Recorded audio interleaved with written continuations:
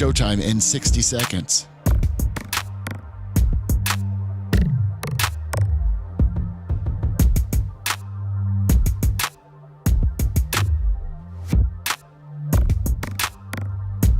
"45 seconds.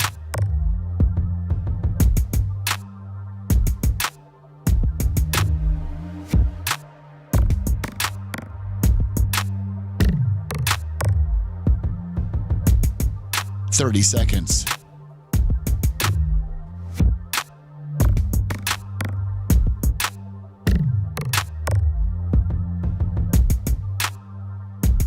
The show will start in 15 seconds, and this is your last audible warning.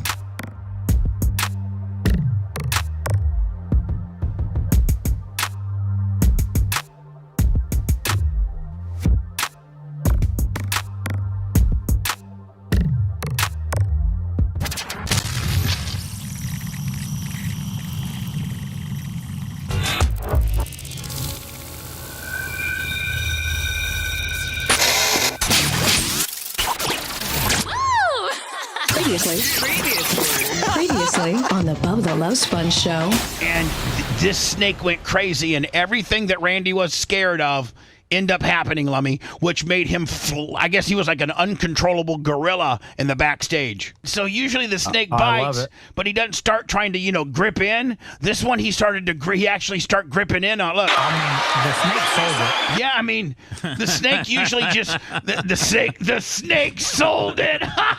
Wow. You're listening to the Bubba the Love Sponge show. Broadcast rights for the Bubba the Love Sponge show have been granted to this station by the Bubba Radio Network and is intended solely for the enjoyment of our listening audience. Any rebroadcast, retransmission, or other use of this production without the express written consent of the Bubba Radio Network is prohibited.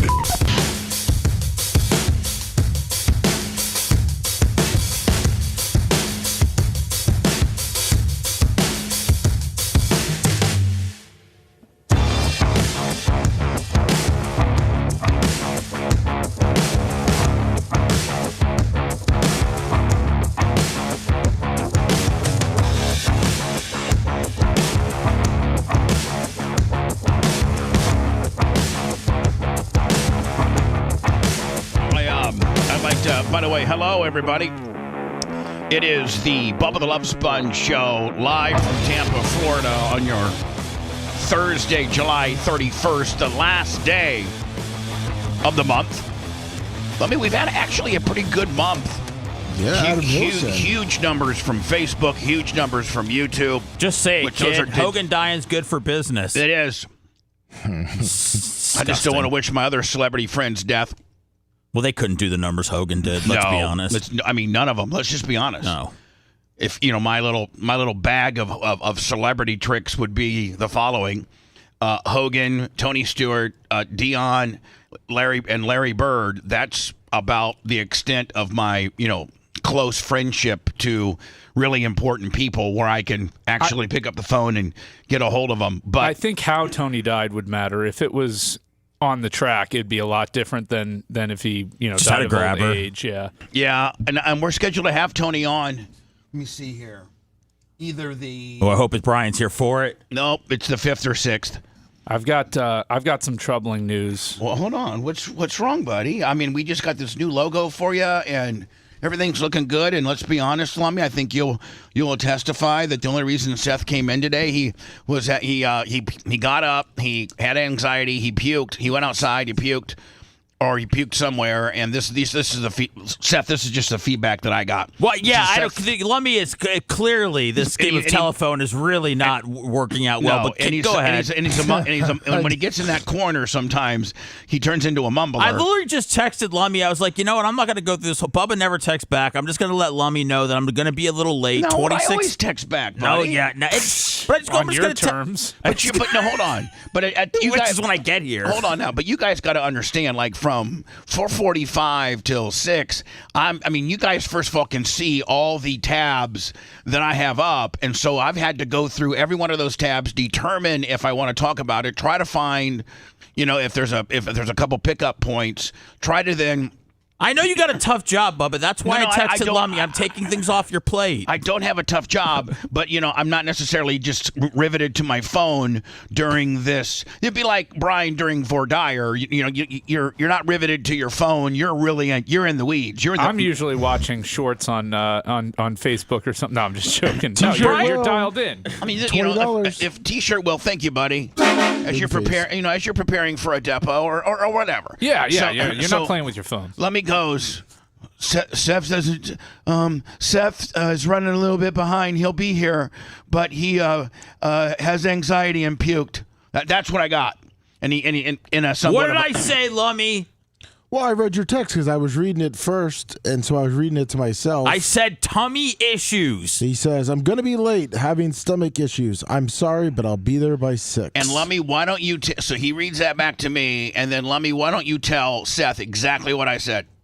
Well, what I texted him back was, okay, if you don't feel well, stay home. Per Bubba. It's not a big deal. Yeah. You got to have you feeling better. And I said, that doesn't work for me, brother. And then he shook his finger at me when he walked in. But I think that all of us, he didn't feel well. He had the bubble. No, I wasn't. The bubble guts. It wasn't anxiety. I woke up. I thought I had food poisoning. It took about an hour and a half. And what freaked him out more than anything is it's way not during his normal puking day part. His normal puking day part is not usually 5:30 in the morning. That's what took you by a little bit of surprise in the fact that you're normally not a morning puker. You're more of an afternoon drive. No, just last night. Last night sucked, man. My sleep's been getting worse, and I got my sleep test finally, so I'm just waiting to do that. I think I'm going to do that on Friday night. So so they give it to you, right?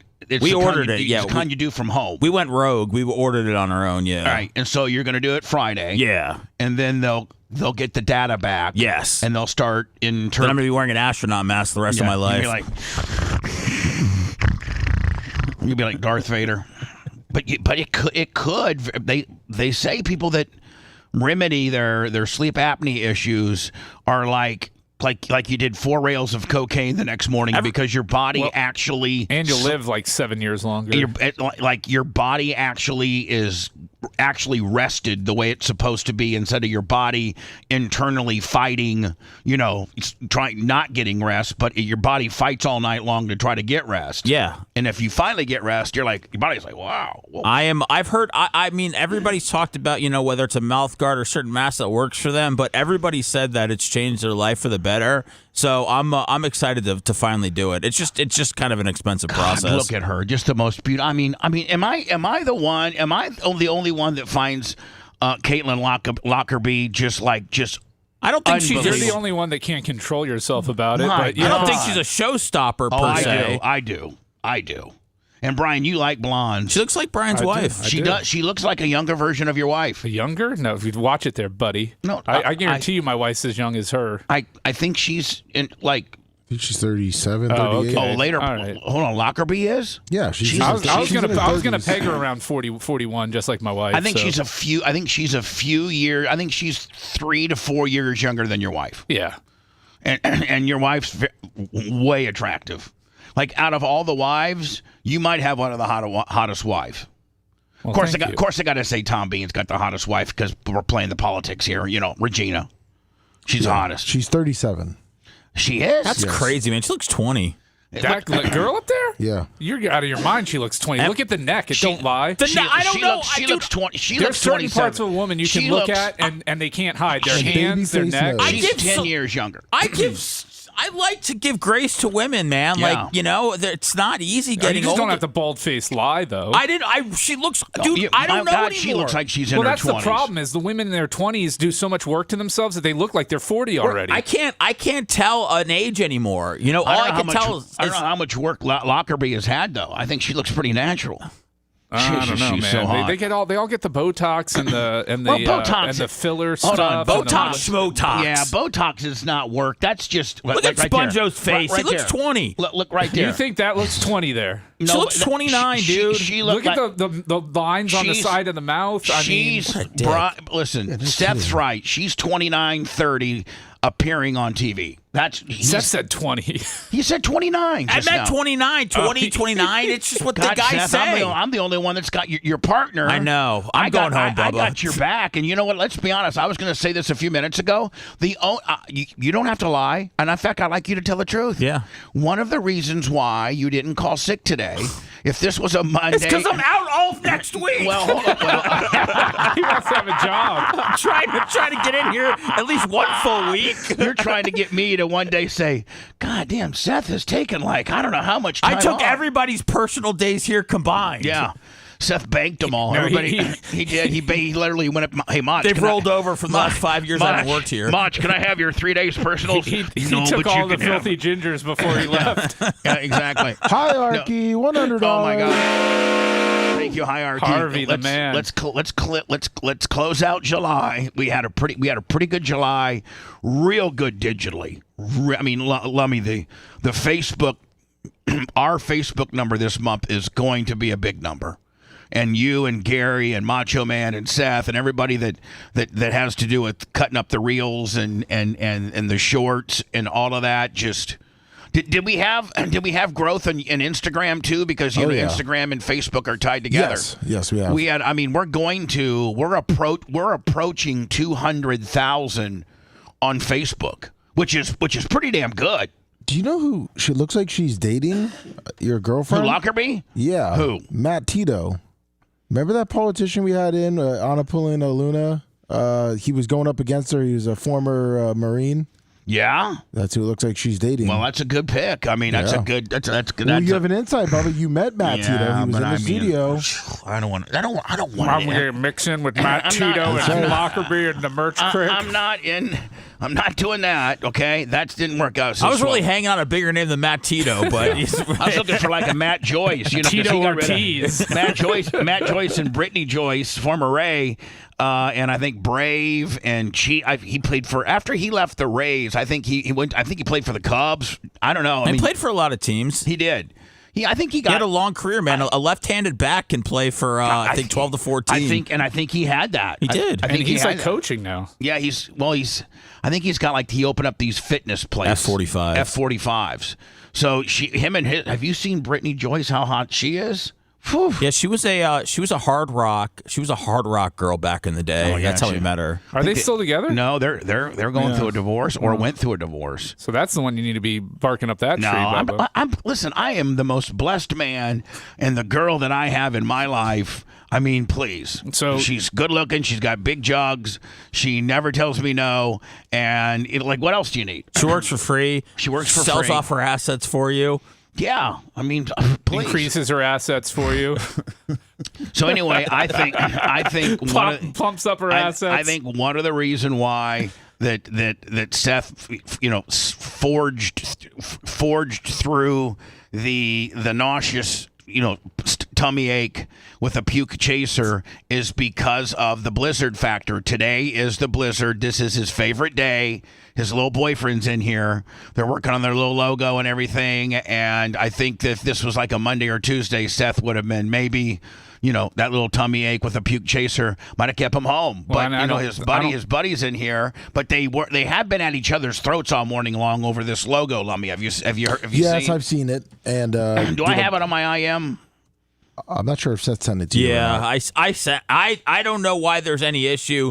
You have Caviar Tacos, who worked on Bob's Burgers, who's done amazing stuff. He's created so many things. He did the Loner stuff. He did Loner and Stoner. We're not dogging him at all. Faces. Baby, yeah. I mean, it may be how I look, but I don't want to see the truth. I want to live a lie. But here's I want to use Bubba's media headshot from 22 years ago.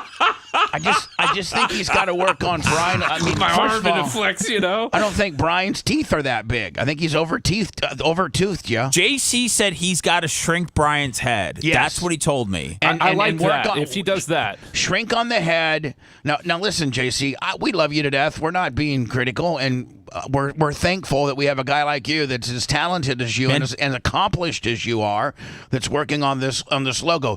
I'd say shrink Brian's head and kind of work on the tooth situation because he didn't have those. I don't think you got those big of teeth, do you? I mean, they kind of get accentuated now and then, but it's okay. I know my face is fat, but I don't want to see that fat, in a rendering. Is this on screen? It's behind you.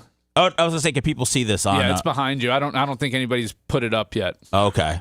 Hopefully somebody will launch it. Hopefully Mach will launch it. This is the potential Blizzard logo. Man, Caviar's got to like me because I tell him thank you so much, man. I appreciate it. Oh, I appreciate it too. I just don't appreciate how I look. I give no notes, and it's not his fault. It's my fault. Exactly, I've got a fat face. The parents who gave up on you, it's their fault. He first of all, he's got your nose. He's got your nose too puggy. You got more of a pointed shark nose, or shovel face, if you will. Well, I mean, you got more. Yeah, I mean, look, okay, your nose is more pointier than that. Yeah, your teeth aren't as prominent as that, and your face is just a half a click thinner than that. Yeah, I agree. I think if we do that, we're good. You're going to tell a guy who animates for Bob's Burgers that his work isn't good enough? Nope, I'm not going to tell him nothing. I'm going to tell him thank you for what you're doing. You've done so much for the show. We've used a lot of your illustrations, and in this particular one, can we tweak it a little bit, please? Yeah, I don't know. I didn't put that up because I didn't think that looks like Brian at all. Thank you. I love Mach, man. He's the best guy here. So JC, just a couple little tweaks, if you could, suggestions, if you will. I'm good, You set JC whenever you send the final version, man. JC walks on water. He can do no wrong. Yeah. So I listen. I mean, I'm ready. I'm ready to do T-shirts. I'm ready to do whatever. Snow globes. Bubba, he did an incredible logo for Loner and Stoner. I mean, I did. I think that should be on. So. One of the reasons I've never seen the Loner and Stoner logo. Are you kidding? You have, absolutely. Send it back to me, Lummy. I forget a lot. So one of the reasons I'm here kind of a little bit down today is I've got some tough news to share. Yeah, we started that, and then we got completely distracted. Yeah, this is not being widely shared, but I've got really, this is pretty much airtight. Coco Beware's on life support. Dan Springle can $20. He's got. I couldn't even say it with a straight face. He's sick with the avian flu. Him and Papa Shango are No, he's got the avian flu, and he's on respirator and a ventilator. Family have been called. What's the prognosis? It's going to get us through August. Coco watch. Family's been called, gathered around. They all flew in. You're just mad because even much as you want to kill me and you be a counter-programming little dick, you got to admit. Listen, you sometimes you got to admit he had it, Brian. Did I not have it? Clean down the middle, Bubba. For real. Did I not? We're not here to pound our chest, but did we have it? I had it so much that I had the family freaked out. Because where they had to go into denial, all circle their wagons around and go into denial because they're like, how in the hell? He knows it all. He knows it all. So whatever. There is no sad news from Brian. So Dan good luck, can, good luck, Birdman. And if you need me to take care of Frankie once you're gone, I got you, buddy. Man, Bub. All right, Brian had me at first. I thought something might really be wrong. Yeah, you said that. I broke. I'm so disappointed with myself. But just the words coming out of my mouth made me crack up. Could you just give Coco Beware updates every Thursday for the rest of your time on the show? I will. Yeah, we should get him on. Let me work on that. Coco Beware would be a fun interview. I don't know how well liked we are in the wrestling community. This is your way back in, Bubba. Darren Prince loves you. Tony Khan just emailed me this week seeing if you were available to do a spot on AEW. Hold on. I think Lummy probably has a better understanding because of Daniel Rose, and he's really still close to with Matt Riddle, and then some ancillary guy. Well, I talked to Angle because you've had him Kurt, on. right? And he was hurt. He's saying that before Hogan died, it was he was going to take a lot of crap from coming on the show, but he was going to take that heat. And then after he did the interview, he was like, "Yeah, it's going to have to be a while before I do the next one," because he got a lot of crap for doing the show. Yeah, because of Hogan and stuff.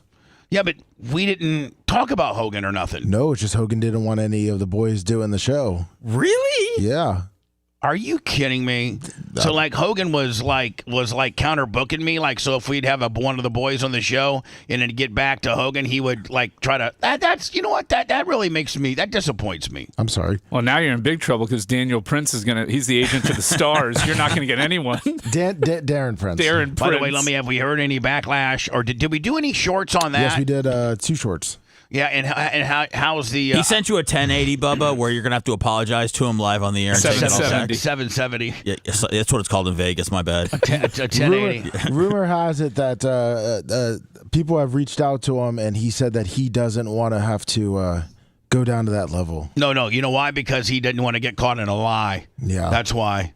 He's a charlatan that basically is, will book Magic Johnson to go do Laker Fest. For him and James Worthy and AC Green and Rick Fox and some of the old time Lakers when they have Laker Fest. I guess probably the Darren Prince guy books it. Darren the Dingleberry Prince. Right. Exactly. Brian, did you see? He's just a hanger on her. Did you see Bubba on Pierce Morgan? Yeah, I thought he was great. Yeah, I think I did the best of all of them. And I think Vince did a good job not using the word bro every 2 seconds. Yeah. That was pretty impressive. We're thinking about having Vince on like maybe Fridays to do kind of like what's happening in wrestling, but the only way we have him on is if we can have a bro counter in the corner. Why'd he go by Vince? He looks so much more like a Vinny than a Vince. I don't know. He should have gone by Vinny Russo. Yeah, he probably should have. That would have changed everything. It would have been. Could have been a little more Italian, a little more slick. I can tell you that Hogan's not having a public funeral at all. Oh, there's not going to be any. It's a secret as to when and where it's at. It's for it's for friends and family only. I think it's going to be like a church and then a graveside gimmick. And that's it. And it's not invited. I don't think he's going to go down. I don't think they're closing Golf to Bay and taking him from the old Planet Bubba clear on down to the Causeway and down. I heard DeSantis is taking this tip to the Keys to Tallahassee. Oh yeah, Hogan's going straight through Florida. Right, like a bullet train kind of deal. Oh yeah. So, but they didn't do the same for Ozzy. They really went crazy over in Birmingham. Ozzy's whole death is, and there's been a lot of death lately, but Ozzy's whole death has been, I feel like it's a death done right. I feel like I feel like everything about Ozzy's, besides the fact that I found out 2 of Ozzy's kids from a prior marriage weren't at the funeral yesterday because they were left off the initial statement about Ozzy passing. So really? They do, yes, I guess there's family drama there, but just from Line of the Streets to playing his music and everything. Well, to timing his last concert. Yeah, I just think the whole thing is well done. Well, look at that. It was Ozzy, you had Malcolm Jamal Warner, you have Hulk Hogan, Operation Pigmentation, Ryan Sandberg, Chuck Mancini, and here are they lined the streets of Birmingham for Ozzy's funeral procession yesterday. Why'd they do it in Alabama? Shut up. I mean, I thought you were going to get him, Ryan. I thought so too.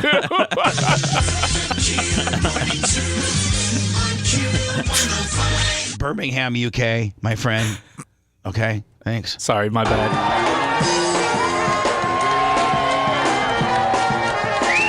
Oh, there's Jack. It's a crazy hearse.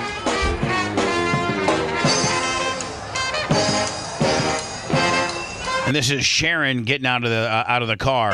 Is it? And I think they're gonna lay it looked like it was like these cross kind of, I don't know, the things that they laid down there. Wreaths? Yeah. It's got kind of like a New Orleans feel with the band playing and everything. Well, I feel like I'm at a college pep rally. Yeah, I mean, have you seen those like the funerals they do down down Bourbon Street in New Orleans? Oh yeah.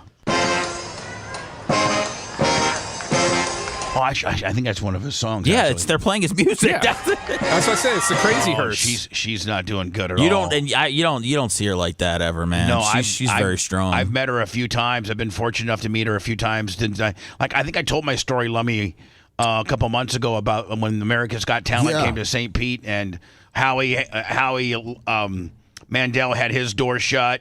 And Howard had his door shut, and we're in the backstage area before, like 15 minutes before they go on. She had her door open, and she was so cool. She's like, hey, come on, like she was just super cool. She was very approachable and super cool. But I'm getting something from Longwood here. This sounds like it's true. He said Ozzy has a provision that Sharon will get a dozen black roses every week until she joins him. What? That's kind of cool. That's kind of expensive. And a pajamagram.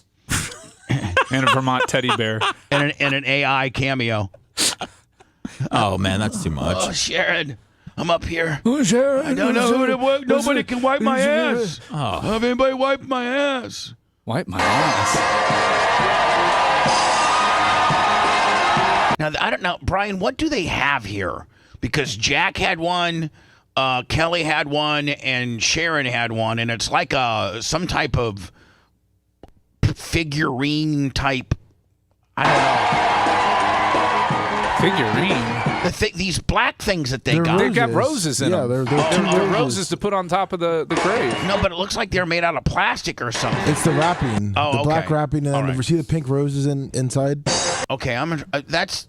Are you familiar with tributes? That's Bubba? not Kelly. I don't know who the brunette chick is. The blonde's Kelly. The blonde's that's Kelly. That's just basically a black wrapping with a pink rose inside? Yeah. Okay. And each of those has a thorn, I've heard. Each of them have a what? A thorn.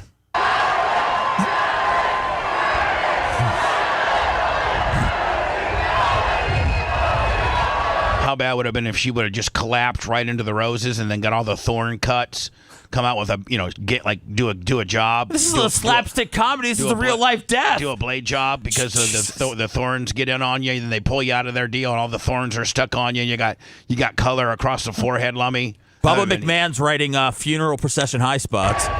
The hearse gets into an accident at 80 to 90 miles an hour on the way to the gravesite. The coffin flies out the back. Like he got into an accident when Hogan died. Exactly. He was all torn up. As long as Nick's not driving, we'll be okay. Oh, whew.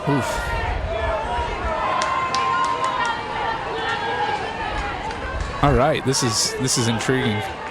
Well, I mean, it's very much news, and it's what happened yesterday. And there's a guy who has a big fancy chain on. He's coming to do something.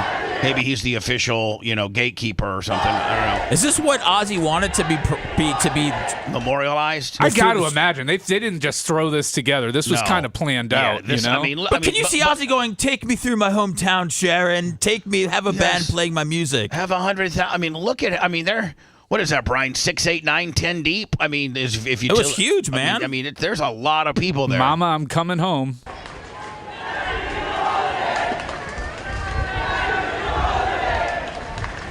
Well, let's just see. I think it's just a little bit more of, I mean, that's pretty big pop.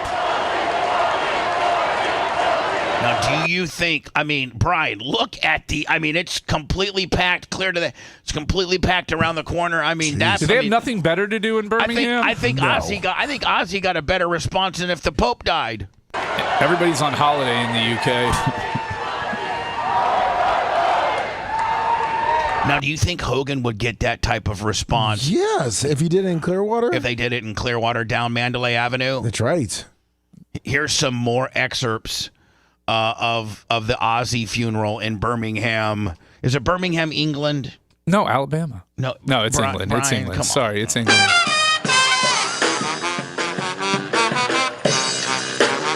I mean, kind of cool. Yeah, but they have all the charisma of a wet paper towel, though. The ones in New Orleans go crazy. Oh, no, not Mardi Gras. Hold on, they needed a few brothers in there, like how they tip in how they get high step in and things like that. They needed FAMU over there to do it. They needed FAMU over there to do the Ozzy. They could have learned Ozzy music and FAMU, how they get the high step in and all that. That's what they needed, Brian. Every college band in the world knows Crazy Train. Hold on. They needed a band from the HBCU over there. That's it. Fly them in. Jackson State, Florida Atlantic, FAMU. Any one of them will do because they all can they're unbelievable performers.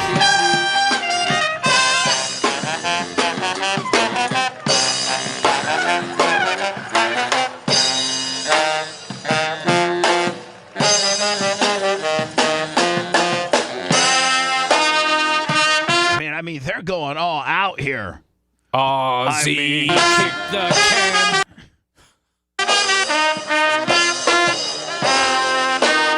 I mean, did they do an entire album? Just the hits, Bubba. Just the hits. No deep cuts. No deep cuts. No just deep the cuts. hits. Just the hits. What's next? War Pigs?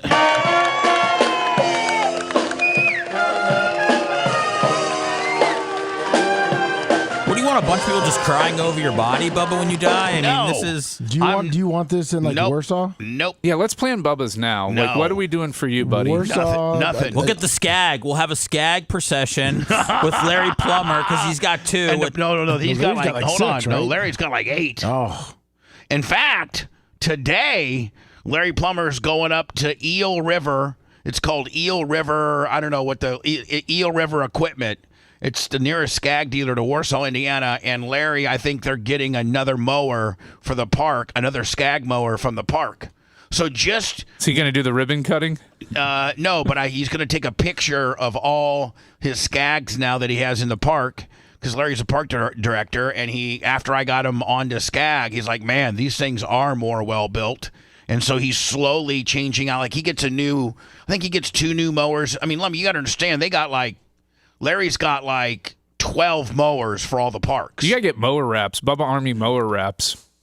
And so Lummy, he has like a 2-year, like every year he gets 2 new ones, and then takes the old ones and trades them. It's a rotation, so he always has new equipment. Nice. And he's slowly exchanging his Toros and his X Marks and all that for skag. So probably within the next 2 to 3 years, he'll have a complete.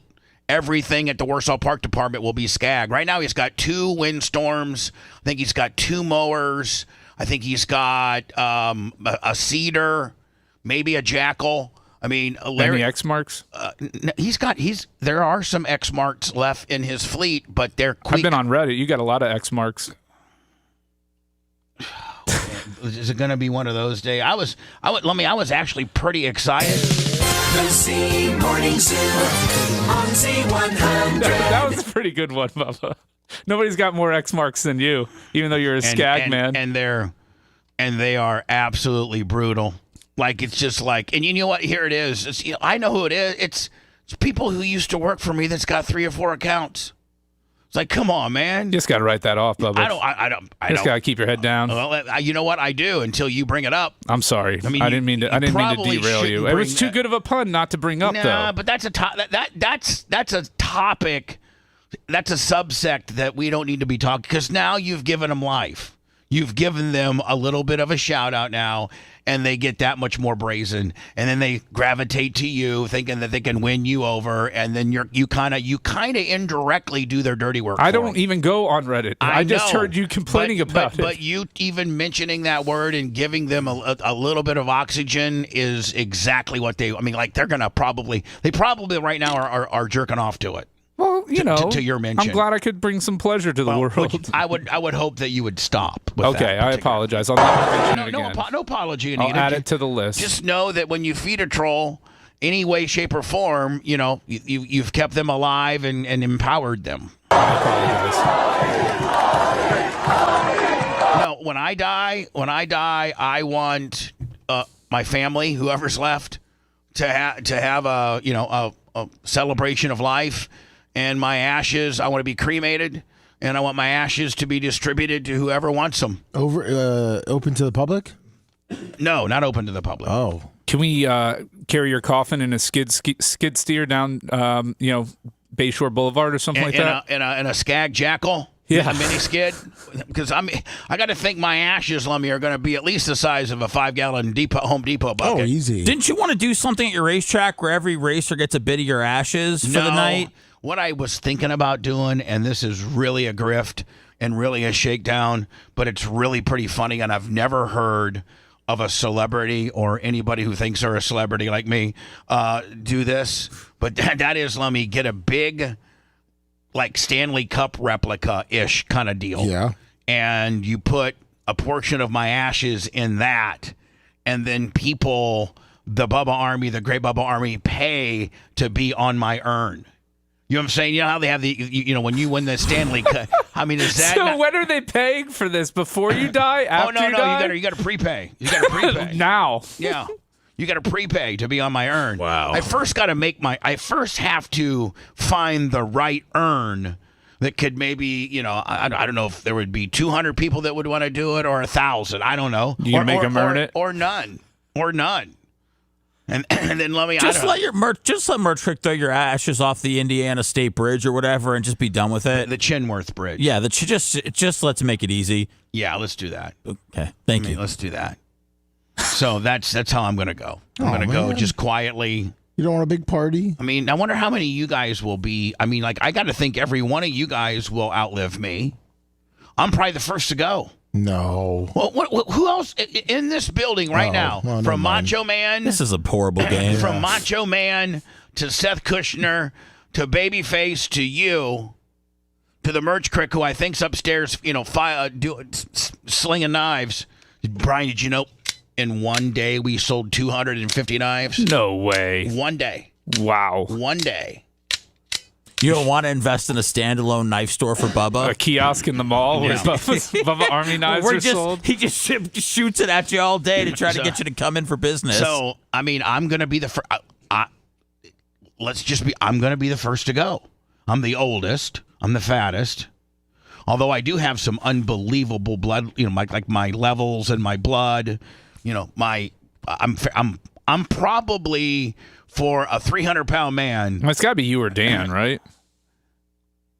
Well, Dan is a doctor, so he knows he can. No, I'm going to die way before Dan. Dan was burning through the desert for a while. Yeah, but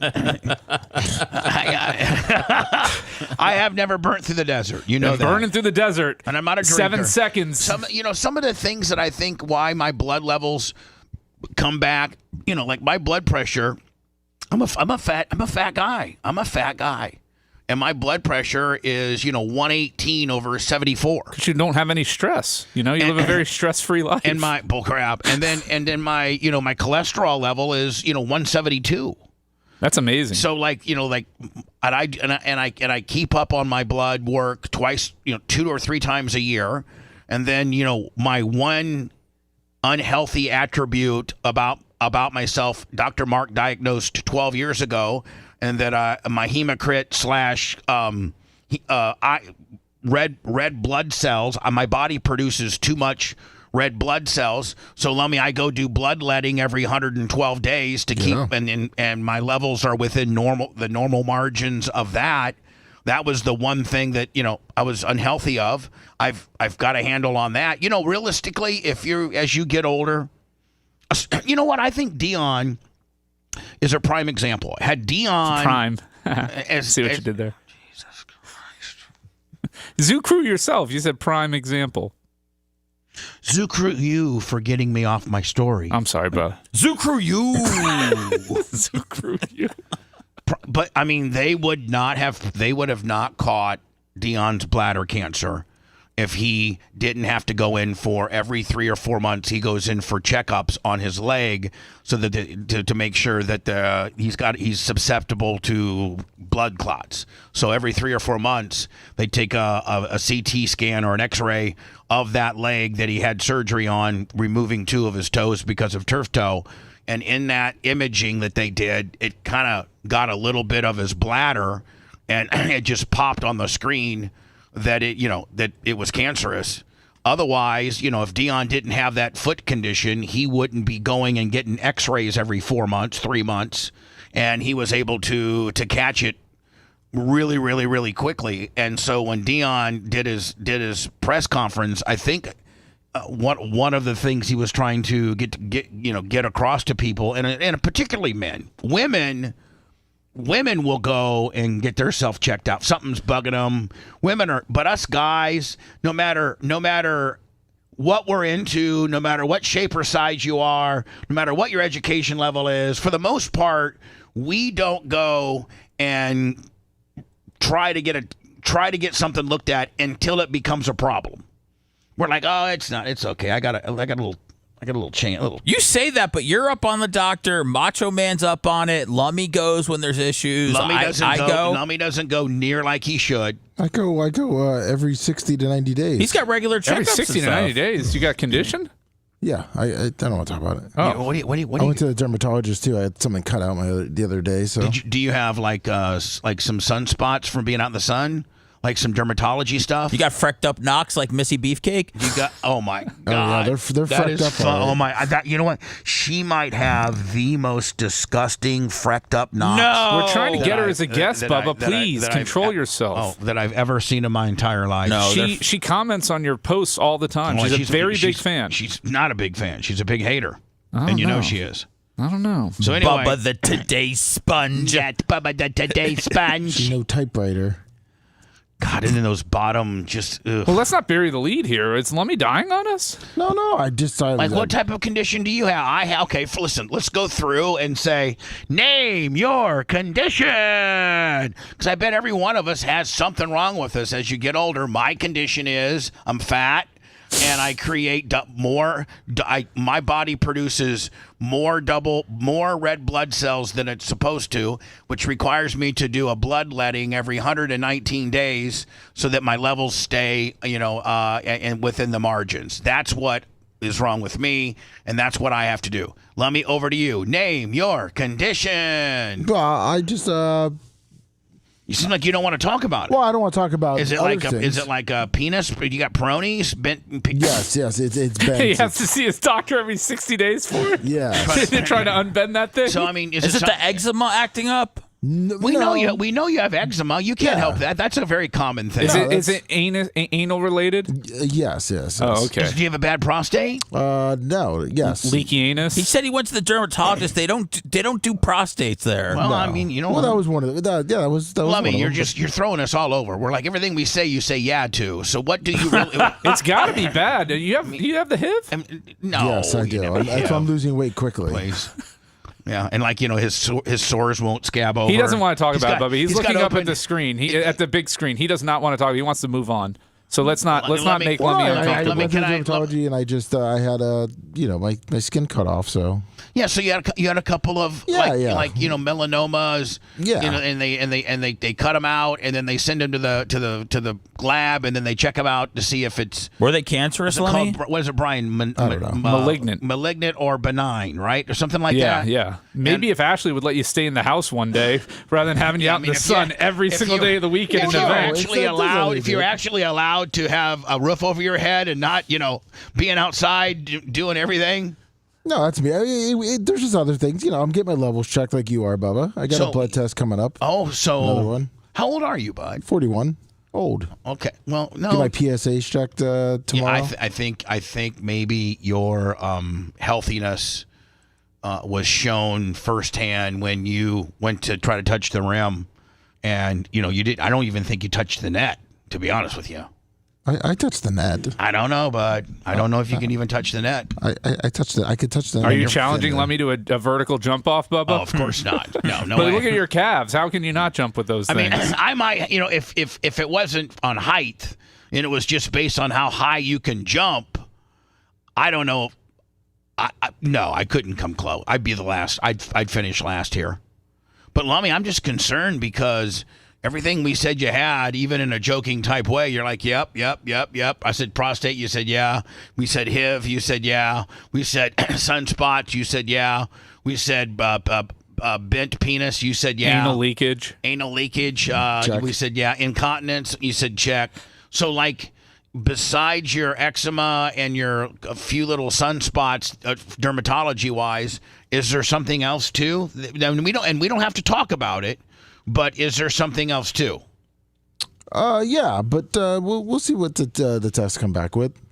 Okay, and you currently have been tested, and you're waiting for the results, or you're going to get tested. I've been tested. I'm getting some more tests tomorrow. Now we know that you're on the spectrum, and we know you're slow. Hold on, your life isn't in the balance, Lummy, is it? No, not at all. Well, you're not going to come in like in a wheelchair or have a voice box or nothing like that, I are hope you? not. I mean, I need you for heavy lifting around here. Is it going to impede that? No, not at all. I hope not. No. You could just lay out wood on his wheelchair, Bubba, and he could transport it for you. Yeah, just across his lap. I've seen it done. Right. I've seen a lot of YouTube videos where they abuse handicapped people for laboring. Something's up with Lummy. I'm going to have to go private with him and see what's going on. Brian, do you have any? I'm genetically predisposed to ridiculously high triglycerides. Really? Yeah, but they make you could take it like a daily pill for that. Well, the problem was I was on a fibrate for that, and that made me anemic. So which is low iron. I'm just straight red rice yeast now, which is the basis for most statins, anyways. So I'm gonna get tested here in a couple weeks to see where I'm at with that. So anemic means usually low iron. Yeah. Right? So I had to get off the fibrate for that, and my iron went back to normal. Okay. And then so now I'm just going back to what used to work for me, but then I took myself off because it can have some liver issues with it. But I'm balancing that out with milk thistle. And it's all about everything that you say. Let me say, I say. It's all about men going to the doctor and getting your levels checked, getting blood work done. If you don't do that, and I know so many men that don't, but if you don't do that, like if you weren't doing that, Brian, you wouldn't know that and if you didn't stay on top of that situation, it would eventually, I don't know if it would kill you, but it would eventually do some damage. Yeah. I mean, if you 100%. if you didn't stay up. So, Seth, over to you. Like, where do I start? I mean, do you want? I don't know where to go. I think you got a plethora of issues. To be honest with you, I don't know what my issues are. I have heart disease in my family, so they've had me on a statin for a few years now because of that. And that's very a genetic thing, isn't it? Yeah, my cholesterol is perfect. I don't know. I might have sleep apnea. Right. I've got which we're going through right now. I'm anemic, and let's see. I have internal hemorrhoids. Oh, you do? Internal? Yeah. What does that mean? That's like they're inside and then they pop and then you poop blood? Yep. Wow. That's horrible. Thank you. I don't think there's anything they can do for those either. Can they? I mean, can they go in there and remove them, or is it too risky to go in there and remove them?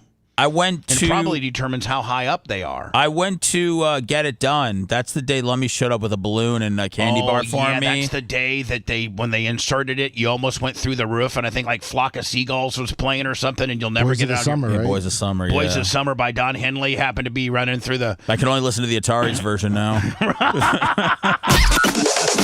If you liked that segment, then you'll definitely like the new redesigned BubbaArmyHQ.com. We'll be back to the Bubba the Love Sponge show after this.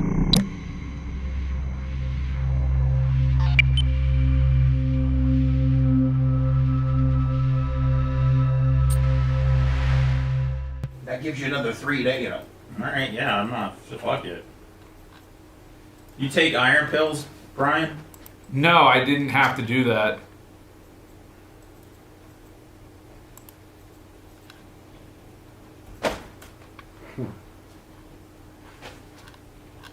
Hey, this guy said I should get my titties checked. Well, dude, that's hilarious. Your titties are pretty strong based on your chest pressed, my friend. Tommy, that's good shit, man. Tell whoever is in that picture with you that joke. They're gonna realize they got a good one there. They got a good one. Tommy Bags? Is that who said it? Come on. Be like, oh, my man goes on message boards and tells the guys on the radio they have titties. He's just a normal, hardworking guy getting through life. Oh, man. The cup is an all-in-one productivity software.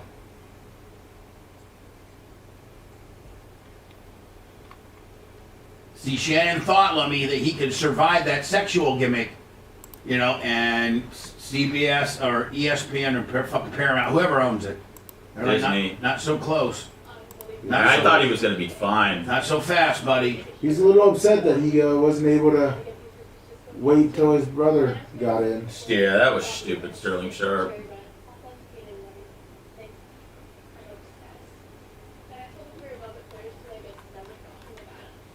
Let's talk to our Rumble people. I think we're on the front page. We are.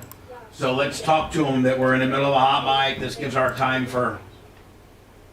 Maybe Brian can explain to them what we're going through right now. All right, so this isn't even a fucking... What's up, Senator Travis?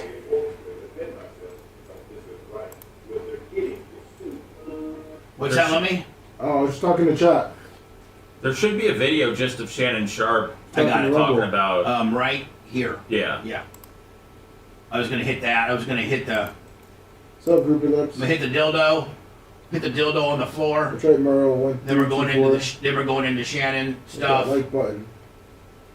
And then we might go into Australia's first rocket, lasted 14 seconds. And then into the Hogan stuff. What's up, Steve Coco? Oh, I was going to ask Brian about Rays. Don't. It's a sore subject. I don't want to talk about the Rays. All right, well, we're going to have to. Thank you. I can't handle this anymore. What, they're really... The fucking blowing every game that they could have won, I don't know, 10 of their last 13 that they've lost. Easily. And And that's conservative. Maybe even 11. Maybe, you know. I mean, it's just, it's frustrating, man. It's that fucking, it's that. Holler Hammer, who the fuck are you? It's that 2 and 3 picture they put in, Brian. Bitch, nobody knows who you are. Bitch. Who's this guy? Gets a step in, fuckboy. Who is it? Nobody. I just fucking coming in here just fucking calling out people by their fucking... Why don't you fucking block them? I'm not blocking anybody. I'm just gonna fucking... I'm gonna talk shit with them. You're gonna engage. I'm not here to just let people feel good about themselves in the day to just start talking shit to people on the internet. If you are watching this on Rumble, can you give us a little follow gimmick? Maybe we could hit 11,000. Oh, thank you, fan. Appreciate it. PayPal, Venmo, Cash App, at the Bubba Army.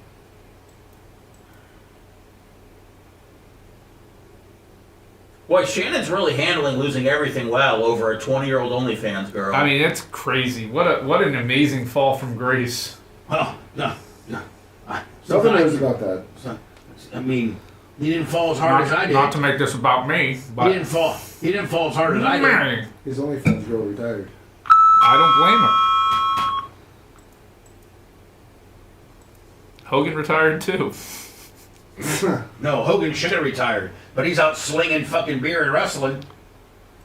Yeah, it's got to be crazy to have that type of ego that needs to be fed. I mean, he got, honest to God, he got $52 million from Cox, and he brought home $9 million from the fucking Gawker deal, so he's $60 million large. The $52 million he got from Cox, Brian, he didn't even take on a contingency deal. He just paid, he paid his lawyer hourly. Oh, So beautiful. That cost, because, you know, he had money. That cost him about $1.5 million. And, you know, motherfuckers got $58, $59 million. Why are you out having to fucking be at Walmart in Green Bay, Wisconsin for 3 hours selling beer? Because they love the fans.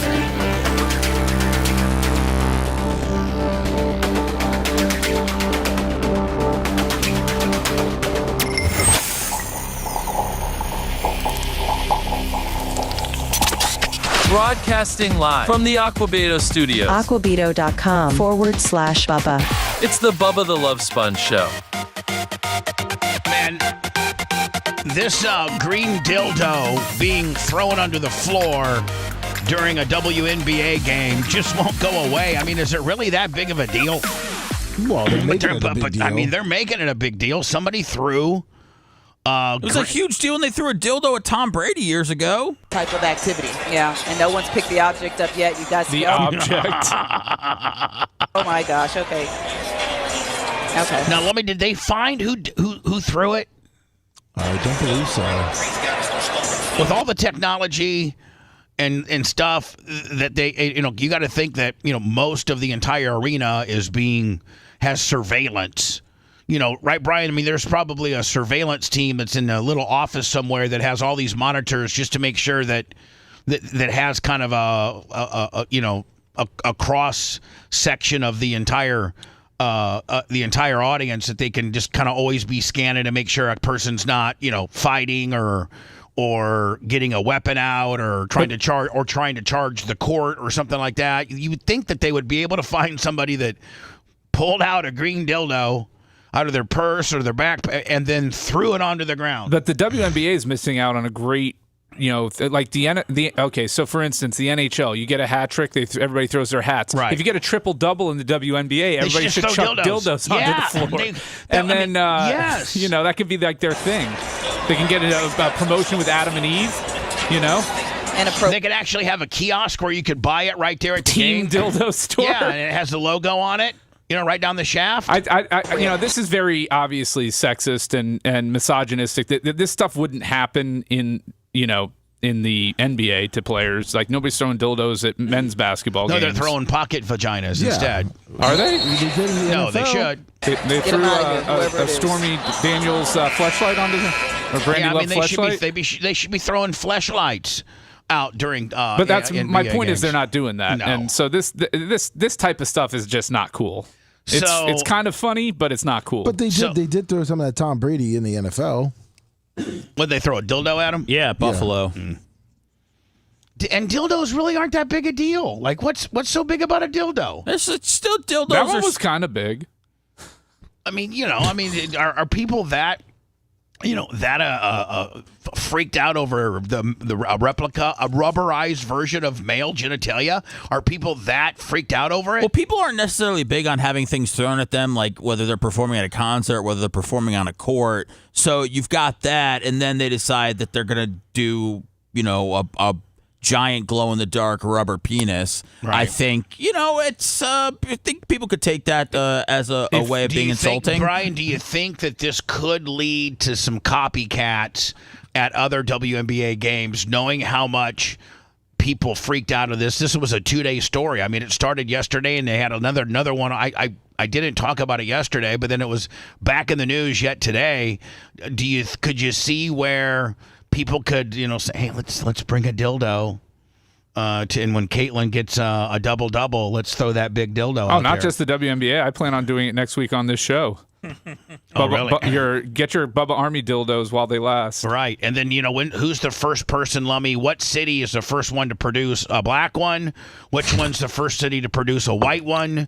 Which now obviously we got the over the top, alien Martian green one, but the African American community has not been represented, nor have the Caucasian men been represented yet. So we're still looking for a black one and a white one to be careened out into the. And I don't think, Seth, they were throwing it necessarily at anybody. I think they just wanted to get it on the court and Bubba, see. if you're bringing a dildo into the game, that means that you've planned to bring a dildo into the game. You've thought about it. You've talked about it. You've executed it. You are a disturbed human being. The end result might be funny, but when you have to think about the lead up that went into it and somebody trying to figure out, does this dildo go in my pocket, my backpack? I don't Do I understand just how act like it's some baby toy? I don't understand how they got it in because there's no metal. These new metal detectors they have you walk through. You just kind of just walk through. Yeah, but a lot of times they make women open their purses up and they have. They don't even allow big purses into the games anymore. So a lot of times they're not even stopping them. It's just a little clutch. They don't care. Or did a guy put it in his pants? Yeah, put it in your pants. And put it, oh yeah, that's true. Right across the front there. I mean, put it in the pants. It's a lot of dedication to throwing a dildo on the floor. People are dedicated, Seth. I guess. I mean, how do people get the octopus into Detroit? I think they allow that. Oh, they encourage it? Well, I think that's part of their. Oh, I'm sorry, sir. You got an octopus in your backpack. That's okay. That's one of the things that we allow in. Well, if you remember, Longwood snuck a shark in to the Lightning game. How do you do? I mean, how do you do? Yeah. Oh my God! But it was a dead one. Well, still.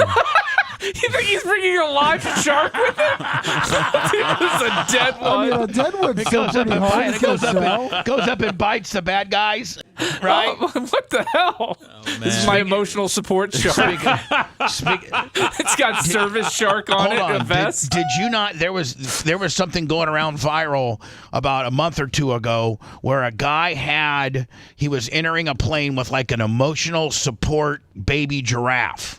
Did you see that? Did anybody see that? Baby giraffe, like from the commercial, from the DirecTV commercial back in the day? Was it AI, Bubba? No, it had to have been. Let me. I'm looking it up. I think so. Southwest does have cheaper rates for giraffes right now, but I mean, I don't know. Do you know how big a baby giraffe is, Bubba? I don't know if it was a giraffe or it was a llama, maybe a llama, or I don't know if it was an ostrich. An ostrich. What are all your favorite animals with long necks? Just start naming them. We could tell you what. Did you have it? Yeah, they're saying there was a video showing a giraffe boarding a plane. So they're 6 feet tall, Bubba, and 150 pounds at birth. Which is the average consumer guy, the average guy. But they're gonna need the extra 6 inches of leg room. But I don't think you're walking onto a plane with a newborn giraffe. Lummy. Yes. If the video does exist, even if it is AI, and I've been bamboozled, will you at least get it so that Brian and was it a video or was it a picture? It was a video. Okay. Where did you see this? Maybe it was a picture. Lummy, picture. Do you doubt the validity of this? Well, the article kind of does. It says, if you haven't seen AI, well, welcome to AI. Hey, Lummy, there was a video I saw the name of a giraffe on a plane. Get that one to me. I thought AI stood for Austin International Airport.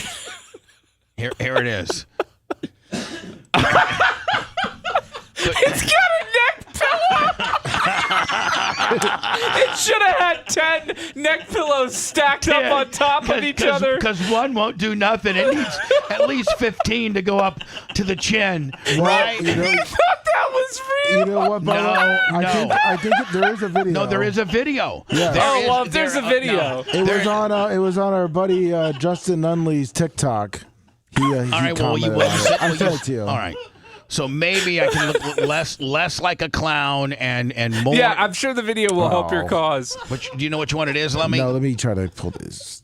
The video's going to help you a lot, Bubba, so let's see that for sure. I think the video will help me more so than the still pic with the neck donut, okay? I do think that the video is going to help me. Lummy's trying to find it for me. This it right here, Lummy? No, I just that one right there.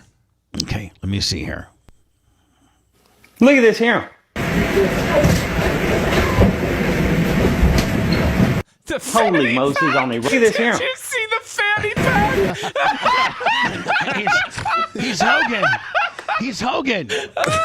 Oh, my God. You thought that was real, huh? Well, all right. It could be. It's loading onto a small private plane.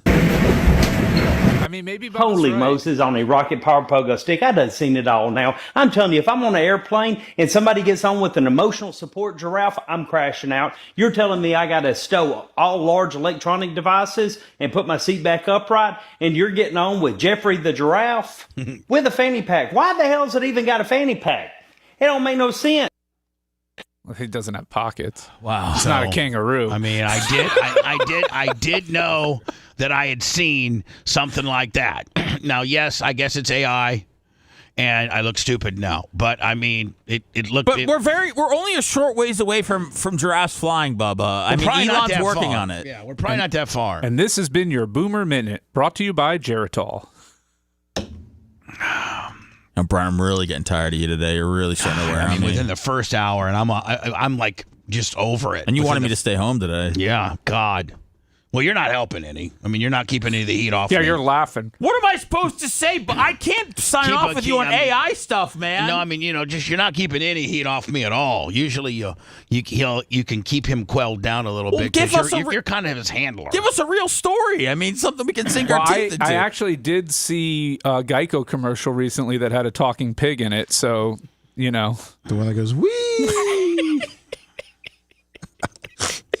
And there's a gecko that's selling me insurance. And there's an emu that's also selling you insurance too now, isn't it? Bubba Doolittle up there. At least the emu doesn't talk. So let's flip it over to a topic that you and I probably won't argue about, and that is the Rays. My favorite baseball team based in our city that we are, originated from, Tampa, Florida. And at one time, just before the All-Star game, they were the hottest team in baseball, they were great. They were, 2.5 games up on the wild card deal? Oh, yeah, we were feeling very good about life. And it seems like the All-Star game is the definitive line in the sand that after that, we started before the All-Star break. We lost 6 or 7. Right, we started choking before the All-Star game, and then we've just choked. we've choked like on a bag of D's, more so than a porn star. We should have beat the Yankees last night, which at that point, it's an inter division battle, and you pick up a full game when you beat them. There's no half game willies. You pick up a full, and we lost the lead when we took the lead back in the 9th, and then blew it. Went to 10 innings. Took the lead in the 10th, blew it. Couldn't score in the 11th. And then blew it in the 9th, at the bottom of the 11th. So, with the new ownership that I've been told now has kind of infiltrated into the day-to-day operations as they expect to close in about 45 to 60 days. They're saying September, but the new management or the new ownership has kind of infused themselves into the day-to-day operations. I think they traded a catcher they did a small little trade with the Marlins. They traded a catcher who was a little more expensive and not under team control next year for a catcher that's about as bad and is under team control for 3 years. So again, budget reasons. I think the players are similar in skill set. I think they're both not that good. So Danny Jensen had more. I thought the guy that we got rid of was as far as the defense. No. Really as far good. as he could hit home runs. He was either a home run or strikeout guy. He was the guy we got rid of. That was the guy we got rid of, Danny Jensen. The problem for him is his pitch framing was atrocious. So you get. You don't get the benefit of the doubt from the umps and they're saying I did read something, Brian, where a good catcher can get you anywhere between like 7 and 12 additional strikes that were balls just based per game on the average based on how good of a framer you are. And there's some guys that are just lightning quick at it and are so good that they again can get you 10 additional strikes a game. Yeah, it makes a big difference from a defensive perspective. So this kid that they brought in hits for a similar average to Danny Jensen, doesn't have as much power, but he's supposedly a better defensive catcher. Better framing. Yeah. Lummy. And you're on your reports. Lummy, hold the phone. $250 on the PayPal from Lummy. Write this down. Sweet. Thank you, my friend. PayPal, Venmo, Cash App, the Bubba Army, and he's probably trying to get that BART money in. You got until September 15th. Who's it from? Who was it though? Let me write this down. Let me write this down. Okay, but from who? Let me write this down. Yeah, but who gave the money? You got to tell him. Lummy, write this down. Oh. That's his screen name. Oh. I'm joking. Calling me stupid for believing a draft video. You can't even understand, screen names, idiots. Who's on first? I thought Lummy looked this up might be a screen name. So that's the only thing we've done in the trade market. I think there's 2 days left. We traded for one of the pitchers that blew the game last night, helped blow the game last night, Baker. That was a low-level trade, and then we I think had maybe one other for some relief pitcher. It's just not good. Trade deadline's today? Trade deadline. I mean, 6 o'clock. Is there anybody we need to get rid of? Is there anybody we need a bat, don't we? Brandon Lau is back. The offense is better when Lau is in there for sure. Right. Rather than running out Caballero and Walls in the same game, it's kind of depressing. It doesn't help that Kim, who was supposed to be our better hitting shortstop, has been injured. He tried to come back from a shoulder injury, and now he's got like a leg injury or something. So that hasn't helped our cause much. The guys at the top of the order are doing what they do. Camanero's producing. He's third in the AL in home runs. Didn't he get screwed out of the All-Star game? No, he got in. And then he finished second in the home run derby. Then you have Aranda, who's hitting for average still. Diaz has come around, and he's playing lights out. If you take away the first 3 weeks of the season, he's one of the best hitters in baseball. So you got those guys. Brandon Lau can't stay healthy. That's a problem for him. And then you got Josh Lowe, who's struggled, but he had a couple good games now. We'll see what happens. Do you think the new ownership will, break the $100 million mark? As I don't know, the Rays have. I think they did a couple times back, maybe when. I don't know. I think maybe they've exceeded $100 million in payroll a few times, but usually they're in the anywhere between $60 to $80 million range on payroll. Usually the last, they're the last third of the league on payroll. Will the new team management, or the new ownership, Brian, come in and be less frugal with regards to getting, higher priced free agents? It'll depend. It's interesting because if you look at the teams that are kind of in the middle of the league in terms of payroll, they all flounder and struggle as well. So I don't know that there's some incredible benefit to spending another $20 or $30 million for the Rays. It seems like their system doesn't come with a price tag. Like their system comes to work with guys that are not high-priced free agents. Right. It allows them flexibility and movement. So what the Rays can do that a lot of teams can't is if a guy is struggling, they can send him down to the minors because most of their guys still have options left. Well, you're not going to be sending Aaron Judge or somebody like that down to the minors. You can't.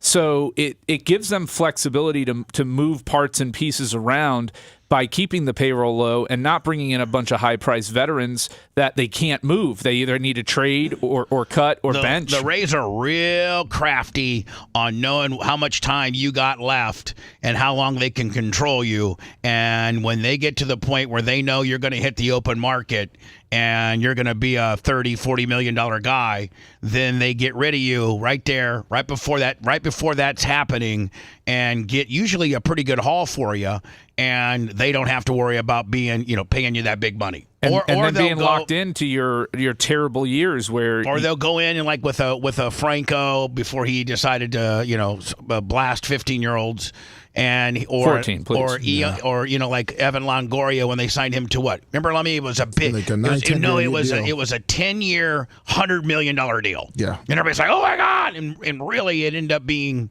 he was a $20 and $25 million player 2 or 3 years deep into that contract. And I mean, they're just saving all that money. And then when he gets to be, there's a year left or so on that contract, and then they get rid of him. Missing Wander though is they did it with Crawford, they did it with BJ, they did it with Price, they did it with Snell, they did it with all of them. If they had Wander though, I mean, him and his 30-40 home run power with Camaro's 34. Is that what he hit? He was on his way to that. Yeah, he was a 40 homer guy. He could have been. Yeah. He was on his way there. He was definitely a 30 home run guy. He was going to be. Did you see where they're appealing that? Yeah, I mean, it's not. Look, the guy's done. He's done. Because there's two things. The Saudis are starting a league with Trevor Bauer and Wander Franco as the face.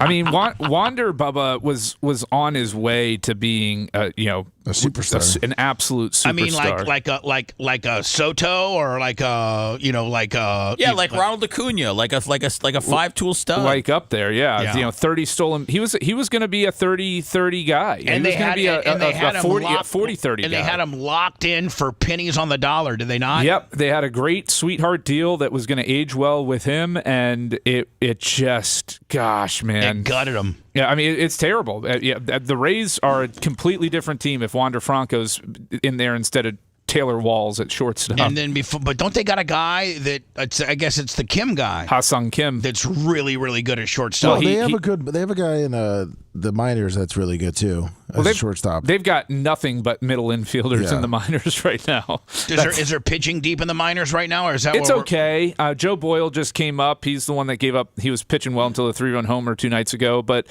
they brought him up. They've got a few other arms down there. Their pitching is not as stacked as it used to be. And then finally, to end my sports segment, I usually tend to do some sports when Brian is here because he's you could do a sports show like you blow all the guys from DAE and the sports I guess that's the only really, Seth, that's in town.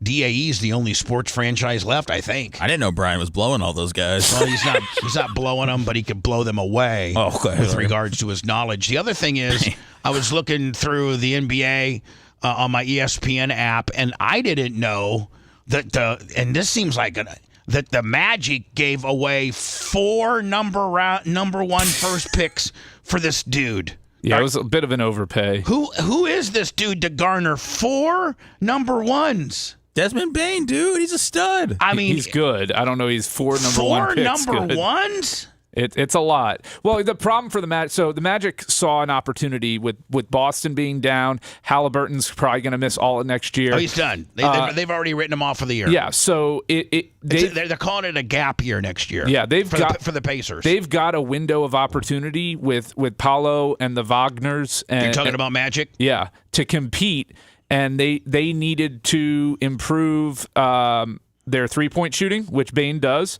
They needed to, they were missing that shooting guard. Where's Bane come from? TCU? Memphis. No, he came from the Grizzlies. He was a Grizzly. Right. He's from Indiana, too. IU? No, he went to TCU. He grew up in Indiana. What part? Richmond? Oh, okay. That's home of Tom Raper RV. I'm not kidding you. There's Tom Raper in Richmond, Indiana. Let me look it up. In Richmond, Indiana, a little known fact, there's a thing called Tom, and he used to advertise, like, it didn't matter where in Indiana you lived, you'd get a Tom Raper RV and car sales commercial, even if you lived 200 miles away. That's how much he marketed, and he had, and I couldn't even fathom how big he had. The biggest RV dealership in all of Indiana back in like 1986. He's either dead and giving it on to his kids and they've gotten bigger, or they sold out to, like the Auto Nation concept. Remember all the dealerships that Auto Nation bought up? Like Camping World or Lazy Days. Exactly. He sold out to one of the big ones. When you're in your market for your next RV, don't be the rapee. Get a raper. I sent you his commercial. Don't get raped. Get a raper. Don't go down to the other average place and get raped. Come to Tom Raper. Save today, Tom Raper's way. There we go. Hold on. These are the commercials that we used to hear as kids. I wish I had some kind of. Well, we got to get that fixed. We have something. You can pay money every month, I think, to not Ever have that. dreamed of owning an RV? Thought you couldn't afford one? Surprise! Surprise! Surprise! Tom Raper, Richmond, Indiana, has motorhomes for $245. Let me from where? Richmond, Indiana. Which is exactly where you said that guy was from. That's right. Surprise! Tom Raper, Richmond, Indiana, has motorhomes for $245 a month. Fifth wheels, $99. Travel trailers, $89. Tent campers. Can you imagine being able to buy a trailer for $89 a month nowadays? $89 $89 a month. $12.54 down, 11.65% APR. That's why Tom's so rich, because he probably had his own in-house financing, right, Brian? Yeah. Something like that. Tent campers, $39. Remember, the family that plays together stays together. Why rent? Own your home. Mobile homes, $172. Sectional homes, $245. Save today, Tom Raper's Way. Truck caps, $99. Do it the Raper's way. Call 1-800-RAPER-RV. Sale ends soon. And he died 2015, and it looks like he sold it to Camping World. Yeah, there you go. All these, and I think those camping worlds and those things like that, Brian, are all controlled by like hedge funds and things like that. Yeah. All right. Well, so Lazy Days is privately held. Yeah, I think it is, and I think they have multiple locations too. Yeah, the guy I think bought a mansion on Bayshore. His name was Don. Yeah, Don Wallace. Right? Don Wallace, and I think he sold. I think he sold and took back Lazy Days like 3 times. Yeah. He would sell it to somebody, they would default, and he'd come back and buy it, put like another $10 million into it, build another little area where people that bought an RV from there could come camp, and then somebody would come in and buy it, and then they would default and he'd buy it back again. I think he owned it like 3 or 4 times. Is Don Wallace still alive? At one time, he had one of the most exotic car collections in all of Tampa. He was in 2021. He was still alive. Yeah, it looks like he's still alive. Sold his estate for $16.7 million. That was a place like over and off of like Thonotassa Road. Yep, Thonotassa.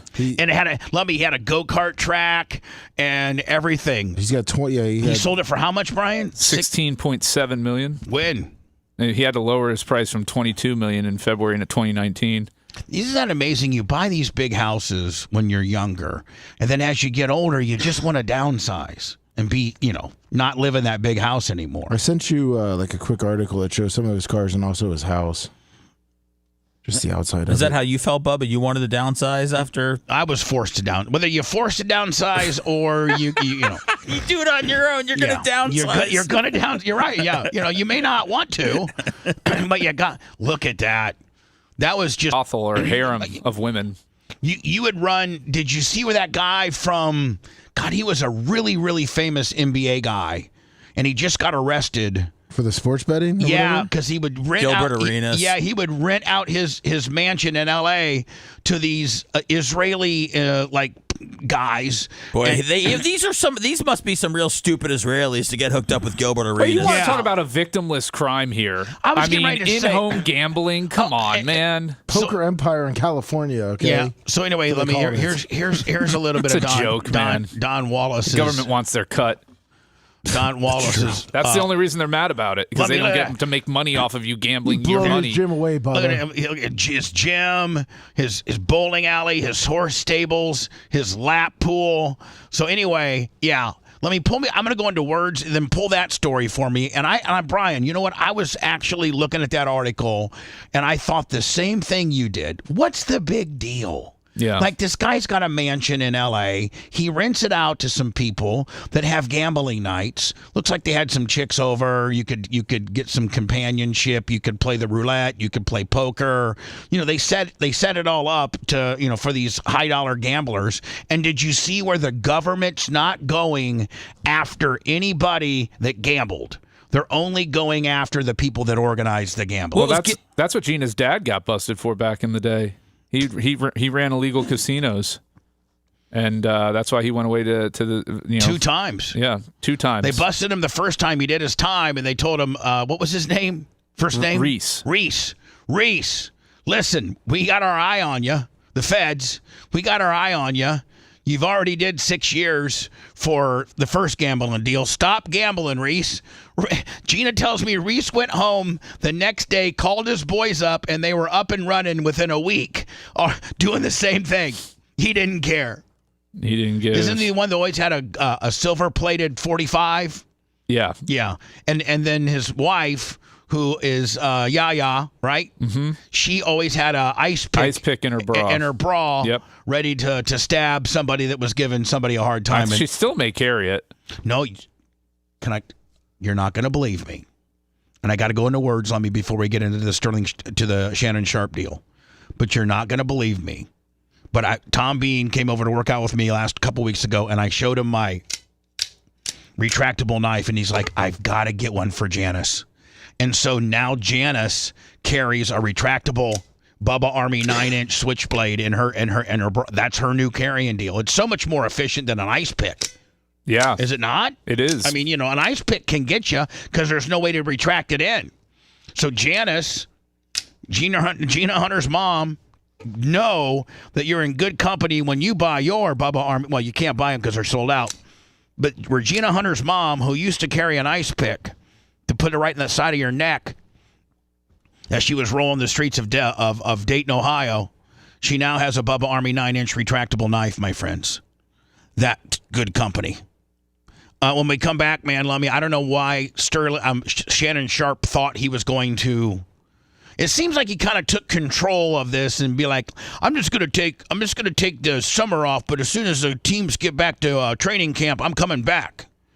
I think that's what. What was the kiss of death? Getting involved in the first place, hooking up with a very young woman, settling, the leaked sex tape that he had, earlier in the year. It's just too much at once. All of it. It's too much at once. And then cumulatively. Yeah, and then when you scratched out that check, right? I don't know. I mean, let me maybe when I start promoting the documentary, I can be on Club Shay Shay now because I can write him and say, hey, Shay Shay, sex tape took me down too, bud. You might be more of a nightcap guy with him and Ocho Cinco. Yeah. They get naughtier. Either one, right? Yeah, they both do well. And do you think that does he make enough money from both of those to be able to? A lot probably, right? Yeah, I mean, he was getting paid, I'm sure, a ton when he was doing the show with Skip Bayless. I'm sure he was getting paid well when he was doing this. I know he's got a massive podcast deal, but I mean, look, Stephen A. As soon as he left Skip Bayless, Stephen A. vouched for him, brought him in, started working him into First Take. Yeah, and Shannon was doing well. And Shannon probably would have been woven into some of their football coverage and really had a huge role at ESPN. But I think ESPN was happy to save a ton of money. Bitches will bring you down. I mean, everybody is getting cut. He Stephen kind of brought Colbert. himself down by raping her, but whatever. If You want to deep dive into the Bubba the Love Sponge show from the past? Go to BubbaArmyHQ.com. We'll be back after these words.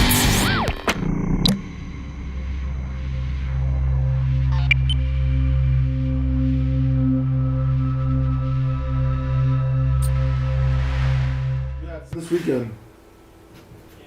Are you gonna watch it, Bubba, or you just give up? I don't give a fuck about that shit. What day is it? It should be Saturday. Maybe if you text me that it's on TV right now. I can't imagine texting you after 6 o'clock at any point in time. That just scares me. On the weekend? Actually, that game is tonight.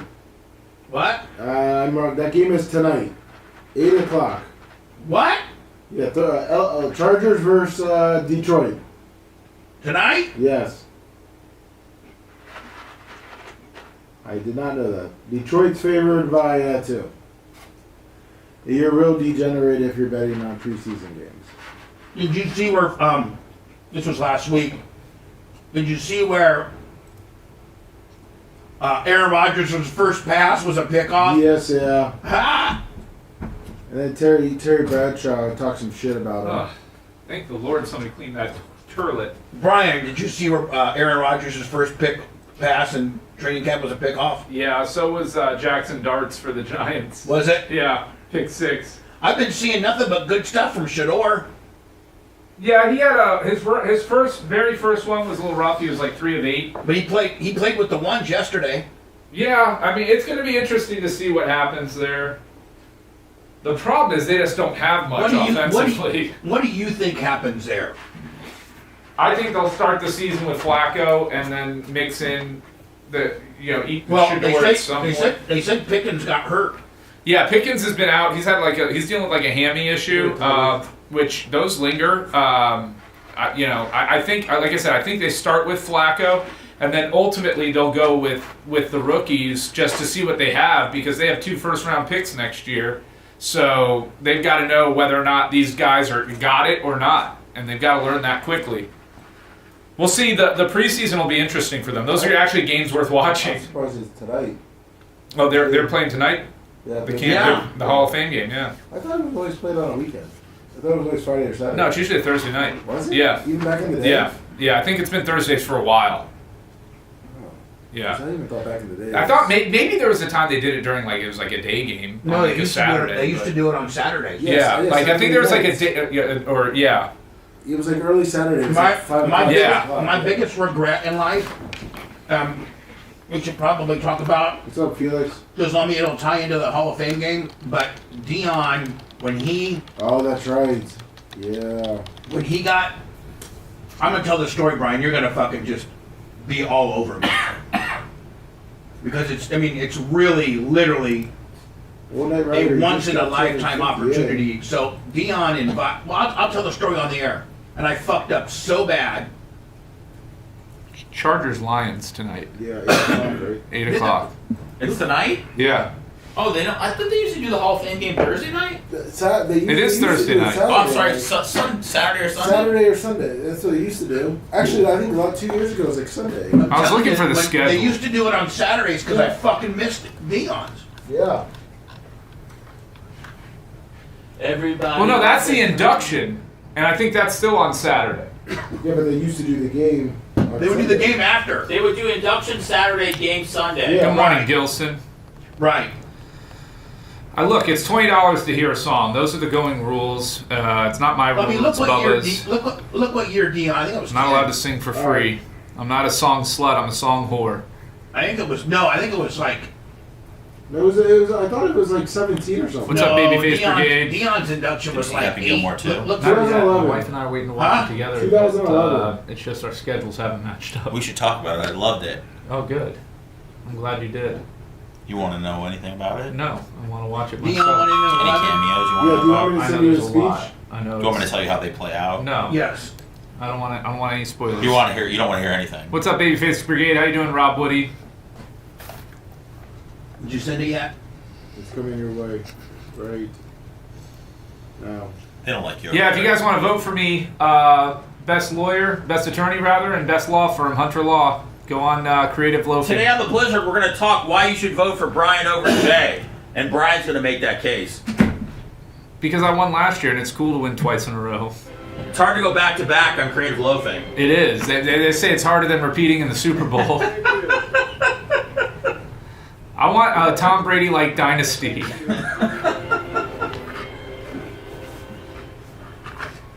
Hold me now.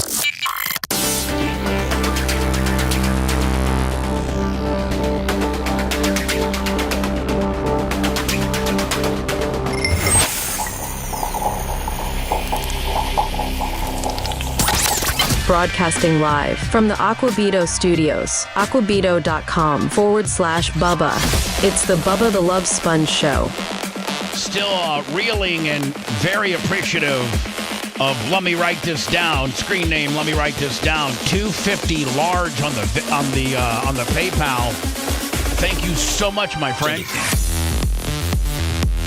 PayPal, Venmo, Cash App, The Bubba Army. You can go to BubbaArmyHQ.com. Subscribe to that. Have complete access to our entire archives.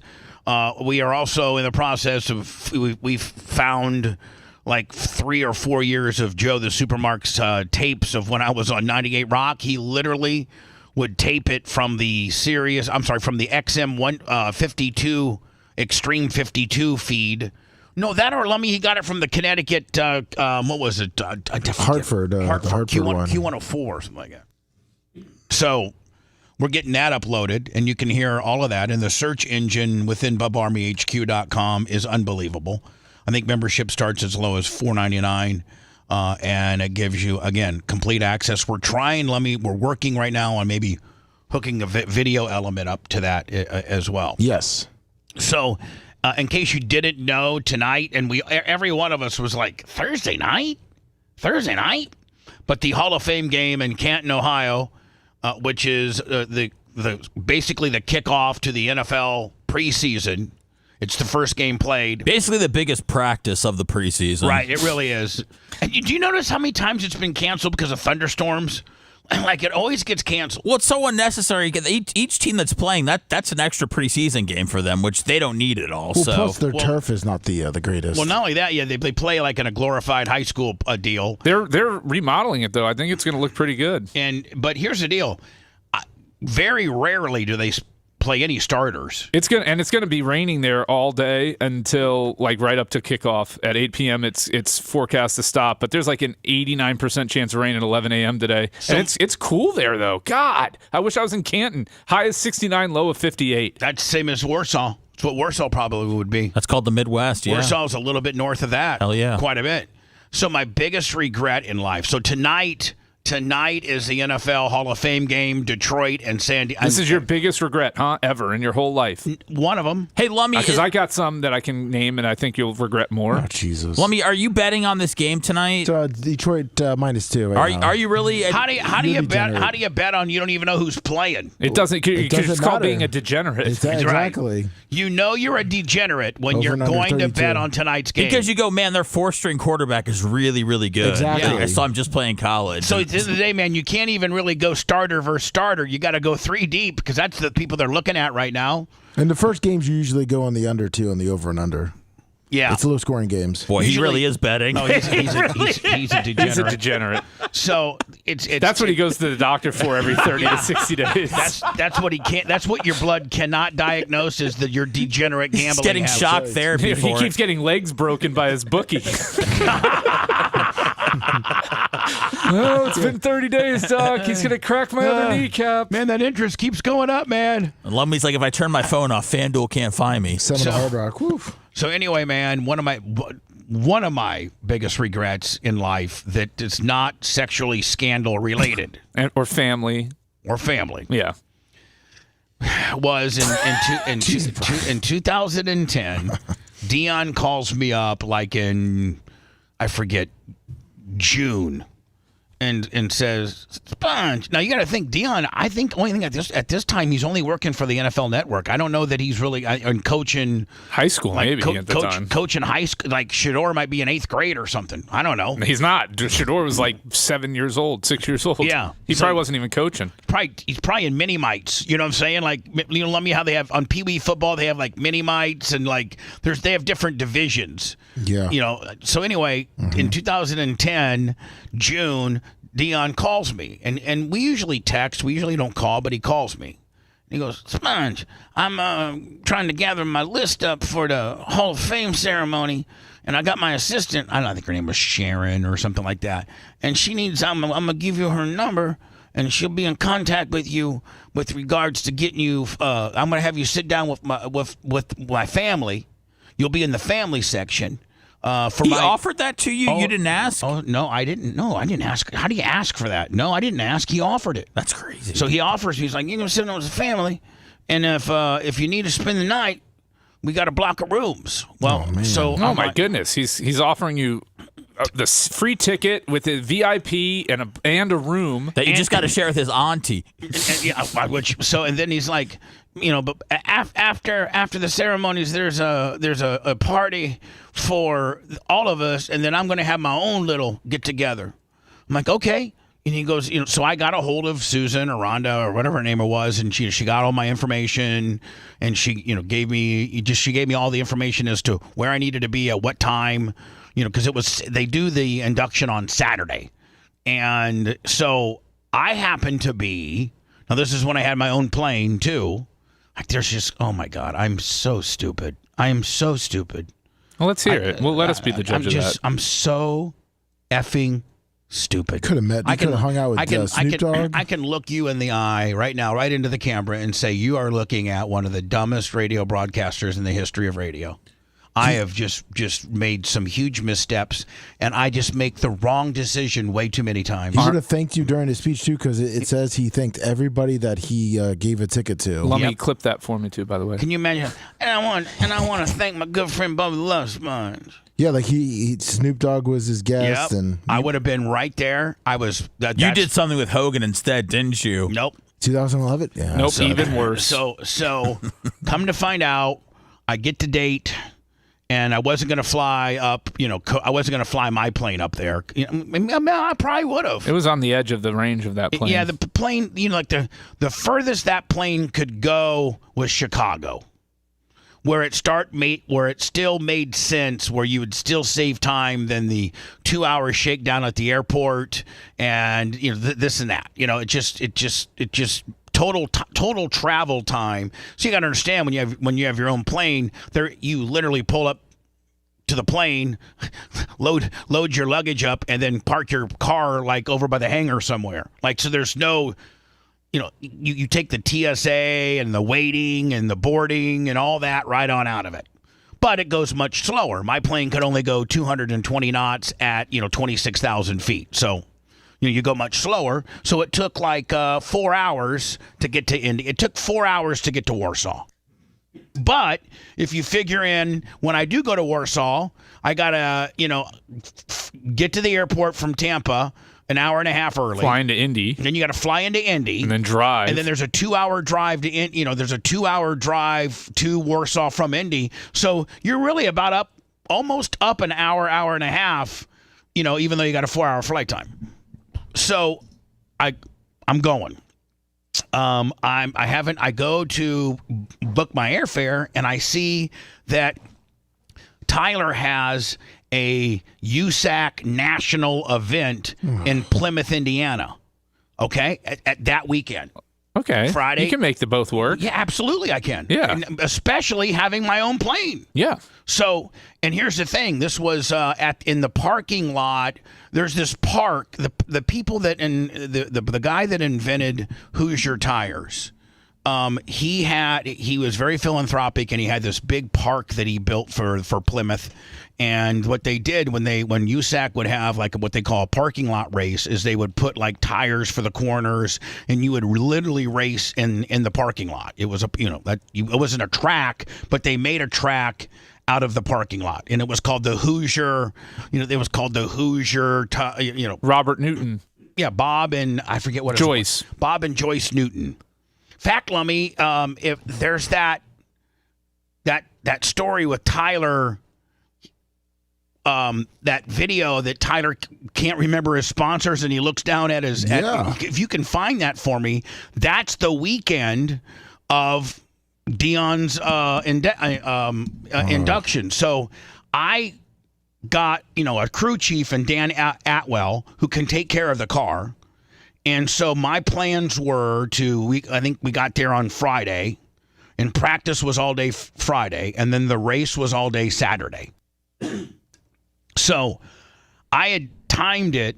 I think it was a 1 hour flight from Plymouth, Indiana to Canton. Might have been 45 minutes. And I was going to, when you started the quarter midget meets, they would start literally like at 8 or 9 in the morning. And I know that Dion didn't get inducted till like 4 or 5. And so I was going to stay with Tyler and do all the racing stuff until about 1, then get in the airplane, fly, land by 2, get situated in my hotel, and then go to the induction deal, and then go to the party deal. And then later that night, rather than to spend the night, I was just going to fly back to Plymouth. Now, if you have your own airplane, you can do that. That's right. But, if you're doing it with a rental car or things like that, I think I don't even know what Canton, Ohio to Plymouth, Indiana would be. That might be a 4 or 5 hour, a car ride, but it was a 45-minute to an hour plane ride. It's 4.5 hours by car, 286 miles with live traffic via US 30 West. So you said 4.5 hours, right? Yes, sir. Yeah. So it was probably an hour for the plane. 286 miles. You're an hour and 30 minutes. Yeah, hour and 20. Yep. Hour and 20. Hour and 30 minutes. Might have a little tailwind. So that's what I'm prepared to do. Dion's expecting me. I'm on the list. I got a person a point person and Dion knows I'm coming in on my plane, so he's like, listen, we'll have you can get a car service to take you to the festivities. Make sure you see Sharon or whoever the point person was. She'll get you all your information, and I'll see you on the field, because that was the first time I was going to see him was when they were literally during this portion right here. No. Thank you. Lord, I thank you. Jesus, I love you. If it wasn't for God, I wouldn't be here today. So, Lord, I thank you. So if you could bear with me, I'm going to run through a lot of thank yous, because unfortunately, or fortunately, I could have been in that speech. He thanked everybody that came. Jason Lindquist, $10. Everybody from Snoop Dogg to his mom, Connie, everybody got thanked that he gave a ticket to. Yeah. And I was one of those guys. And so it gets to be 1 o'clock. My pilot, Mike Tidwell, comes and says, hey, man, we got to get up. We got to get out of here. And Tyler was getting ready to go out for a race. And it was going to be like an 8-lap little heat race. He started on the pole because he was fast time qualifier. And I'm like, no, let's just wait till after the race. What's an 8-lap heat race? Like it would take maybe 8 minutes.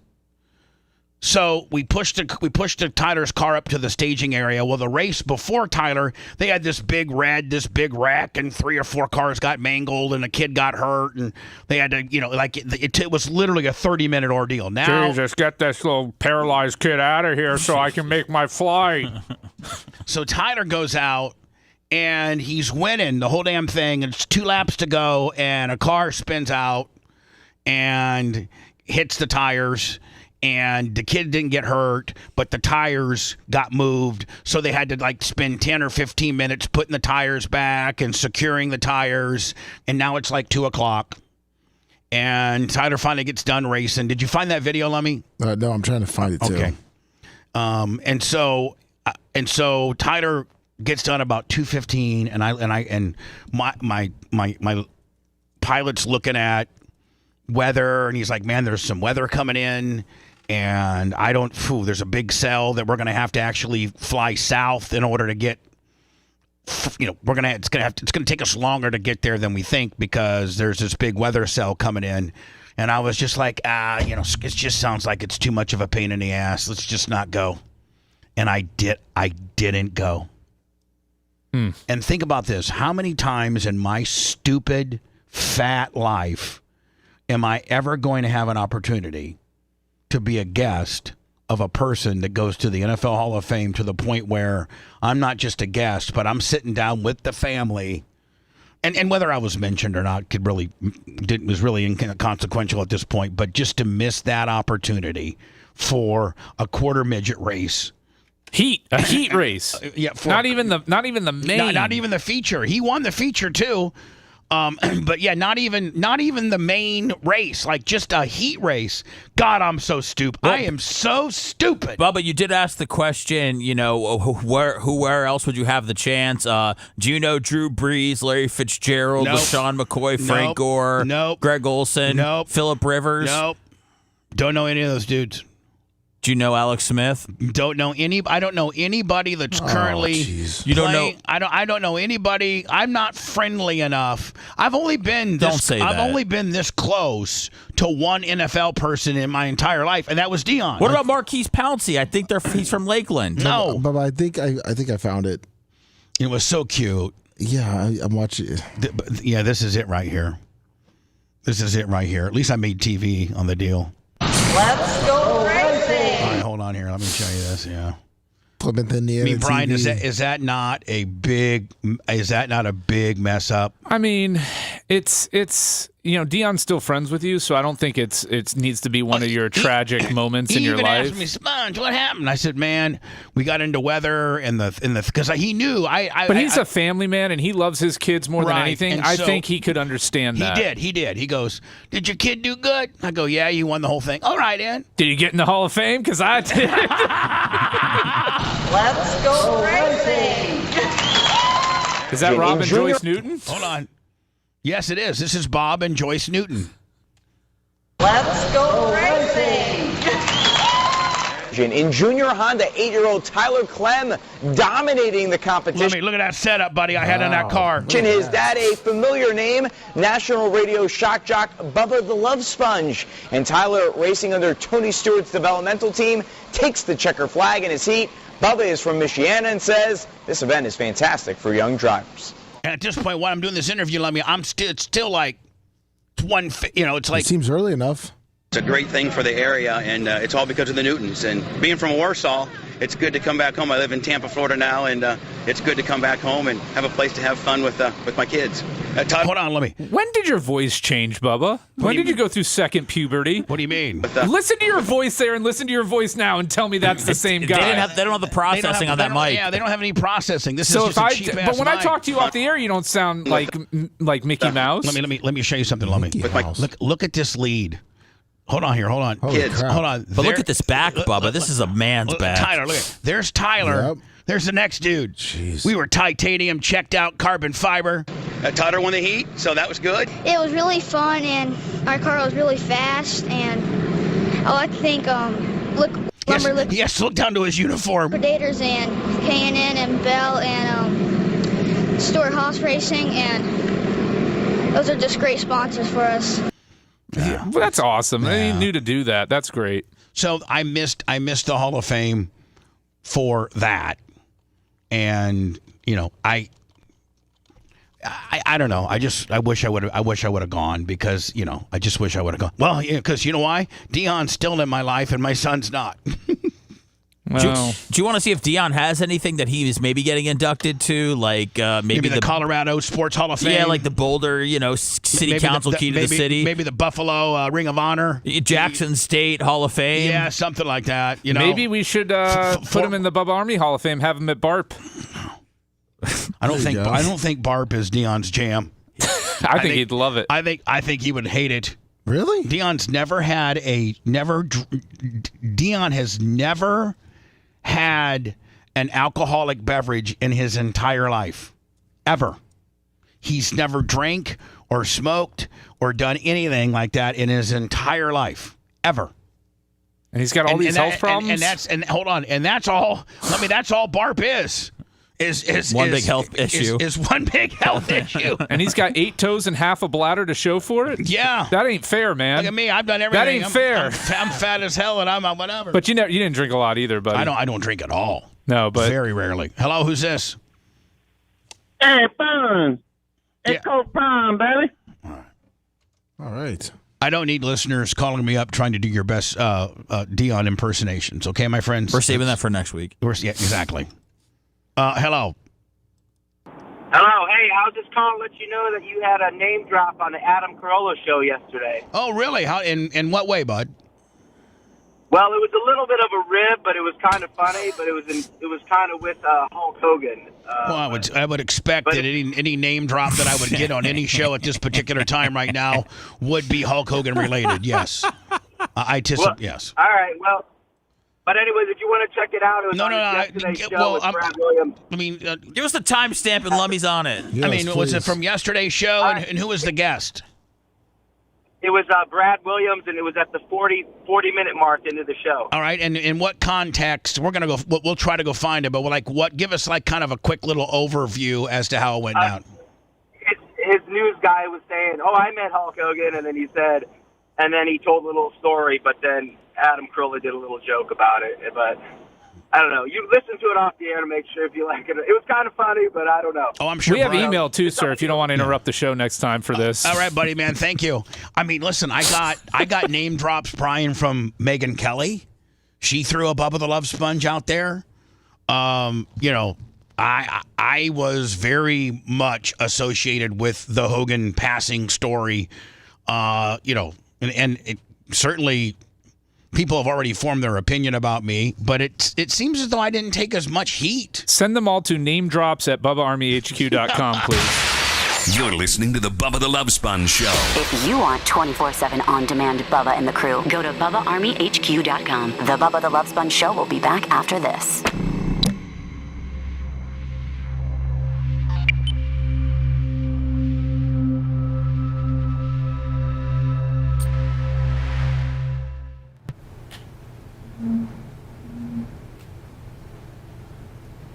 When a man loves Gooch says a cold front coming through the Midwest. Tomorrow's high only 78. Yeah, that's nice, man. She can do no wrong. Turn his back on his best friend.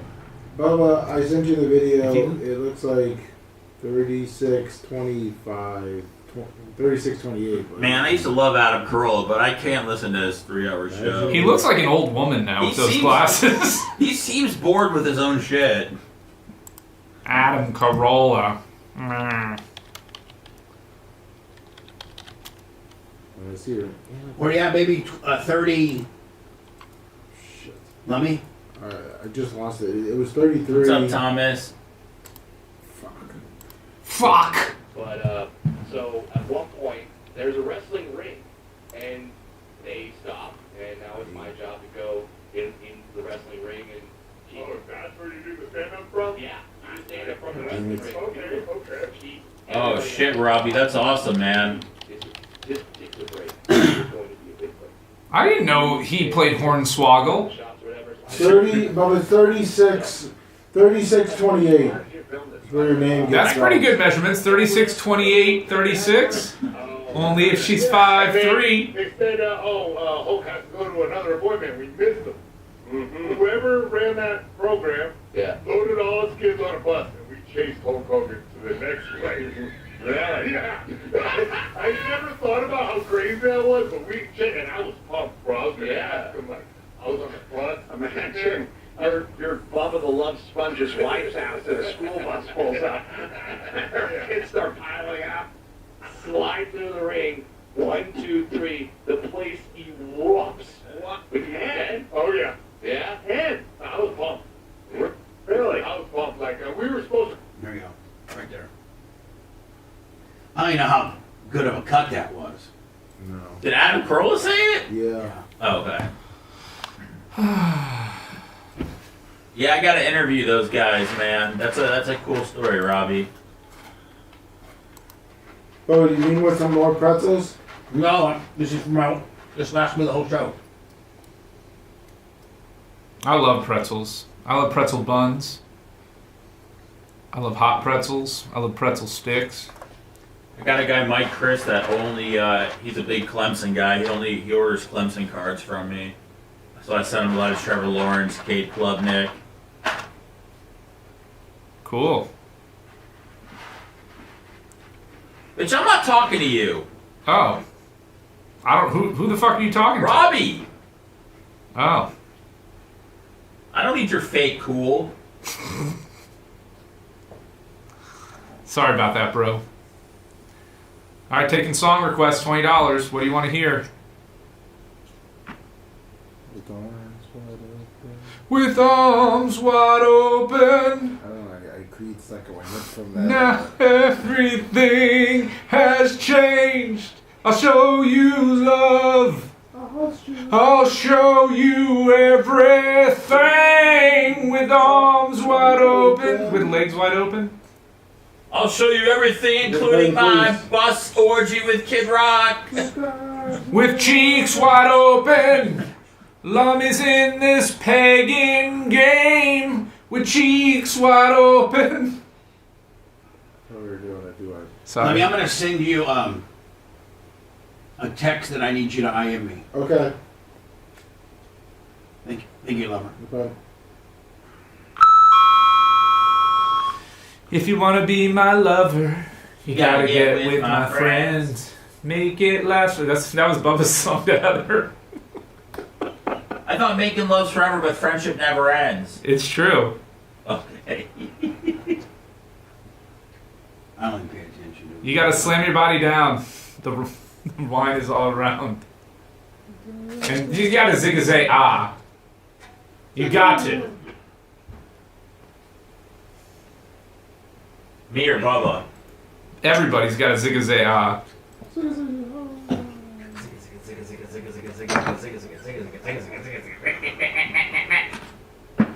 Ow!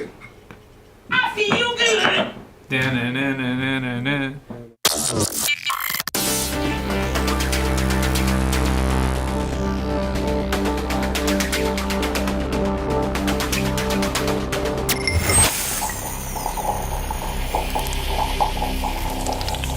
Broadcasting live from the Aquabito Studios. Aquabito.com/Bubba. It's the Bubba the Love Sponge Show.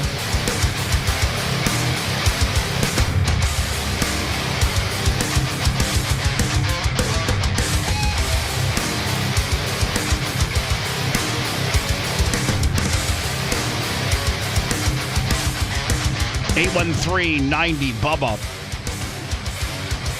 Did you see, Lummy, that we got that email from a guy that wanted to kill himself? No. Yeah. Merch Crick said it was on the Bubba Army HQ or the whatever the show. Suicide requests at BubbaArmyHQ.com is where we take those. Yeah, look, it was, I think, on the show.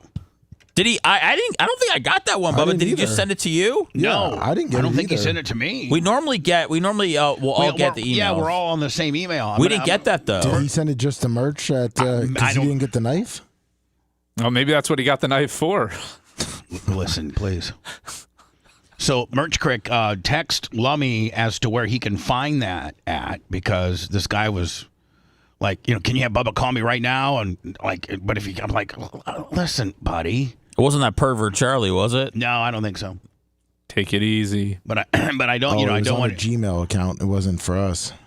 Who was it for? Well, no, I'm saying it wasn't for like the show, like me and Seth and everyone. It was to a Gmail account, your guys' Gmail account. You mean the show's Gmail account? Show it. No, it was. He had my personal Gmail account. Yeah. What I haven't checked since 2018. Apparently, Merch Crick checks it for you and let you know when you get suicide notes. It's Merch's Gmail account. So he sent it to the merchandising. Yes, he sent it 2.5 years ago to your Gmail, and we're now just getting to it. It's so unfair to send your suicide notes to the only person not getting paid to be here. Yeah, yeah. It's really so if you send all correspondence should be sent to the show, which I think is show@BubbaArmyHQ.com. Yes. So again. Here's the mention on the Adam Carolla show yesterday. To go meet him and, the after-school program that the military had for us. Oh, right. Yeah, and then they said, Hulk has to go to another appointment. We missed him. Mm-hmm. Whoever ran that program loaded all his kids on a bus, and we chased Hulk Hogan to the next place. Really? Yeah. I never thought about how crazy that was, but and I was pumped, bro. I was going to ask him, I was on the bus. Imagine you're Bubba the Love Sponge's wife's house and a school bus pulls up. Her kids start piling out. You're like, put your clothes on. If you know why that's funny, that is so funny. But I was going to ask, So there's the mention. Now, I don't think we've played this, and I don't think, and I can see now why Brooke there's all these stories about Brooke publicly distancing herself from Hogan to the point where she actually got a hold of all of his financial advisors a while back and said, take me off everything.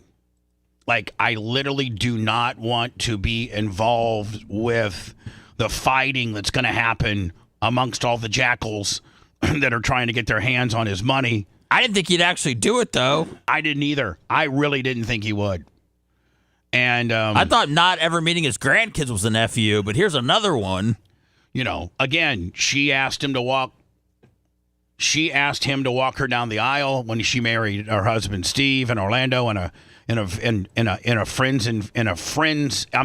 family only ceremony that was basically just her husband Steve's family, and she had nobody. I think she had her friend Ashley. He refused to go to any concerts. She invited him to a Stevie Nicks concert. That was kind of their jam. He said no to that. He said, I don't do funerals or I don't do concerts. And then 3 weeks later, he takes Sky and her 3 little Rugrats to the Lizzo concert. I'm sorry, but as Hulk Hogan, I think I would enjoy the Stevie Nicks concert a little bit more with my daughter, more so than the Lizzo concert with 3 little brats that aren't mine. Just my opinion. And so Brooke had herself, taken off. And then I found this. Jeez, Boondock said he only does funerals now. Yeah, he only does funerals now. And so I find this, and I'm like, man, this is really chicken shiz, because, the one thing, it wasn't the sex tape or the blasting of my wife for 1 minute and 41 seconds that Gawker, released, which, they later went on to lose a invasion of privacy. What were the actual charges, Brian? Was it invasion of privacy? Yeah. And then there was the punitive part of that. Is that kind of how it went? Yeah. And so that wasn't what people really hated him for. People were really mad with him on one of the tapes. I think there were 2. There is a portion of where he starts dropping the N-word, and people have been with confidence. And people have it's the only way to drop it. People have forever, judged him for that, and it's what tainted his good name. And I probably have something to do with that. I know I do. But there were also people that had a lot to do with it. And again, we're continuing down a path that you guys have all heard 5,000 times. So I don't need to go there. But I got this piece a couple days ago, and I'm like, man, talk about, don't we all try to protect our kids? I mean, isn't that kind of like, by the way, we're all parents. Everybody in this room is a parent. And whether it's a boy, it's a girl, but we're all parents, and what phase of parenting you're in based on how old your child is, the one common denominator. I mean, my mom at nearly 80 years old tries to do her best to protect her kids. Now, she can't do anything. I mean, she literally can't physically do anything to protect us, but, she's always, looking out for us, always trying to give us some guidance, always trying to give us some wisdom. Hogan's favorite phase when Brooke was growing up was when he could finally start banging her friends. Right. A lot of people don't know that. A lot of people don't know that the actual really, really, really crap storm happened when the whole entire family was in Miami. And Brooke was with Sobe Entertainment. And they were, this was when, she was getting a little bit of traction with her music. And Sobe Entertainment and she was dating a guy named Stax, who is, I think, a light-skinned African-American guy. And that's who she was dating. And that's where Hogan's I guess, disdain or, just... He wanted her to date a Nate Footer that played in the NBA, right? Right. Yeah, not Stack, who rhymes. One of her friends, Christy Ann, who I think also might have had something to do with her music career, like a backup dancer or something like that, he started blasting her. He started having sex with this Christy Ann girl. Wasn't she like 20 years older than Brooke? I don't know how old she was. I think she might have been like 36, something like that. I think Brooke at this point is maybe 19, 20.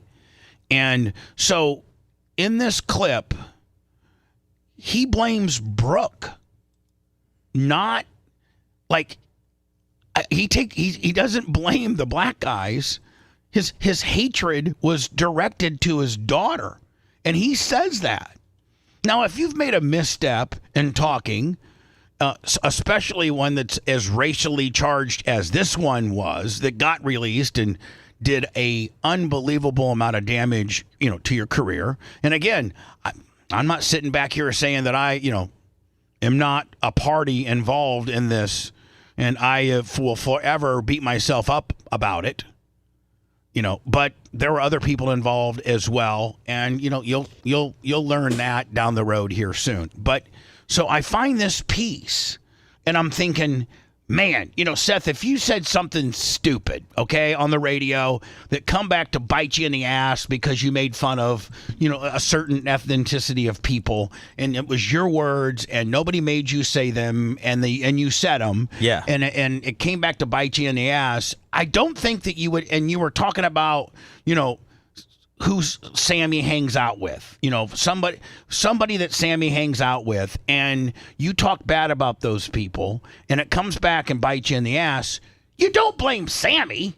It's not Sammy's fault. It's not Sammy's fault that you dislike who she's hanging out with. It's your fault. And so I found this piece, and it blew my mind that he took this stance, and I don't know that this was really highly publicized and or distributed, but it's a piece that somebody put together that it just blows my mind on his mentality and his reasoning here, and maybe Brian can help me break it down. Let me play it. I'm almost 18, and I haven't even had a boyfriend yet. By the way, he was so protective over her, and I think we would all agree that Brooke was... She's 17 here, but she was a attractive girl. She was an attractive girl, and Hogan had her so locked down that she wasn't even allowed to date in high school. She never had a boyfriend in high school because she wasn't allowed to. I'm okay with that as a dad. Yeah. Brian, you cool with that? Yeah. I'm almost 18, and I haven't even had a boyfriend yet. Well, that's good. That's the way I want it. Hulk Hogan's here! Out of everything that I've been through, this is it right here. This is post N-word publication. This is post WWE getting thrown out. This is all that, and now this is after he's recuperated, got back into the WWE, is not being hated so much necessarily for that outburst of things, and this is his reasoning, which blows my mind. this one hit me probably the hardest, and that's a heck of a thing to say, because I've been through a lot of crazy stuff. I was at the lowest point of my life. My personal life was destroyed. By the way, he was living with me at the time. Just to give somebody a little fodder, he was living with me at this time. I was very mad at my daughter. I was upset over a situation that happened between her and her boyfriend, and I had no idea I was being taped. I was to the point where I wanted to kill myself. I was completely broken and destroyed, and I said, what's the easiest way out of this? I mean, I was lost. No, I'm not. I'm not a racist. I never should have said what I said. It was wrong. I'm embarrassed by it. Could we stop for a second? All right. Okay. She was the direction of my attack. See, this is where he loses me. This is where he loses me. I don't know if he was on perks this day or he did a wob-dob. I don't know what the hell happened, but to blame her. She was the direction of my attack. You know, I was not so mad at her boyfriend. I was mad at her, you know, and she instantly said, I don't even need to forgive you because I'm not mad at you. I love you. You're my dad. Please forgive me. I'm a nice guy. It's not, not the Hulk Hogan that rips the shirt off and bang, bang, bang, slams giants. Just because a person makes a mistake. Boy, he could brilliantly teeter-totter between the two to cover his ass. Could he? Not? I have no idea what he's talking about here.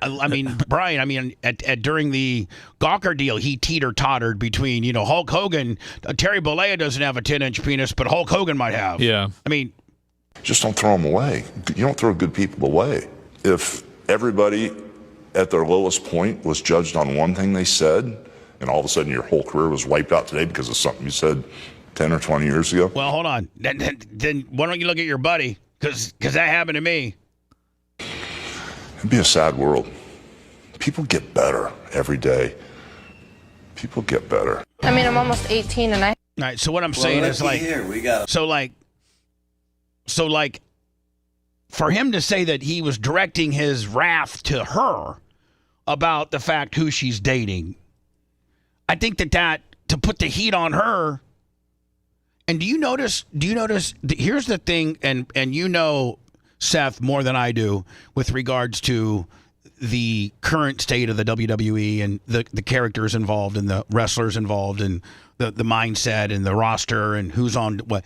And I think one of the things that has continually come back as to why African American and other wrestlers tend to be a little leery around this particular topic and don't necessarily believe Hogan's crocodile tears, because he never, ever really said the words to black people or to African Americans that wrestle in the same industry that he did.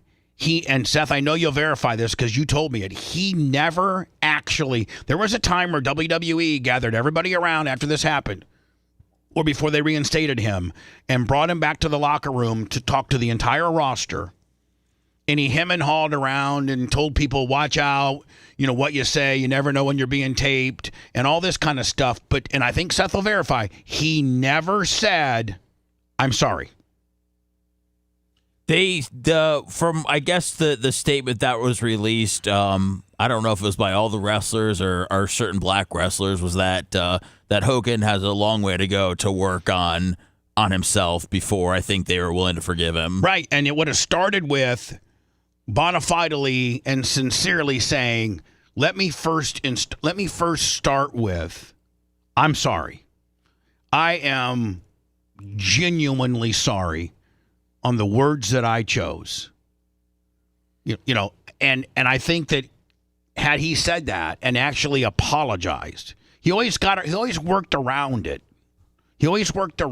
But he never locked it in as to I'm sorry. And then when I find that tape that I just played a few seconds ago, and he blames it on his daughter. I was mad at her. That's why I dropped the N-word. I was mad at her. That's why I said I wish she dated an 8-foot black racist black guy. Instead, she's dating this little sawed-off rapper guy. No good son of a bitch. Yeah, there's reports that St. Peter won't let him in unless he does a job clean in the middle for JYD. St. Peter, with the Booker T run in. Well, Booker T's not up there yet, but JYD is. Booker T said he might go do an appearance and then come right back real fast. Yeah. Hello, who's this? Hey, what's up, Bubba? It's Brandon the Quad. What's up, Brandon the Quad? How are you, buddy? Hey, I just wanted to say that Ric Flair's right. You are my God because you got me laid. Oh, I am your God because I got you laid. Like Ric Flair said, you. Yeah, I mean, listen, Jesus and God and whatever people's belief system may be as to who you pray to and who you worship, they've had. How old are you, Brandon? I'll be 41 in October. So when did I first get you laid? 30, 39, 38?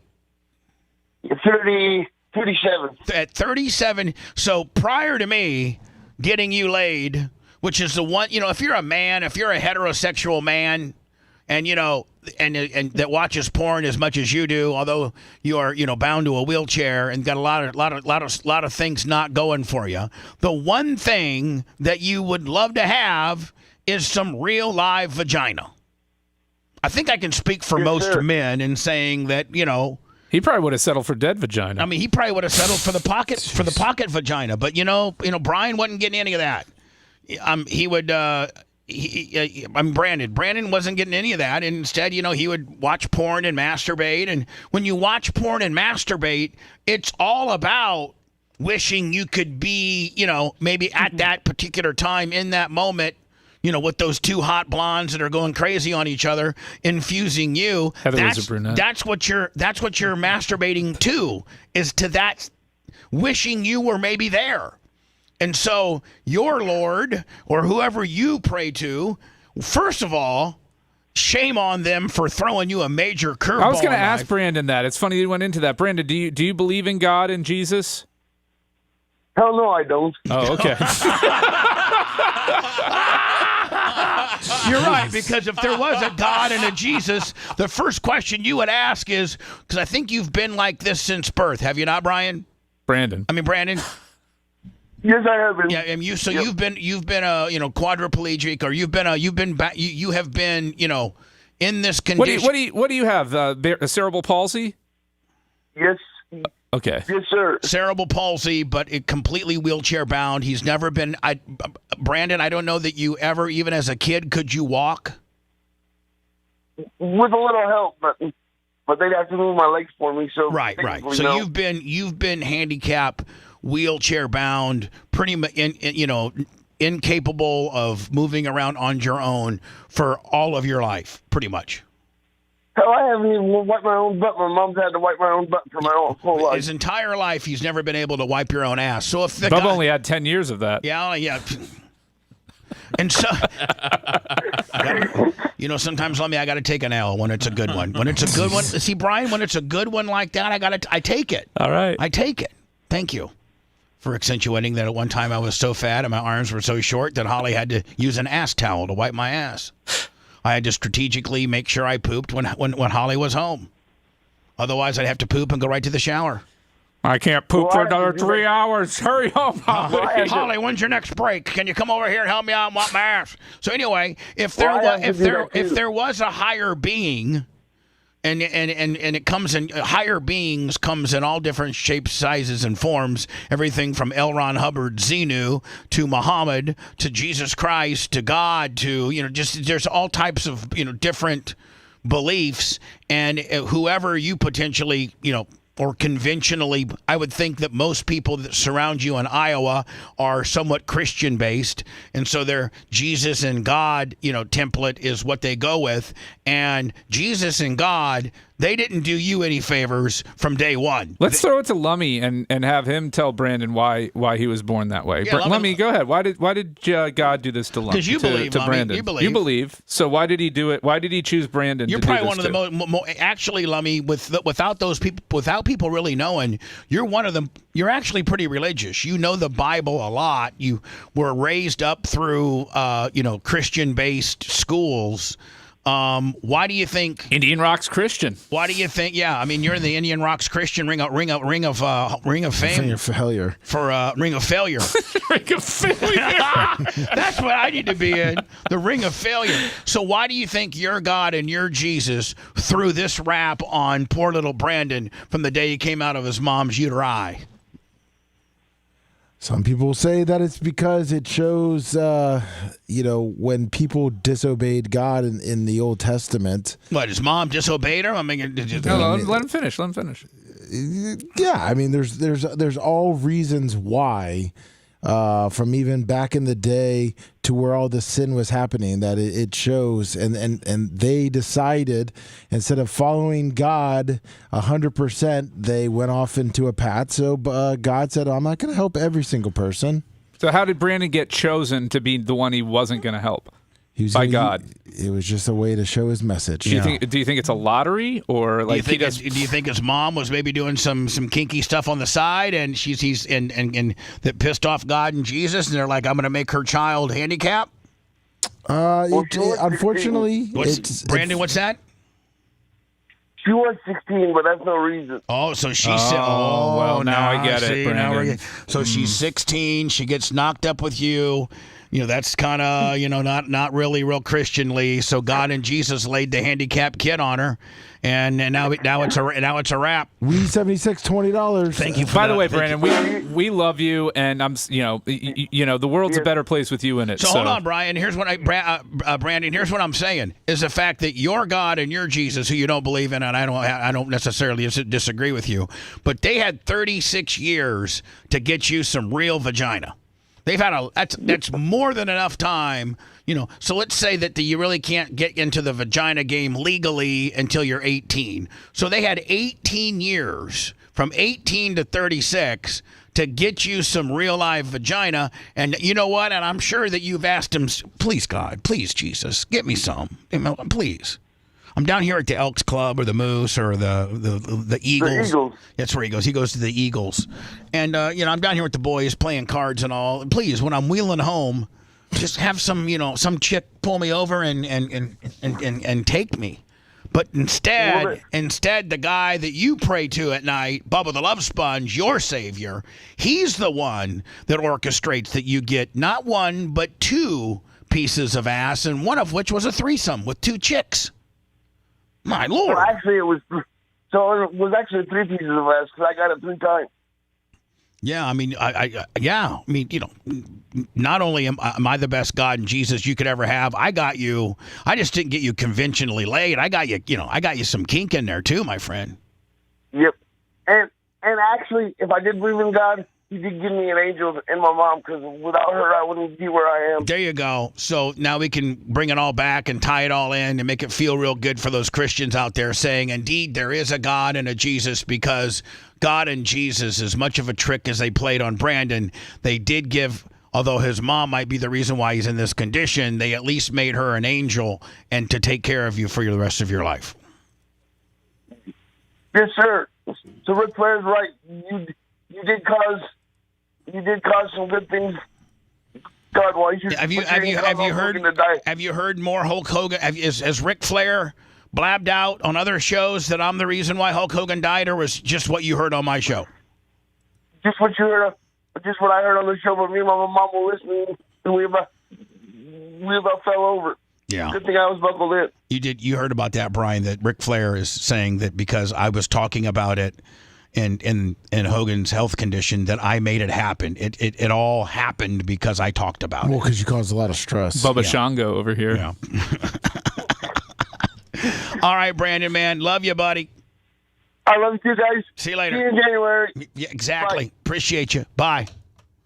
Let me. I got to go to words, and I've been teasing the Shannon Sharpe gimmick. ESPN fired him yesterday. He's so hot. He at least, for selfish reasons, wanted to be part of the ESPN crew or roster or lineup, if you will, at least through this weekend, because this is when his brother Sterling, former Green Bay Packer, gets inducted into the Hall of Fame, and now this news comes down. Sad. So I don't know if it's sad or not. Where's the sad part? Where's Sterling Sharpe? He wanted his brother there. No, he's going to be there. He's not in jail. He's just not on ESPN. Maybe he should be. Brian thinks he raped the girl. I mean, it was a sexual assault allegation. It's amazing how some people in the media can survive $50 million lawsuits and others can't. And I can think of one that has survived it, and I just scratch my head daily, like, how in the hell did that happen? Whack-a-mole's a tough game, man. Back with the Shannon Sharpe stuff, losing, ESPN lets him go. The OnlyFans model that said she was raped and or sexually assaulted also came out. And she now conveniently is officially retiring from OnlyFans, so she doesn't have to, show her Arby's roast beef sandwich anymore. When she got, nobody really knows what she got. I think she was asking for 50. I would say probably Brian, he didn't pay 50. I'm saying, I don't know that we'll ever know what he did pay, but I think were they going for 50 or more? No, they were going for 50. Didn't he pass up on 10? Didn't she want 10 million? And he said no, and that's when she went forward with Tony Busby. Yeah. I think initially she just asked for a lonely ass 10, and Shannon says, "You're shaking me down." Whatever it was enough for her to quit OnlyFans the next day. That her first amount. Yeah. But he said no to that. No. That whatever the settlement was, as soon as she got it, that day she tweeted out that she was retiring. Yeah, this is the tweet from right OnlyFans. And here's the go, man. This is a shakedown, man. This is an absolute shakedown. And look what the poor guy loses for it. Did you put yourself in these positions, dude? I mean, you want to start. This very much hits home for me. You want to get freaky with a 20-year-old. I mean, they want to get freaky back. If you just want to get freaky, you're putting yourself into being in a vulnerable situation. Anything less than just straight, conventional missionary sex on a Saturday night with a woman that you're married to. You want to get freaky with a stripper? You want to get freaky with two strippers? You want to get like the good old days, man? You're opening yourself up. You are. This is a prime example. Bubba, you think this guy can be the face of ESPN's biggest show, First Take, after the allegations and after he settled and then just coming back like nothing happened? I mean, I thought that it was possible. You're completely right. But now I feel like you could very easily find somebody else. When you break it down the way you did, it makes sense. It really does. This guy can't be on your sexiest, most widely distributed, arguably most popular show. He can't. He just can't. In today's cancel culture, in today's cancel society. But yet the View continues on. How does that happen? Well, I don't know. Whoopi Goldberg's going around raping people. If you love that segment, then check out BubbaArmyHQ.com and do a deep dive on past shows. The Bubba the Love Sponge Show will be right back.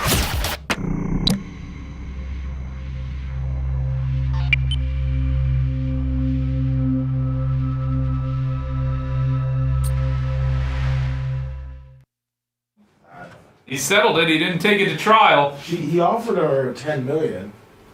But Brian, we're going to get into that. If you settle, it's because you don't want something out, right? I mean, at some point, especially knowing that your entire career is on the line, why would you jeopardize that? And then in this here. What's up, John Costica? He said, "Hey, Johnny K." He says it's a shakedown and maintain his relationship with the accuser was 100% consensual. So if that's the truth, that plays well in court. Well, you got to have evidence of that. I mean, if you got texts of her after that night saying, "Oh my God, it was so good, thank you, Daddy," whatever, blah blah blah, then that's pretty strong evidence. But if you have her, reaching out to somebody saying, "I can't believe he did this to me. He was so big. I tried to get away. He wouldn't let me go, blah, blah, blah." Well, then the audio that she released where he said, you're going to take it and you're going to want it. So, I mean, again, he said... But was that her in that audio? Yes. Are we certain of that? Yes. Oh, okay. Yes. So, again, when you settle, it's usually because... Liz is saying that she had video of him that would make him look really bad and that he bought his piece. So it must be bad, whatever it is.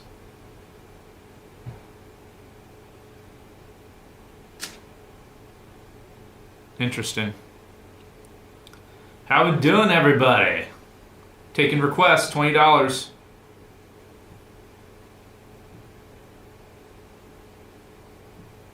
I'm doing good, Jeffrey. Jeff Coy Kendall. How are you, sir?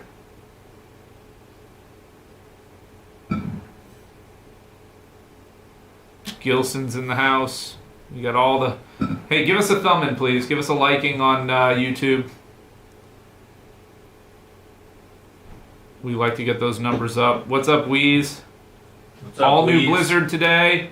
We missed last week, so we're all gummed up. We got a lot to unload with you guys on. Don't have any mother-in-law stories, unfortunately. What up, Grumpy? What up, Nick? We're gonna start making some up. Yeah, I have values and ethics. I'm not going to lie on my mother-in-law. What's up, Paul Bird? Grumpy old biker in the house. What's up, Johnny K? Thank you, Johnny K. Berto Perez. The cowboy hat thing. I've got a big mediation this afternoon, so wasn't going to be rocking a cowboy hat at it. Fish on the J50. I'll come back with you, Fish. Nah, nothing in Topps Chrome, I'll come back with you, FJ. Fish, on the J. Although they've got that new Rookie of the Year promotion in there, right? Did you see that, Seth? No. What they announced? Like, they've got the Topps rookie cards that have, like, pink in the rookie logo. And if they win Rookie of the Year, you get, like, a $50 credit. And then if you hold on to it, though, and they go on to win, like, Rookie of the Year, and then later in their career MVP or something like that, you get X amount of credit. And if you hold on it for super long time and they make the Hall of Fame, you get X amount of credit. It's kind of weird. I can't. Topps is too expensive this year for what I've seen come out of those boxes, man. Yeah. It's Well, if you thought that, why were you buying any basketball? That NBA was way overpriced for what was coming out of boxes. What? Compared to baseball? Yeah. Oh man, NBA wasn't $40 a blaster. Yeah, it was. For what? Fucking Select. No, Select's 30 for a hobby blaster. If you're lucky enough to find one. I found a bunch at the card store. Yeah. There's a bunch online. Is Topps Chrome really 40 a blaster? Is what? Is Topps Chrome really 40 a blaster? Yeah. Wow, that is steep. I haven't bought. Yeah, geez. Guess they're just getting us all ready for next year. A guy opened up a case, $2,500 case, and laid out his 12 autographs, and maybe one of the guys you had heard of. What's up, Jeff? So out of the 2,500, did he make money or lose? He probably lost about $2,450, which is actually like really hard to do when you're opening a case. Yeah, you usually get at least one really big. got fucked on the case, right? Topps is a treasure hunt, man. You could find an Aaron Judge autograph for some rookie that's 27 that'll never amount to anything, but you're more likely going to find the 27-year-old.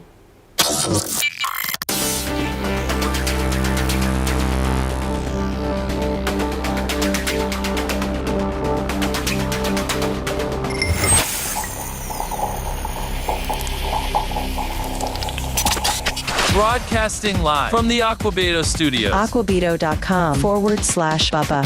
It's the Bubba the Love Sponge Show. Fish on the J.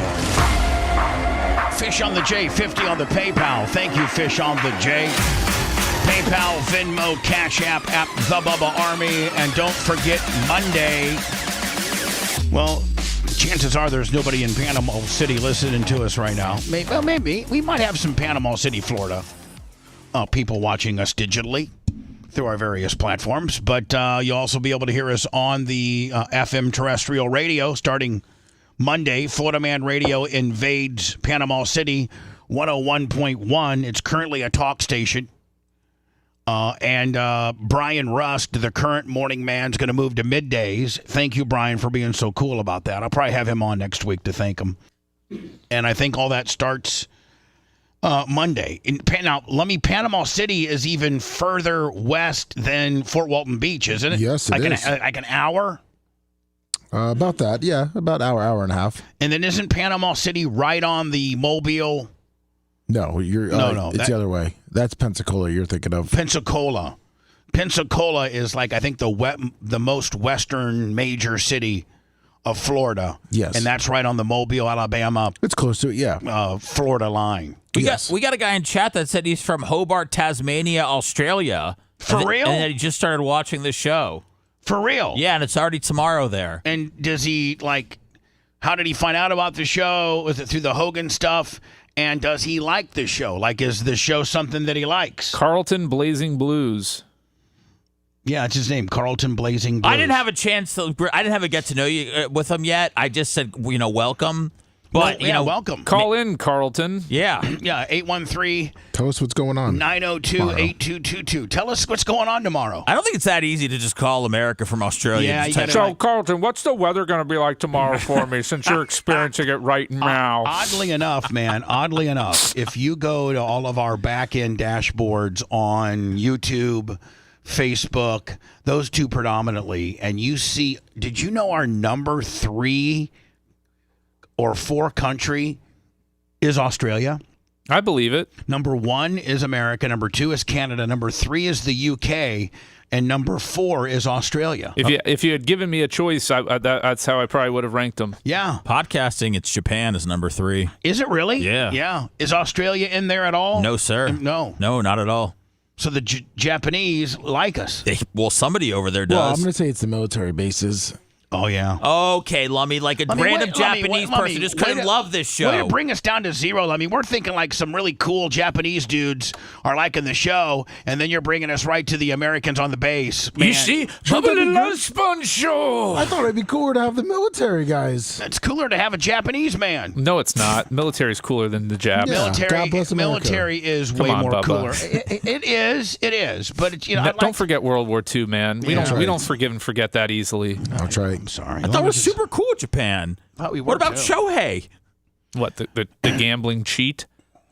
So the MLB really covered that up quickly. Sure did. Gigantic federal investigation. They're like, we're happy with their results. We'll move on. To show you, but the franchise is the face of the game, man. So Shannon Sharpe's accuser retired from OnlyFans after agreeing to a settlement from him 2 weeks ago. Now he's retired too, as ESPN lets him go. Gabrielle, I don't know how You're doing good. How you say her name. Gabrielle Zaninga said, "Today I've decided to retire from OnlyFans. Thank you for the incredible support you've shown me over the years. This community has given me a life I could have never imagined. That in conjunction with having kinky-ass sex with Shannon Sharpe is going to take me to the promised land." And she didn't put that part in there. I'll still be active on social media and I have several other new projects in the works that I can't wait to share. I truly am excited for this next chapter. I love you forever and ever. Women are so effing scandalous. They can just, there's no downfall for her on this. She's not scorned. She's not losing any opportunities. She got straight paid. As Brian said, she was raped. Well, that's what she claimed, right? It wasn't consensual. And listen. Why'd he pay her if he was going to get fired from ESPN anyway? And here's the other thing is, listen to this. It's my understanding, and Brian, it's just right down your power alley with regards to the legal process and how corporations think and how people that potentially might not want things out think. But usually when you're fairly, confident in your case and that you have a good lawyer that can present it to a jury, you obviously weigh costs and things like that. But this, to me, Brian, there's not a lot of work. Let's say this went to trial, there's not a lot of working parts here. It's him and her, and then probably the discovery would be voicemails, text messages, emails, et cetera, et cetera. You probably got 2 to 4 depositions at best. It's not a lot of moving parts. Things get expensive legally for firms that are taking things on contingency or firms that are charging by the hour. When you start getting the more people involved and the bigger the corporation, the more the cost comes into effect. And to me, you can correct me if I'm wrong. To me, it didn't seem like there was a lot of moving pieces to this allegation or this potential trial. Yeah, I somebody in chat, somebody named Liz, I think, suggested that she may have some videos that he did not want coming out in public. Right. So, but she already had audio of she said like, "Hey, I don't want you choking anymore," and he's like, "Too bad. You're gonna like it." So who knows what else? Who knows what else she had? And that was just kind of the shot across the bow. So she went on through her attorney Tony Busby and said that we have other stuff. So you and if it's a shakedown and you've just had conventional sex and you've not wronged her in any way, shape, or form, and you've even had maybe some kinky sex. Jurors are pretty cool when it comes to that. Like, they know that not everybody does it, missionary style on a Saturday night, one time a week, although probably all the juries that way. Don't you think there's any risk in life, or do you think it's all reward? Do you think that you just get you think because you're Shannon Sharpe that you're just going to get some OnlyFans 20-year-old and she's just going to bang the hell out of you, let you choke her whenever, and then when you're done with her, you want to bang other people, she's going to be totally cool with it and you're going to move on? No, you can't have physically done some of the things that I think he may have done to her. But I'm just saying, and like, expect to get away with when it. when you wanna roll the dice with things that seem too good to be true, like an old ass dude hooking up with a young girl who only wants to be with him for his money. When you're rolling the dice on those kind of bets, like you're playing with a lot of stuff. Yeah, like, don't ask me. I got bit by this too. I got bit by this snake. You got what a 20-year-old? I mean, no, but I was involved in a sexual scandal that didn't work out so well for me. I'm just saying, and I didn't have an opportunity to go to trial. I don't think this is a sexual scandal. I just think this is an older dude who took a risk dating a 20-year-old, and then this is what happened. Well, and he obviously because he settled, in my opinion, Brian, step up, but in my opinion, he settled because there's something out there that's bad. I mean, it's got to be because he had nothing. I don't know what else he could have lost from this. If it was that much money and now he lost his job, then whatever's on that tape must be very bad. Goes back to, why did Cox settle with Hogan? Gawker wasn't afraid to go to trial because Gawker didn't have anything that made them look stupid. I mean, they just had facts. They made a decision to publish the tape, and they under what they thought would be the First Amendment. They had the worst witness ever take the stand. I mean, the worst witness. Oh, A.J. Delirio? The worst. Yeah, I mean, the worst. He was so smug. Some people say that was the turning point of them losing. I mean, he talked about how old the kid is. If they were talking about a child sex, yeah. Listen, Mr. Delirio, do you think that there's an age where potentially it would not be cool to publish somebody having sex? Do you think? And the average sound-minded, non-arrogant, not trying to be fun. Listen, you know what? Brian will tell you, the last place you want to crack jokes is on the witness stand. Yep. I'm just saying. And in fact, your lawyers will tell you as they're coaching you up, less is better. Answer the question and only the question. Don't start getting down a rabbit hole. Don't tell them too much. Answer the question. Yep. That's it. Bubba, I sent you this article from last week, and it looks like there's another woman suing them, and they both have sex tapes.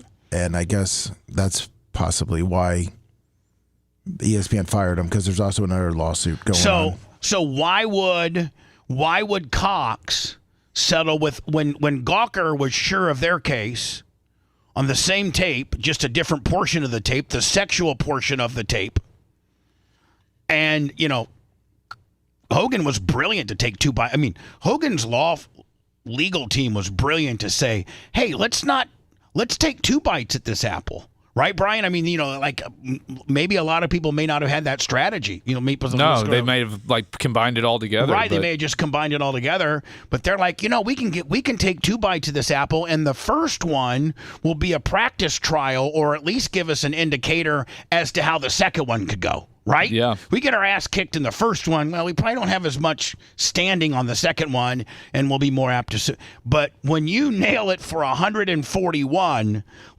granted, Hogan didn't get the 141, but that's what a jury awarded him.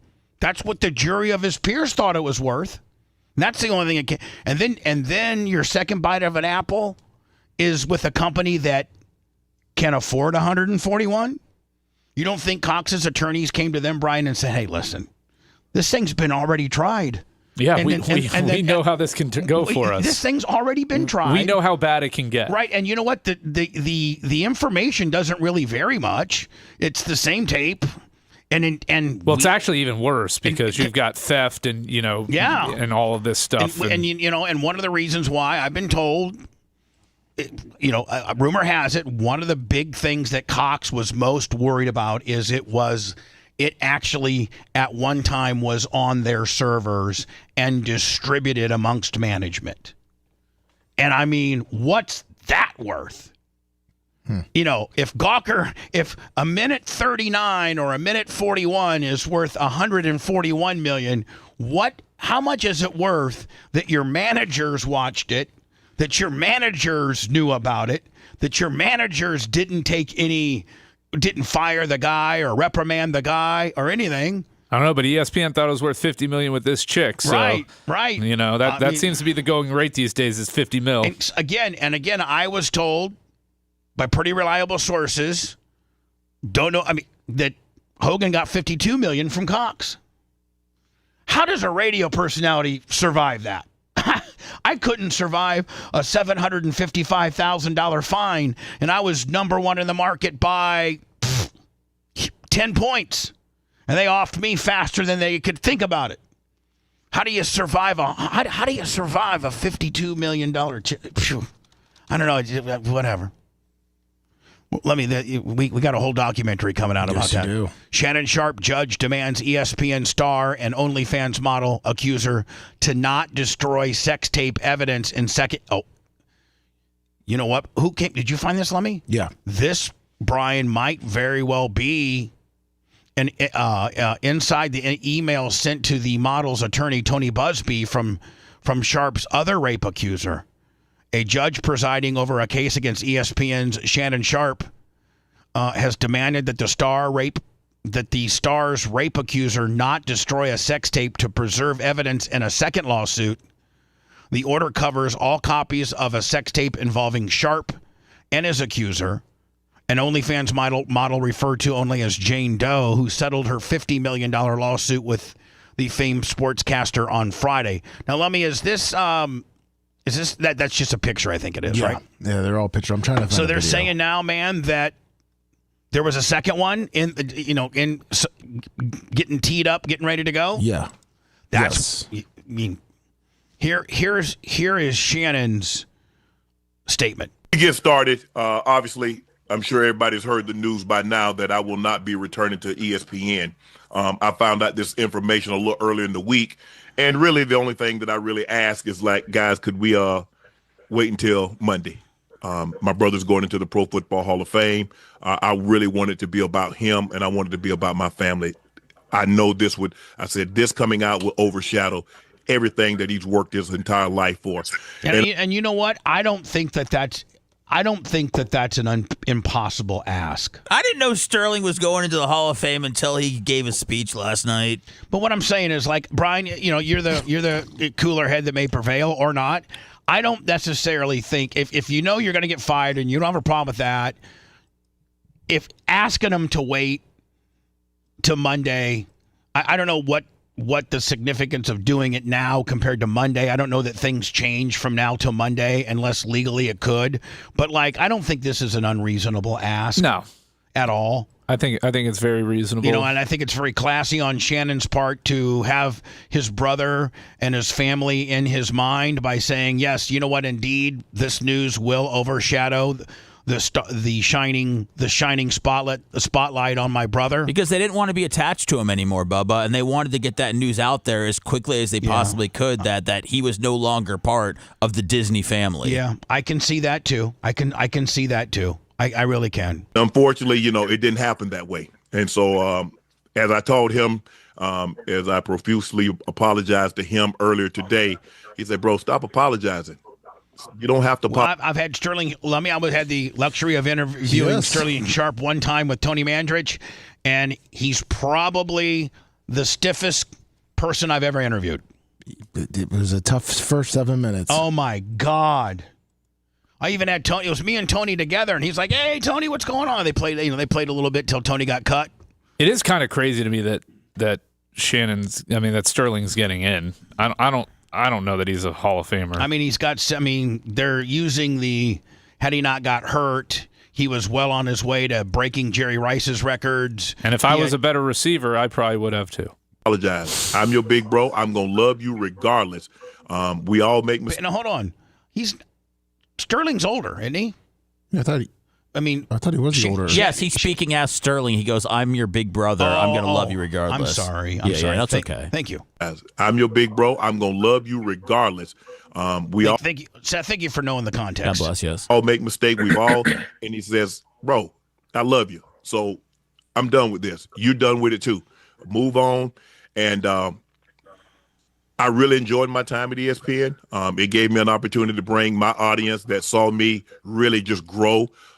They saw me, Lakers in 5, and they saw me say all these analogies that my grandparents gave me, and I was able to bring that to ESPN. So I'm very, very grateful for that. But I just wished, of all things, like I said, hey, they did what they felt they needed to do, and I'm at peace with that. But I just wish, guys, this thing could have waited until Monday, because I hate the fact that I'm overshadowing my brother, the first two brothers in the Pro Football Hall of Fame, and this is what the headline's going to be for the next couple of days. So, bro, again, I know you told me this, I don't have to apologize, but I'm going to do it one final time tonight, and I won't apologize again.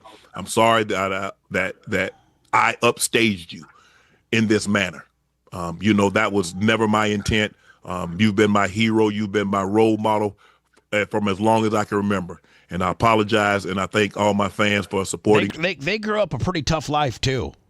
Dirt poor, didn't even have running water while they were in high school. Like clear up until like the 70s and 80s, they didn't have running water. They were so poor, him and his brother.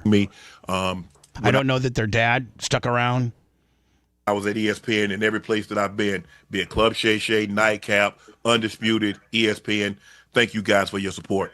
Now, so that's his statement. I mean, by the time we get to Saturday with the inductions, it's Shannon Sharpe stuff will be faded out of the news cycle. Yeah. I mean, I get at the moment it's a massive story, and today Wednesday. we'll talk about it. But I don't think over the weekend it's not going to carry over. I just don't think the bigger story here is Sterling really did not have a Pro Bowl career. I mean, a Hall of Fame career. That's the bigger story here. You don't think he did? You think should he be in before Reggie Wayne or Torrey Holt? Do you have the stats right there in front of you? Yeah, I I'm mean sure he's one of the lowest rated receivers ever. If you look at the Hall of Fame monitor, he's one of the lowest rated receivers ever to make it into the Hall of Fame. There's only six that put up worse numbers. Oh, okay, hold on. 6 is a lot. Not really. When All you're right, going back to those guys played in like the 70s and 80s when they didn't even pass the ball. Right. And he was on a gunslam in the 50s and 60s. Those are the guys that got in. He is the worst modern day wide receiver ever to get into the Hall of Fame. Period. You can't even argue it. I'm sorry his career got cut short, but you got to judge a guy based on how long he played. Availability is the biggest ability that you can have in the NFL, and he didn't have it. He quit after 7 years. Does Mike Allstott have? No, he does not have good enough numbers to make the Hall of Fame. He doesn't? No, not even close. So you're saying not even close? Are you trying to go through what your other chance of going to an induction thing is? Because I don't think Allstott's going to invite you. No, not at all. I was just thinking about somebody that I knew was good and is not in the Hall of Fame. No way. No. So he didn't even have a 1,000-yard year. But he was a fullback. I mean, it doesn't. No, he's now. I will say he has got a championship, 3-time All-Pro, 6-time Pro Bowler. That's pretty solid, but his numbers just don't. He only had 5,000 career rushing yards. Oh, okay. Yeah, he's pretty far down the list. What about Zonka? Larry Zonka is the worst running back ever to get. Oh no, sorry, Floyd Little is the worst running back ever. Floyd Little made the Hall of Fame? Yeah, he's the worst one ever to get elected. Is Zonka next? And then Zonka's the second worst, based upon this Hall of Fame monitor, which looks at career longevity, yards, touchdowns, Pro Bowls, All Pros, does it rank, that sort of thing. Does it rank like from the most deserving person? Yes. Okay, who's number one? Walter Payton, number one all time. Oh yeah, by far. Yeah, it's a pretty big bridge between him and Jim Brown, and Jim Brown is only behind Walter probably because of longevity. Yeah, because Jim didn't play as long. 9 seasons versus 13.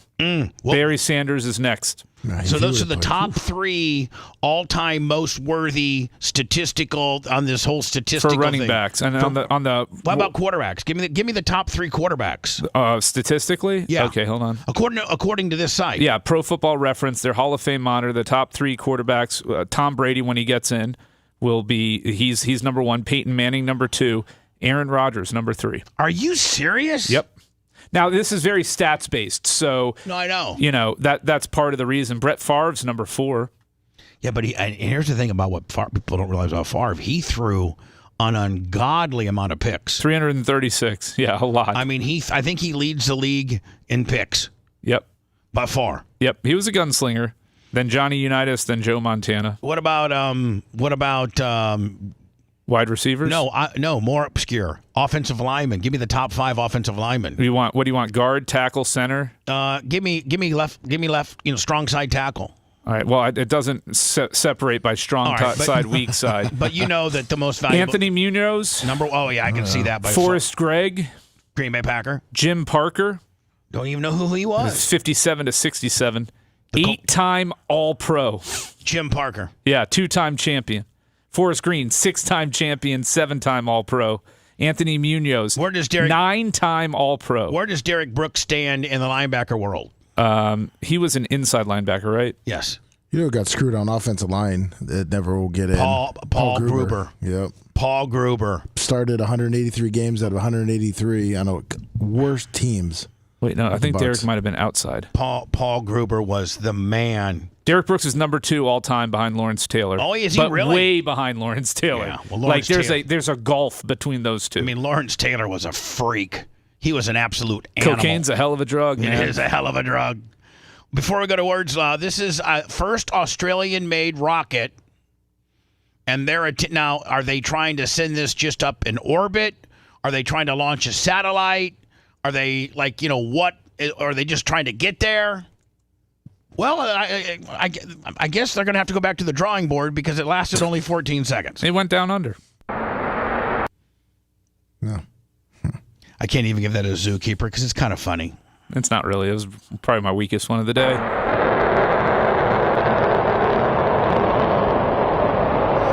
Hold on. It looks like it's underpowered. Yeah. It looks like it's like struggling just to get off the launch pad. I mean, when you look at the ones that Elon and man, they just go. Look at this one. Yeah, he goes, I don't have it today, boys. Call that understudy rocket. It looks like one of those engines is not firing. That back one that's just shooting out like a light flame. Okay, you're some sort of gearhead now. I like to go with my good friend and watch planes and air shows. Wow. Looks like Australia's trying to go to the moon by 2026. They're not going anywhere. They can't even go up the top of this mountain. They can't even get past the mountain where the launching pad is. Those stupid Aussies. Oh no. Oh no. We have one in chat. We don't want to chase off our. I'm sorry, except for him. It looks like he is stupid ass signed out. Aussies, except for him. So Missy Beefcake told me. I think they rang with it. Did they use? I think they actually probably used my quote. I think they used me as the source on this. Did they not, Lummy? Yeah, she responded to you, by the way. Oh yeah, what'd she say? I sent you a messenger. I can't believe a back and forth with you and Mrs. Brutus the Barber Beefcake. Oh, she's wild. But you know stuff. what? She's straight white trash. Oh yeah, for sure. I mean, she is absolutely straight white trash. Keep dreaming, Blubba. Missy, this is a story that you personally told me on the phone when we were talking, and you were begging for me to have Brutus on to talk about his book. And in his book, he talked crap about Hogan. And at that point, I didn't want to participate in that. And I told Brutus no. And let me listen. Brutus has since changed his tune on how much he loved Hogan, and he should have gone the last couple of days to go see him. But I mean, just recently he was doing anybody that would hire him and give him $50 to go on stage and answer questions. I've seen very recent footage of Brutus talking all kinds of smack. Who do you think would win a fist fight, Missy Beefcake or Erica the Love Sponge? Well, Erica will shoot you. If you want 24/7 on-demand Bubba and the crew, go to BubbaArmyHQ.com. Right now. The Bubba the Love Sponge show will be back after this.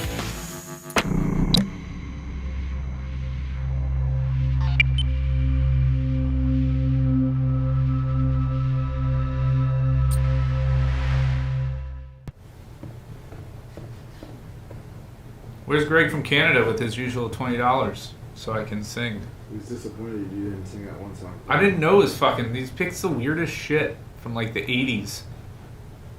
Not even the good stuff from the 80s. Just the hits, guys. Come on.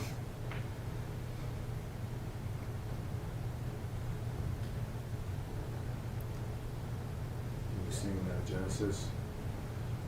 What's it? Sususudia? Just say the word. I'll. Untouchable Love.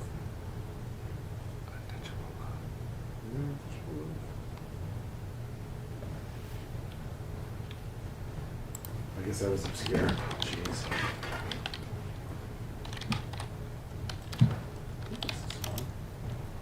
I don't think so. Nope.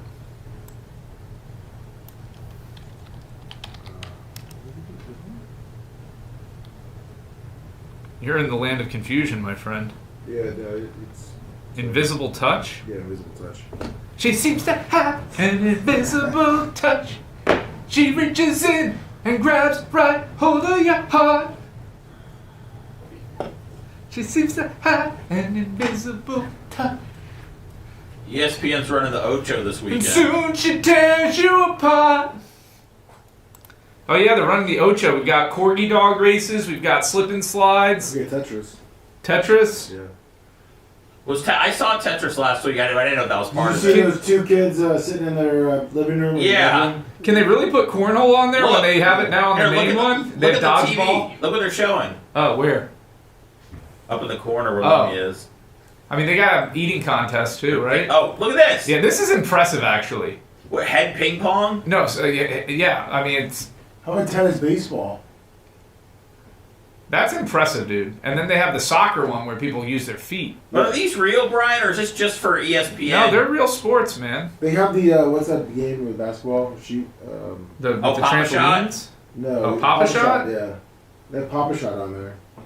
Papa Shot takes a little skill. They got pillow fighting. You don't think that heading table tennis takes skill? Not from the two beatniks I saw going at it. Dude, that guy's been doing it longer than anybody else in the game. Have you seen the? He's the Gordie Howe of head. You think there's any table tennis. CTE going on there? Canada, your pick, Brian. Oh, okay. Have you seen the tennis baseball? It's kind of impressive. No, but it sounds impressive. They hit it all, yeah.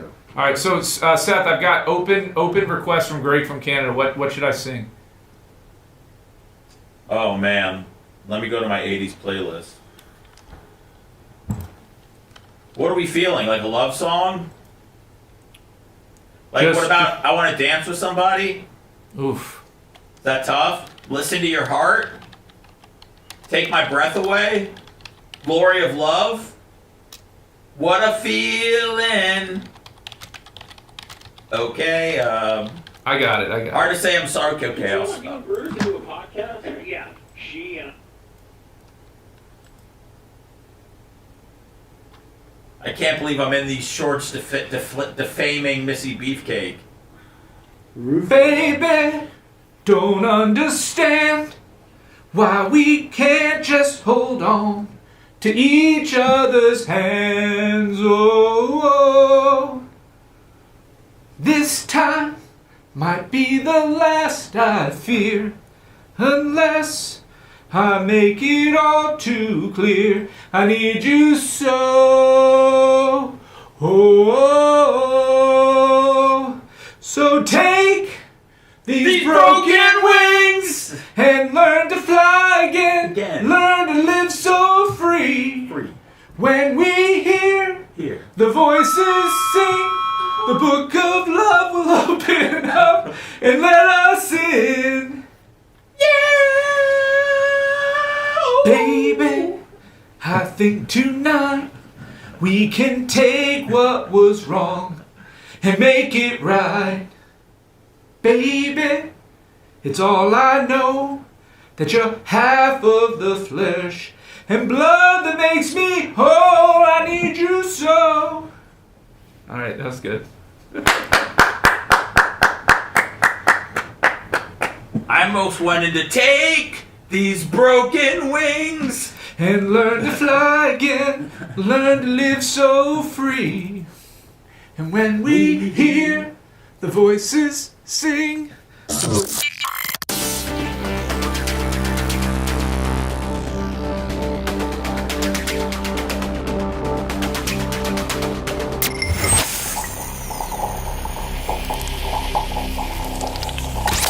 Broadcasting live from the Aquabito studios, aquabito.com/Bubba. It's the Bubba the Love Sponge Show. Thank you to Charles Ramsey. Lummy, is Charles Ramsey a certain screen name? Charles Ramsey is the guy that sent us all the energy drinks out there. From Oh, okay. Sarasota. Yeah, I gotta go through those. Thank you for the PayPal donation, my friend Charles Ramsey. PayPal, Venmo, Cash App at the Bubba Army. So, I even feel more confident, Lummy, and me and my stance in this particular position, and Seth Kushner, and within this story on this particular wrestling site they actually put a link to Clem Kush. Did you see that? No. Yeah. There's a link. Said on the Clem Kush podcast, Bubba revealed that he had a conversation with Missy BK about a year ago, and with a link. Look at that. That's my first ever mention of a podcast in any sort of publication that I've been on. And what's this publication? This is ITR Wrestling. Yeah, very famous. But it's not about the publication. It's about who's a part of the article. Missy, the Barber Beefcake. And Hogan. And Hogan. Yeah. So I feel even better because it validates that she has gone around and said it on other sources that Hogan and Jennifer wanted to approach them about swinging. And it was even, I can even get more specific. It was the night that they all four came to my racetrack. It was the first time that Hogan have ever been to my racetrack, and he was like, come see it and be supportive. And he actually, Lummy, was able to go get to getting to the flag stand. It's a straight up ladder. It's tough.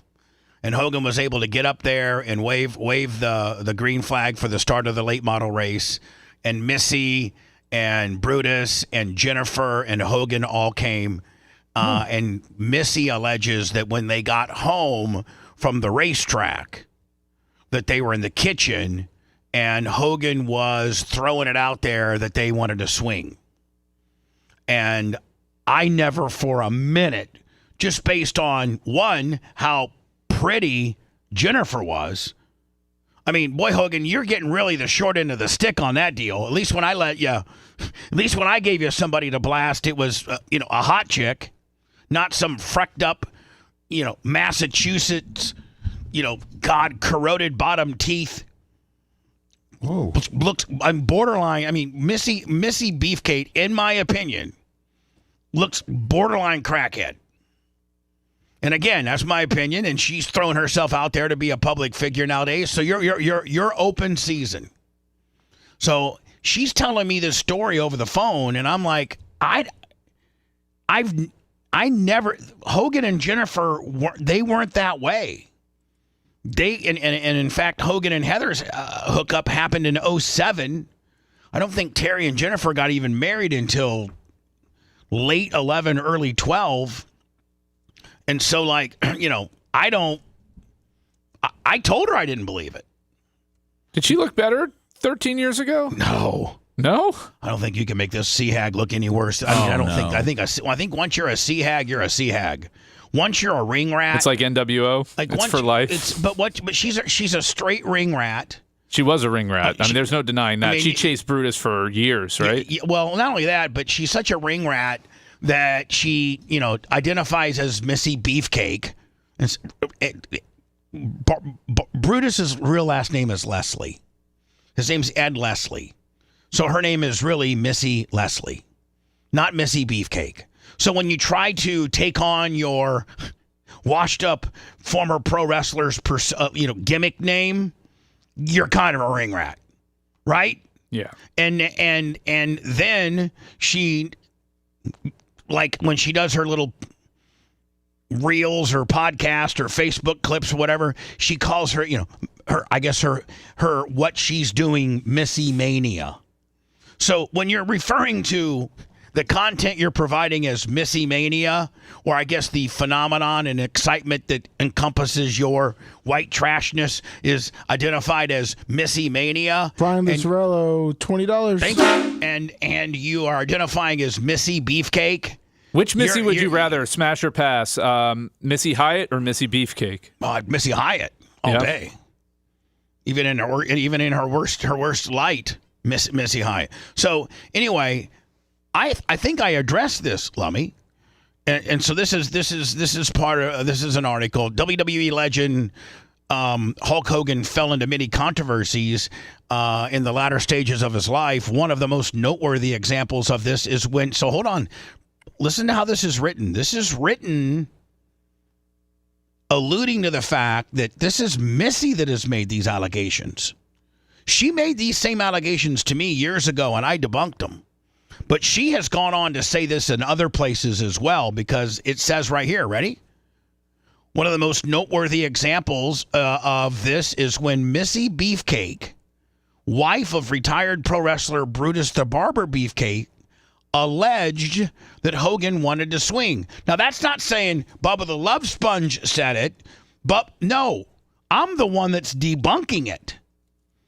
It's positioned in this article that she has said this to others. I'm sure, Lummy, you might be able to find if you do Missy Beefcake says that Hogan, and I got to tell you, man, I knew Jennifer pretty well, and she's drop dead gorgeous, but she was really conservative, like that wasn't her jam at all. And who the hell would want to sleep with frecked up, sun damaged knocker Missy Beef? Well, have you seen her? After a night at the track, Ocala Raceway, she's looking pretty good. She's the 10 up there. No, she's not. I sent you an article from 2024. She is not a 10 in Ocala Speedway. Missy Beefcake is a 4. Oh. You and Ed Leslie wouldn't run an Eiffel Tower. So hold on, Missy? real quick. Okay, hell no, she disgusts me. You put Missy Beefcake in a room of 100 women from Ocala Speedway, and you're going to take 60 of those women over her? Yeah. Oof. You're not going to have a fun time once you get past the top 4. WWE legend's wife. WWE again. This on been reported. WWE legend's wife said she rejected Hulk Hogan. And Missy Beefcake, if you're blasting Ed Leslie, Hulk Hogan is an absolute score for you. I mean, you're blasting a mid-carder compared to a Hall of Famer. Nobody has ever gone on and said, let me tell you about Brutus. He was one of the best. He was one of the best. Brutus got paid mostly to be Hogan's drug mule. That's what Brutus was making $300,000 or $400,000 just being a mid-carder and carrying Hogan's weed on the plane, so that if somebody got busted, it was Brutus that went to jail, and Hogan would be there for the main event that night. Hulk Hogan claimed in 2023 that his longtime friendship with Brutus the Beefcake ended due to his former tag team. Okay, so Hogan knew this too. Here's your $25. Ended due to his former tag team partner's wife, Missy Beefcake's recent interview. Missy Beefcake shed light on the possibility, on a possible reason why the Hulkster seemed to dislike her so much. This isn't me, this is her. Missy Beefcake recently made headlines when another WWE legend, Greg the Hammer Valentine, advised Brutus Beefcake to leave her. See, Valentine knows. As punch drunk as Greg is, he still knows that she's bad news. She responded by sharing footage of the veteran wrestler using homophobic language. See, to me, it sounds like Missy's just in here trying to be part of like some type of scandal or something. And if things don't go her way, then she tries to blackball you. Appearing on the Monty the Pariah, Missy Beefcake claims that she once rejected Hogan when the two-time Hall of Famer was with his ex-wife Jennifer. I rejected him, and I'm not going to get into the story of what happened in the house in the kitchen. Maybe they were playing basketball. I don't know if Hogan's ex-wife Jennifer smelled something cooking, but she smelled something good looking. Oh my God! What are you now? Are you trying to cut a promo? There was a conversation in the kitchen. There was something going on that he and I and Jennifer and Brutus all know about. And I'm not going to get into this. Someone's in the kitchen with Missy. I never talked about it, but there was a situation and there was a proposal. That's all I'm saying. And then let me. I think here. Let me see. It gives you a timestamp here. 45:41. Yep. 45:41. So let me see here. 45:41. 45. Right there. What'd you say the name of the show was before? Monty and the Pariah? I did. 45:41, Bubba. 45:41. Yeah. Okay, hold on. Sorry. There you go. Right here. Should be right here. That swinging The thing, thing, Montyology. no, the thing that gets me is the rich get richer and the poor get poorer. The rich get richer and the poor get poorer. The rich get richer and the poor get poorer. Like, I've heard that so many times from like Scientology kind of people, and they are all about money. And by the way, me and Brutus live in a trailer together. No, I mean, I was like, this is a hell of a revelation. Lummy, when you were doing Bubba Investigates, you went to go interview Brutus, and does he not live in a trailer? Yes. It's a nice trailer. It is very nice. It's a very nice trailer. Yes. But it's in a trailer park. He lives in a trailer park. Yes. And when you live in a trailer park, you're mad about how much money your husband didn't make, and you're mad how much money Hogan did make. So you make stuff up like this. status, which is right up the Hulkster's alley. Sorry to say. But who do you think you are? You're Missy Beefcake. You married Brutus the Barber Beefcake 15 years after his last match. Like, you didn't even come in on the good times like Barbie, his first wife. Now, she's a hell of a woman. Jesus. Barbie's a hell of a woman. You didn't see Barbie blabbing her mouth about this. to me, he's always that big-footed kid that couldn't run the bases while he was playing baseball and had to hit home runs. He'll always be that kid, and I think... And she's such a mark, Lummy, that she knows Hogan played baseball, and he did admit that he had such big feet sometimes he couldn't get it. And you listen, and listen, to know that is to have spent personal time with Terry, and to drag that out of the mud and bring that up as a talking point. And Hogan did say a lot of times, man, I had to hit a home run in order to make it to first. But I mean, to bring that up just shows you how much of a ring rat you are. I mean, you are a majorly sun damaged skin cancer. You're literally a skin cancer case waiting to happen. Oh no. And you're bringing stuff up like this? What a rat. What a rat. In his mind, he'll always be that big, heavy-footed kid. Let's get her on the show, man. Why does no? Yes, it would be great radio. Hold on. Are you Why out does of your it- mind? She'll She'll do anything. What is this that she's on? Can we get through Monty and the Pharaoh? Can we get through the allegation, please? Here it comes. I have a hard on for you. What did you do? You just told the story. You were very polite. What's the issue? Did I miss the story, Lummy? It should be coming up. There. I rejected him. I rejected him, and I'm not going to get into the story of what happened in his house, in the kitchen. So but- Jennifer did smell something cooking then. Oh. Well, I don't know if she smelled something cooking. Jennifer would beat her ass. Jennifer was in shape, went to the gym. Jennifer would stretch this bitch. But she smelled something good looking. But he... So, hold on. You're going to say that Brutus is better looking than Terry? Come on, man. There was a conversation in the kitchen. There was something going on that he and I and Jennifer and Brutus all know about that I don't want to get into. I've never talked about it. But there was a situation. And I there was sent a you another proposal. article, Bubba, that where Brutus was kind of said a little bit of the art, what was happening in the kitchen. It's this one right here. Yes. Okay. They're all probably so wasted out of their minds they didn't have any clue what after was the end of the happening. track, scroll down a little bit, Bubba, till you see Brutus Hogan had on my wife. Go up a little bit. Right there. Brutus Beefcake went on to explain how he stopped being friends with Hogan after Hogan allegedly propositioned his wife Missy before being thoroughly rejected. Hogan took the rejection badly and told Beefcake he could see Hogan but not bring his wife. Beefcake saw that as the end of their 3 decades relationship. Oh no, he hit on my wife in his kitchen with his wife there. They were swapping, doing some weird stuff. He's standing in the kitchen at his beach house, And he's telling me and my wife how he likes to lube up his penis with olive oil. My wife is from Boston, so she don't mince words, and she basically told him where to get off. How to get off, or where? Where?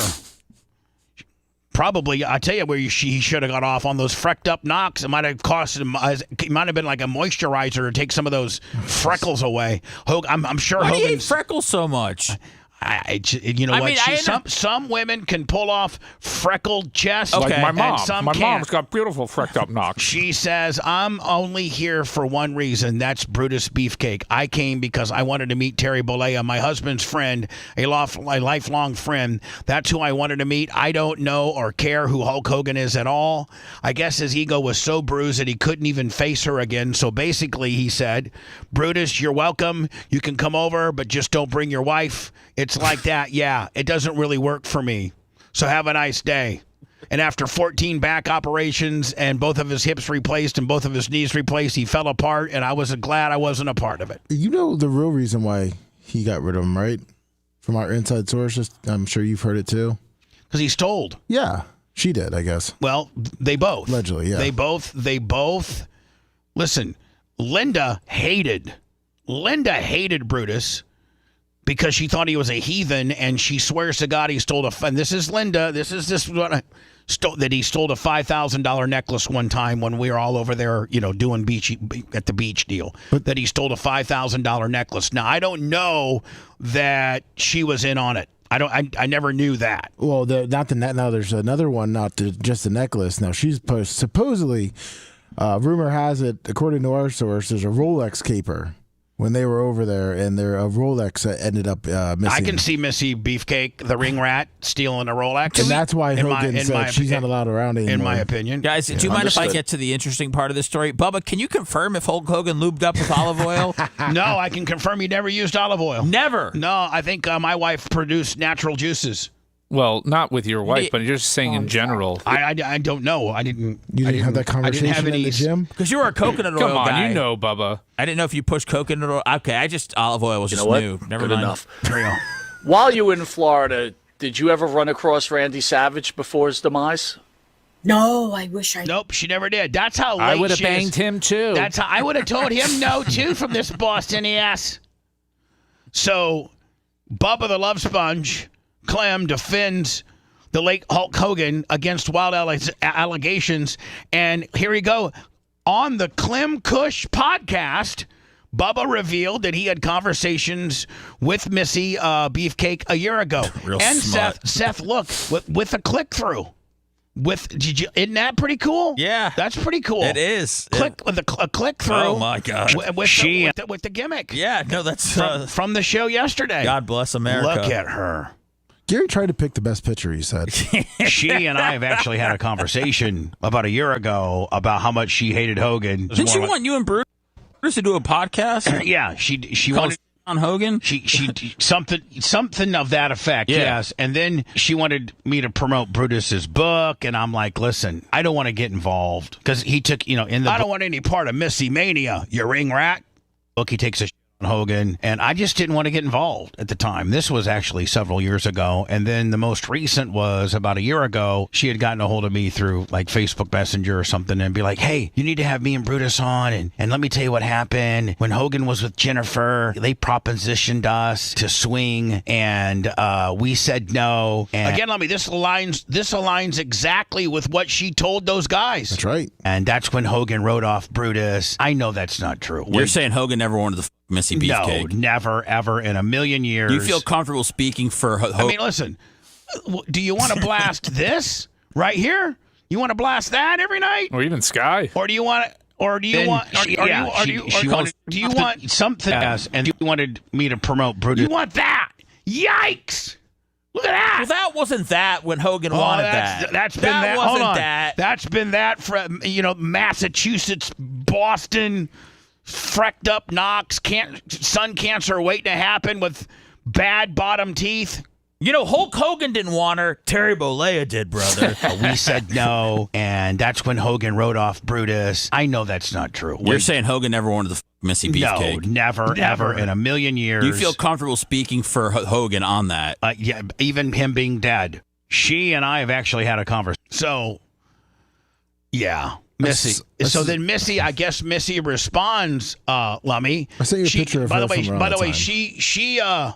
she really keeps up on our show. She's one of your number one fans. Keep dreaming, Blubba. That's an upgrade from she usually calls me Bubba the Today Sponge. That's true. Stupid bitch. What does the Today Sponge mean? It's a form,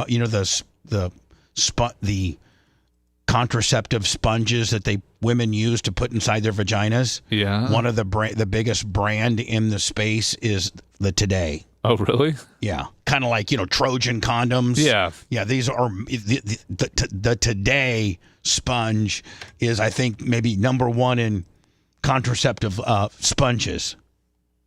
Linda Hogan is breaking her silence on Hulk Hogan's shocking death. I should come up with Bubba the Love Sponge. 4 days after the retired wrestling star died on July 24th at the age of 71, the late WWE legend's ex-wife speaks out on social media. Writing to Instagram on July 28th, I had no idea he would pass away this soon. We all really thought he would make a comeback. I got to tell you something, man. Back in the day, Linda was a hottie. Where's Linda in that picture? Linda was a hottie. She was. Hogan used to call her big thick. And I'd come down to the gym, and I guess in the latter days when she'd be 2 or 3 bottles deep of wine and alcohol, she was a really mean drunk, mean as hell. I seen her drunk physically slap Brooke across the face. And what'd you do to step in there, big boy? I was just like, I didn't want to get slapped. Uncle Bubba just watched it happen. Comeback, big surprise. We are all devastated. So he'd come in the gym. If one of my best friends, if I saw one of my best friend's wives smack one of their kids in the face, I would say something. I'd be like, "What the hell was that?" Well, usually Brooke would come to me and Hogan, and we would comfort her, and then Hogan would cut a promo, and be like, "Linda, you've had too much to drink. Stop hitting on the kids."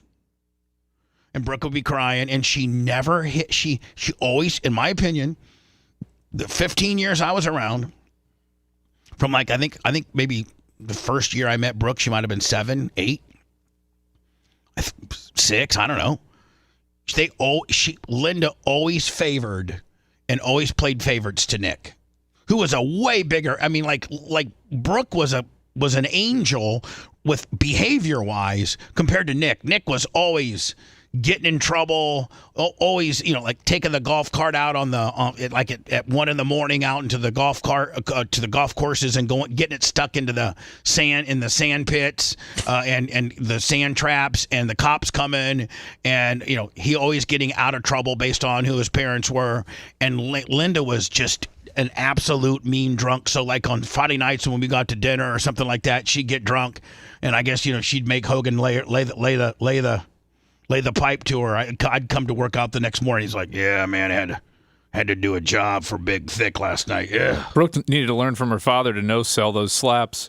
It's hitting me so hard. She should have. You know what she should have did? Because Brooke worked out. I mean, Brooke actually would work out with us, and she was like 5'10", 5'9". Yeah, but that's when she was just trying to be skinny. She wasn't trying to get bulked. I would have loved to see her slap her back. I loved Hulkster more than he loved me. Yeah. It hurt me when he cheated. It was tough to love you, Linda. You made loving you hard. You were so stiff, so mean. You were stiff and mean to me. I'm glad Heather banged him just to get back at you. But he was so famous. I sort of understood, but it was crushing. It hurt. And Linda, who was married to Hulk for 26 years until their tooth... Look at Nick. Look how much of a douchebag he looks. This costume jewelry on there. He's like, what was that Jamie Kennedy movie? Malibu's Most Wanted. Yeah, Malibu's Most Wanted. And shared kids Brooke and Nick, goes on to note that the family rift left her feeling, quote, broken. Writing, "We still were a family. It's so hard to know he's just gone." Well, you're a family till he blasted Christy Ann, and then that broke up the whole family, and then Nick, Made John Graziano a vegetable. That didn't do too good for the family. That cost you $7 or $8 million. I tried to stay strong for Nick, but I'm me. I love you, Hoaxster. You were my man. The only man for me. R.I.P. Well, let's not forget about Charlie. $100. Well, Johnny K. Let's not forget, in the middle of their divorce, she starts seeing a guy that's a year younger than Brooke. That looks exactly like Hogan. But let's not also forget the two other most important men in her life, Jack and Jim. Daniels and Beam. 24th, Clearwater Police Department personnel responded to a medical emergency relating to a, quote, cardiac arrest. A local official confirmed. Hi, I'm Jimmy Hart. I'm going to tell you right now that he was at karaoke on Friday, on Monday, even though he wasn't even there. I'm going to word the tweet so it makes it sound like he was there, but he wasn't really. It was me and Nick. It was a great tweet. I mean, very, firm to eat. Jimmy Hart looks good for 81. He looks amazing. I got. What do you got, Bubba? Hold on, I got. Come on, no dirt on Jimmy. No, I know, hold on. I got dirt on Jimmy. Oh, man. Oh, I got dirt on Jimmy that I might be the biggest heel in the business if I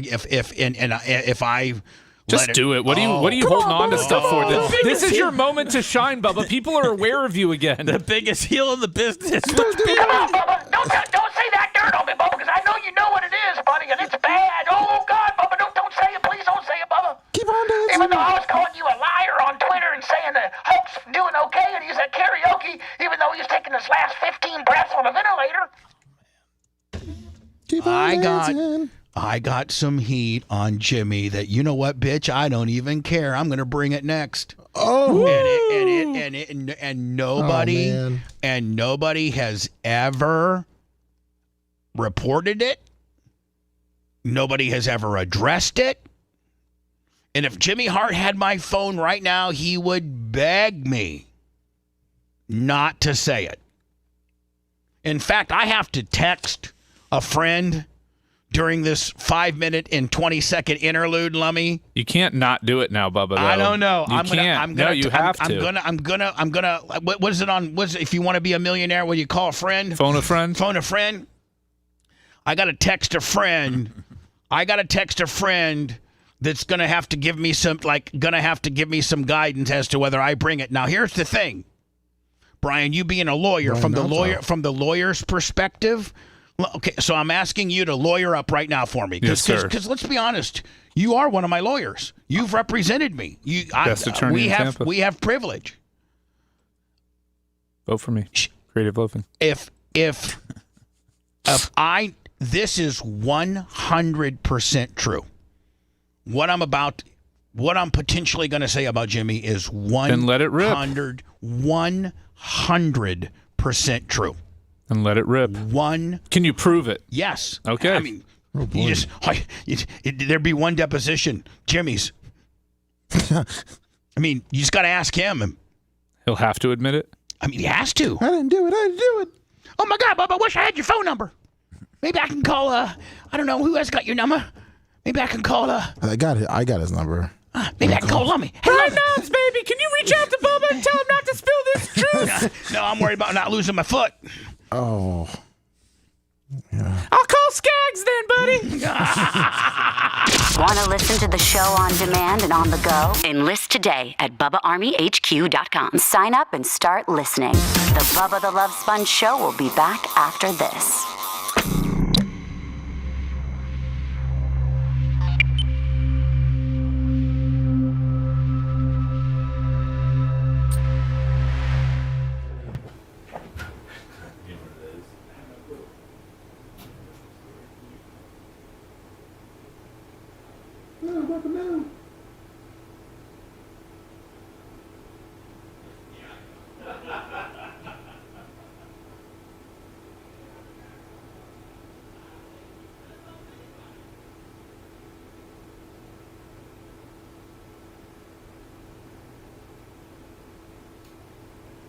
Oh boy. What's up, everyone? What's up, Barry Hyde?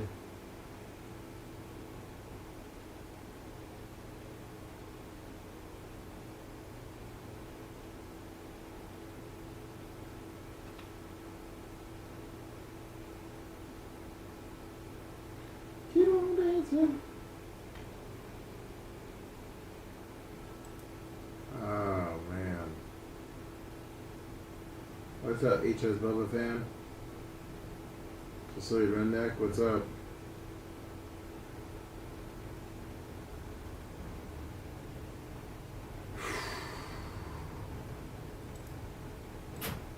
Seth filled me in. That's pretty damn explosive. Seth knows it? What? Seth knows it? Seth knows it. It's pretty explosive. You want to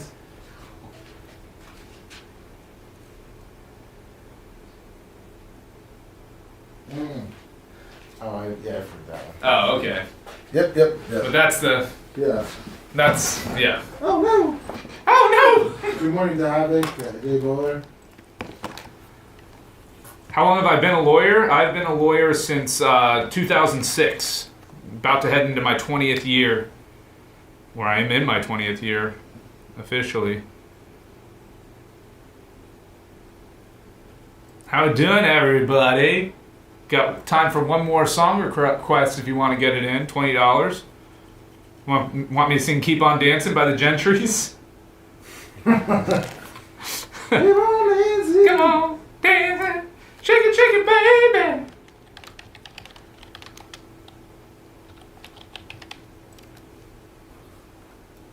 Do we want to play the Jimmy Hart Bubba the Love Sponge commercial?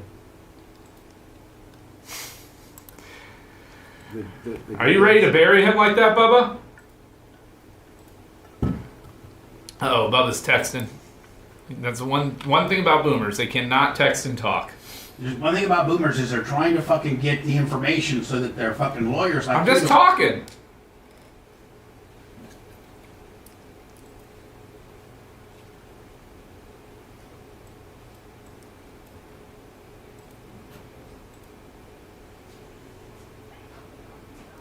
You're welcome, everybody. I love Bubba Army. I'm always there to help. Give me a call, 844-ASK-GINA, 844-ASK-GINA, and vote for me.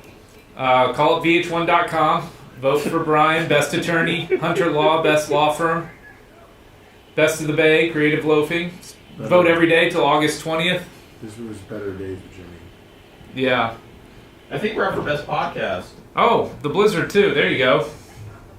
I mean, I'm fine. I'm fine not winning, but I just think I don't really want to go, so I prefer not. Oh, I'm not. We're not going. No. We're gonna send 7-Eleven to get our awards. We're gonna send them, yeah. We're gonna buy a fucking $100 VIP ticket, and he's gonna represent just one, and he has to go get all of them. And he's got to mingle. And he's got to film it all too himself. Yeah. You gotta get 2 tickets. You gotta have somebody film for him. Hey, Bubba, I know we missed Tuttle and 7-Eleven. What's that, Lummy? Speak up. I got fucking people talking over you. I know that we moved past it, but Gary found when you were at the track with Brutus, Missy, and Hogan a picture. A picture? Yeah. All right, well, send it to me. I did. Okay. We need to send Tuttle and 7-Eleven in the Dumb and Dumber suits. Hey, don't forget. Oh yeah, my cards. Thank you. I did forget. I forgot last week and I also forgot today. You won't forget again.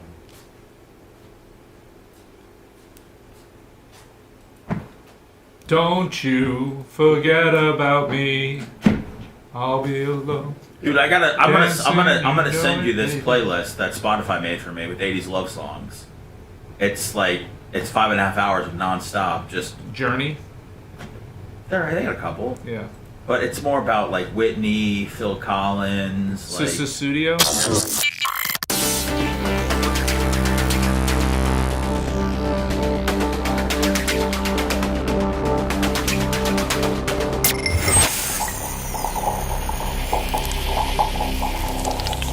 Broadcasting live from the Aquabito Studios. Aquabito.com/Bubba. It's the Bubba the Love Sponge Show. Thank God I called my lifeline.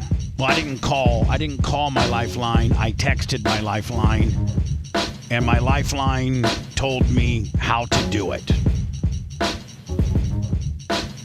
The Jimmy Hart explosive bombshell. Oh my God. By the way, Lummy, just for those scoring at home, when I said that I know the night that Missy frecked up potentially skin cancer Knox is alleging that Hogan was throwing out a swinging gimmick with him, Jennifer, Missy Beef Curtains, Missy Beef Curtains, Missy Mania, and Brutus. It was the night after. It was the night they went to my track. June 3rd. On June 3rd, what, 2011. June 3rd, 2011, after I just took over the track. And here's a picture of that night. Hogan complete with his Bubba Army racing T-shirt. And this is the night that the proposal supposedly happened, which it Who's did. that young intern next to him with the headphones on? Bubba Clem. That's it's been a long 14 years, Bubba. Now, Jesus. Ouch. It has. Thank you. I mean, Jesus. Let's take a picture of you 14 years ago, buddy. All right. I'll send you one. All right, sure. So I'll text you one now.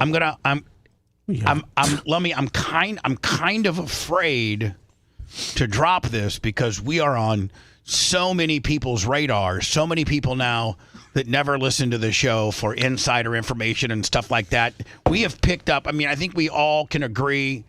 We've seen a big increase in our numbers with regards to Facebook, YouTube, like all of our social media has gone up in the midst of this Hogan, death, because we were in the forefront of keeping people posted on his true health status, and that has been pretty cool with regards to some of the gains we've made in our digital world. And so now I think, and like the guy from Australia who identified himself said, I didn't even know you existed, didn't even know there was a Bubba the Love Sponge. And I, organically have found your show through the Hogan stuff. And now I watch every morning. So thank you, you crazy Aussie. Now, this, I'm afraid, Lummy, because, all the wrestling, like PW Insider and a lot of the wrestling, even Dave Meltzer, who's the most negative prick of all, gave us our flowers, our credit, if you will, on having the Hogan health situation correct. Did he not? Yes, I mean, he did. Vince Russo, everybody now has come around, 360 and done a 180 on us, meaning like, wow, you know what? They were right. Came around 360 and did a 180. They're all going to be dizzy. They are very. Now, Lummy, I'm scared. I almost want to play the DJ Hughley stuff. Talks about, here, and this came out a couple days ago. DJ Hughley speaks on one of Hulk Hogan's daughters, which I think he only has one. He may have some stepdaughters, but he only has one biological daughter, and that's Brooke.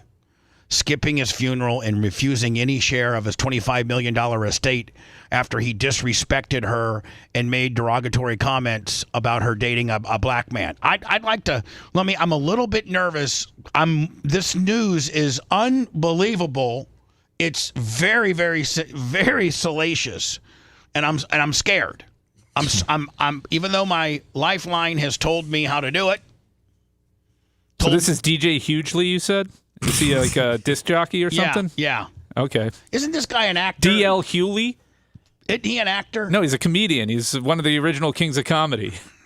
No Bernie Mac, but he still did a great job. He's still up there, yeah. So Hogan passed recently, and of course he was a controversial figure. I will say this: wherever Hogan. I'm playing this just to buy some time because I'm so I'm kind of chickening out.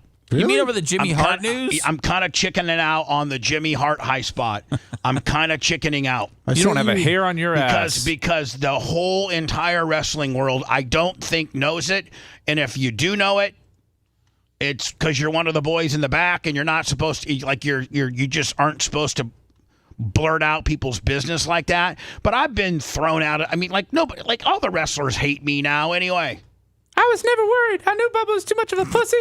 His act, By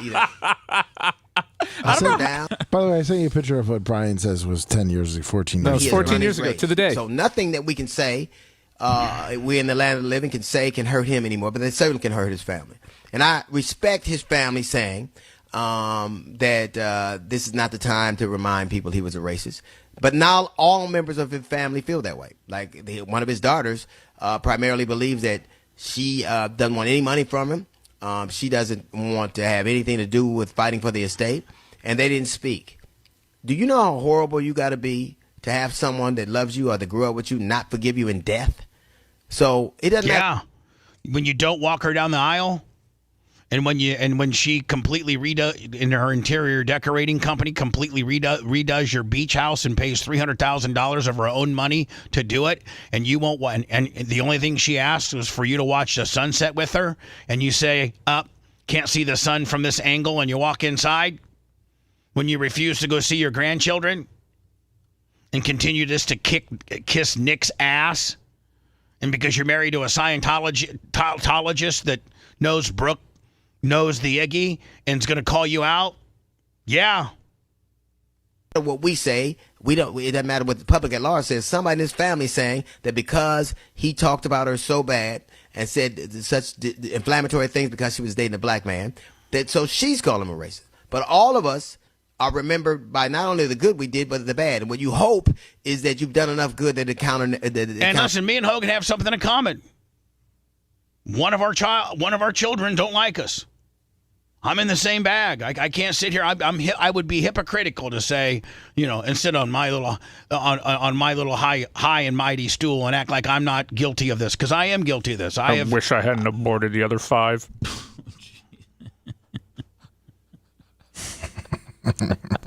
Counteract. I got to take that L. I got to take Brian. I'm getting better at it. I'm getting better. I mean, that's genuinely funny. Oh, it is genuine. Yeah. It really is. It's genuinely funny. I've had 5 abortions, and if I just kept one of them, and then I would be in the same situation. Hogan. If just one of them would have lived, they would have thought maybe I was Dad of the Year, or they could think I was a piece of shit, like the one that made it. It's the other one. We're all just like so when John Lennon passed. John Lennon was such a beloved figure that radio formats all across the country went silent. When Michael Jackson died, who was equally as talented, probably the most talented entertainer that ever lived, they didn't do the same thing. Not because his history wasn't great, not because his legacy wasn't great. It was because of the last thing that happened to him. That's what they remember. They remember the good and the bad. And it's generally the most prominent thing that happened to you. It's the last thing that happened to you. When Kobe Bryant passed and Gayle King asked that question, everybody got upset. But you are remembered for the good you do. It is amazing how people pick and choose to let you slide on your controversy or to hold your feet to it. Right, Brian? I mean, like Kobe Bryant, nobody ever got into it. There were some pretty heavy allegations with regards to what he did to that woman in Vail, Colorado. I mean, they got into it a little bit. He just was able to overcome it because he was one of the top 5 of all time in the NBA. I mean, if you're that good, you can overcome it. Tiger Woods has a lot of stuff, but he's overcome it. Well, Kobe's wife stayed with him, too. I mean, that was a big part. Yeah, that was a big thing, too, yeah. Because if she can stay with him, then you can forgive him, right? It's kind of like that, because he didn't do it to you. He did it to one of us. Hogan should have got back with Linda then. Remember, and the things that they want to forget. And when someone in your family, your father in particular, especially with a father and a daughter, has said something that you cannot forget or forgive in death, that tells you everything you need to know about the man we're discussing. So you can rest in peace to some, but not to all. And Brooke's reasoning to take herself off of all financial situations, all trademarks, all property, everything, was because she didn't want the big crap show that's fixing to go down as to everybody trying to scramble around and get theirs. And she just didn't want a part of it. She's like, me and my husband do okay. Certainly not to the level of probably what I would have inherited, but I just don't want a part of it. I don't want to be, I'm out. God love me, I'm sitting here treading water because I'm just. Speaking about treading water, there's one person who didn't. Yeah, this girl right here. This is awful. Oh. Let's play this story. How do you accidentally drown in a wave pool? You got all these people here. Have you been in a wave? Like, some of these wave pools get intense, dude. When I was younger and I wasn't a good swimmer, I had no business being out there. I went out there a few times too deep at Adventure Island. It didn't always go well for me. I know. But what I'm saying is there's so many people around. Well, they're supposed to have lifeguards too. I know, but there's if this is the pool that we're talking about that she drowned in, if there's a percentage of people that know how to swim, and a large percentage of these people are okay and they're not going to get drowned. So when you see somebody drowning, you just go over and grab them. There's a lot of T-shirts in that pool. Sun shirts. So it's not really a story. It's just like one of these. It just shows the pool where she drowned. Yeah. Now, how did it all go down? Did just a wave overcome her and sweep her? Oh, somebody's saying she had a seizure. Oh, okay. So that's not necessarily, under the ideal conditions. But that's still, if you have lifeguards doing their job, if you have enough, like that guy's probably positioned too low to see what he needs to out there. Yeah. With all that traffic in front of him. What do you know about lifeguard positioning? Dude, I'm a personal injury attorney. I can look at any situation and tell you where the danger is. You know what? Great. And it's all around. It's all around. He can look at any condition and tell you how he can pick it apart immediately. And how he can add some zeros to that award. Honestly, they should really have a video camera, perched up with a guy watching monitors and talking to the security, to the lifeguards, and have it in sections. He'd be like, "Listen, section B2. There's looks like a girl. She's struggling. And it looks like, Brian, that they do have it kind of section. Like if you look at the center there, like they might have like a section. Like this is A1, A2, B2. Like so they can be like, hey, B2. There's a little girl struggling. We need somebody out there now. So like an eye in the sky with multi cameras. So little girl 9 did drown in a Hershey, Pennsylvania water park, and so that's that. Sad. Lummy, I am so afraid, pussy, because this is such. Is it going to cause some havoc? It's going to cause all kinds of havoc. Save it for Halloween. Halloween havoc, the old WCW gimmick. Okay, I'm gonna tell you what, Lemmy. Think about it. Take another 5 minutes to think about it. I gotta go back on my lifeline. I gotta get back a hold of my lifeline. My lifeline laid it all out for me.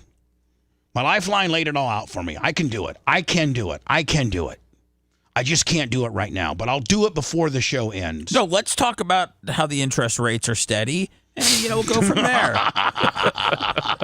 And how the chairman Powell says he's not moving the rate. Yeah. Now, Brian, will moving the rate help the economy, or is it a slippery slope between moving it and then it's a really, really, really finite equation as to whether it helps or hurts, doesn't it? It's a balancing act, yeah. I mean, the market's doing okay with the rates where they're at, so it's I don't know. So I'm not an economist. If he drops it down a half, does that spark the housing market a little bit? It's not. I mean, what they need to drop it is like 2 points, and they're not going to do that. So, I don't know. I with the tariffs going on and everything else, I don't know enough to say he should or shouldn't. I know Trump really wants him to. Yes, I just want him to drop it a point, just a point. No, he wants it down to 0. Trump wants the federal Treasury rate to be pretty much 0. Which means that would be because most banks add like 2 to 3 points. So that would put, borrowing for houses at like 3.5 to 4 points. There was one point Japan had negative rates. Yes. Negative rates. So if you left your money in the bank, you lost money. Lummy, this is a big one. Should I tell you guys privately? I think I already know it. No, you do not. Seth told me. Seth doesn't know it. You told me absolutely a while ago. told me. You told me too. Yeah, you told everybody here at one point except me, but I still love you. Did I really? Yeah. I told him in the hallway.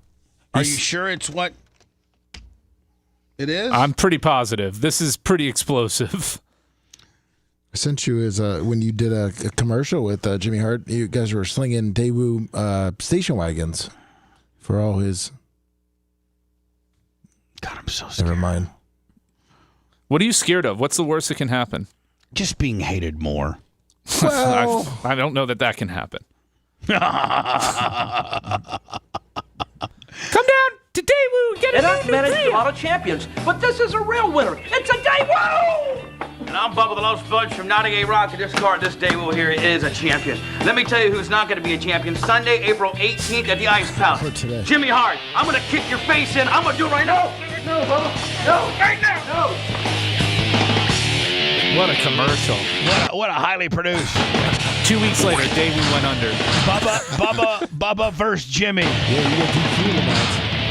WCW Ice Palace Sunday, April 18th. Chris Jericho DQ'd you. Darren Prince won the belt that night.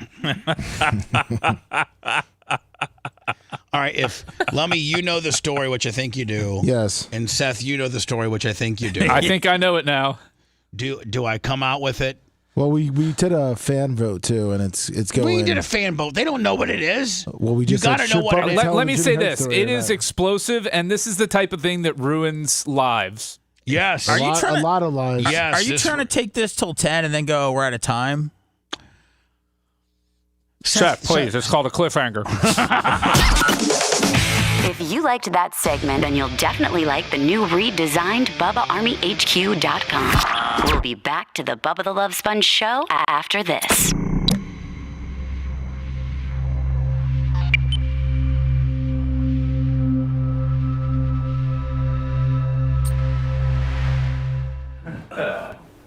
Hey now. What do you think, Lummy? Should he do it? I'm going to go around and poll the players here. Should Bubba out whatever he's going to do? Not out him, but that's not what it is, by the way. But should he reveal the Jimmy Hart scandalous news? No. That's a no from Lummy. That's what you know to do. Go up to our resident Chicken Little, Seth Kushner. What's up? Should Mr. the Sponge out the information that he has concerning the Mouth of the South, Jimmy Hart? Would I release the information? No. Because I'm a good soul with a pretty decent track record. Should Bubba do it? Absolutely. There you have it. Seth's a good person. Bubba is human trash. Bubba will be releasing the information in 4 minutes and 20 seconds. The Undertaker's not going to hate you any worse. He doesn't run the locker room anymore anyways. He does from afar. He's always watching you like the guy from Saw. I'll say this. A lot of guesses on the internet so far. No correct answers. So...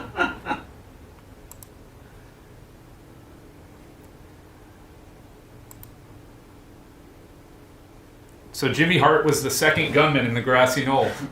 I did it! I killed Kennedy! Keep on shooting! I can't believe the guys that get tweaked now in training camp, we already have to go, well, we're unsure if they're going to be ready for week 1. We got like 2 months. Yeah, but then they've got to train up, you know? Yeah, that's the point. When you're shelved for a month right before the season, that's not the optimal time to go out there and start playing football. No, man, it's just tough guys getting hurt 2 months before the season. Well, that's why I am all for the latest you can possibly make your fantasy draft. Because nothing's fucking worse than having picked and then that game he blows out his knee and you're like, motherfucker. I mean, seasons can be lost on that. Well, I mean, a lot of the guys now, a lot of the running backs normally go down and practice, but for the most part, I think the games... they've really started to hold back some of their players when it comes to the preseason scenarios. Yeah, they're careful with it, but most of these guys are getting hurt in practice anyways. Yeah, the running backs that tear their knees are.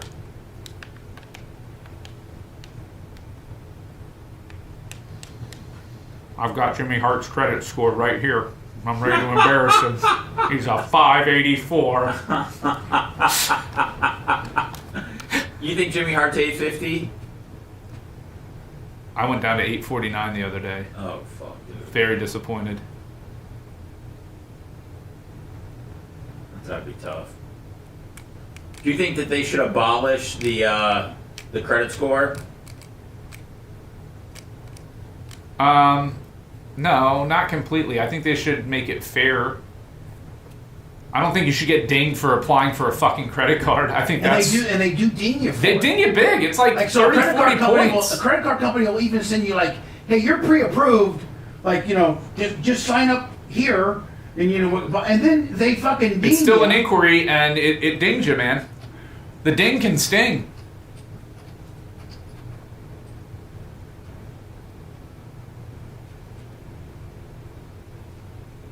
Yeah, so the higher your credit, generally anything higher than 720 is considered good.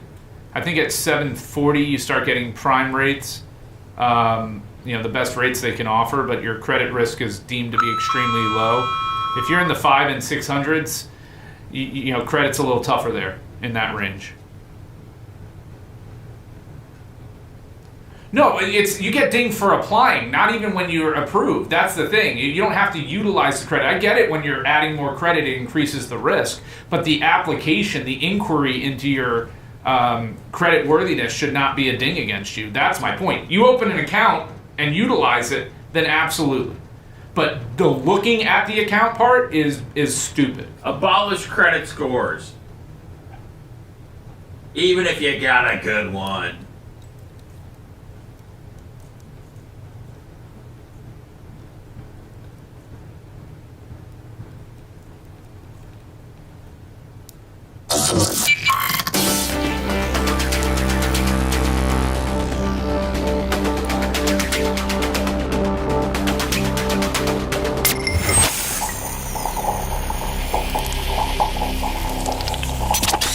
Broadcasting live from the Aquabedo studios. Aquabedo.com/Bubba. It's the Bubba the Love Sponge Show.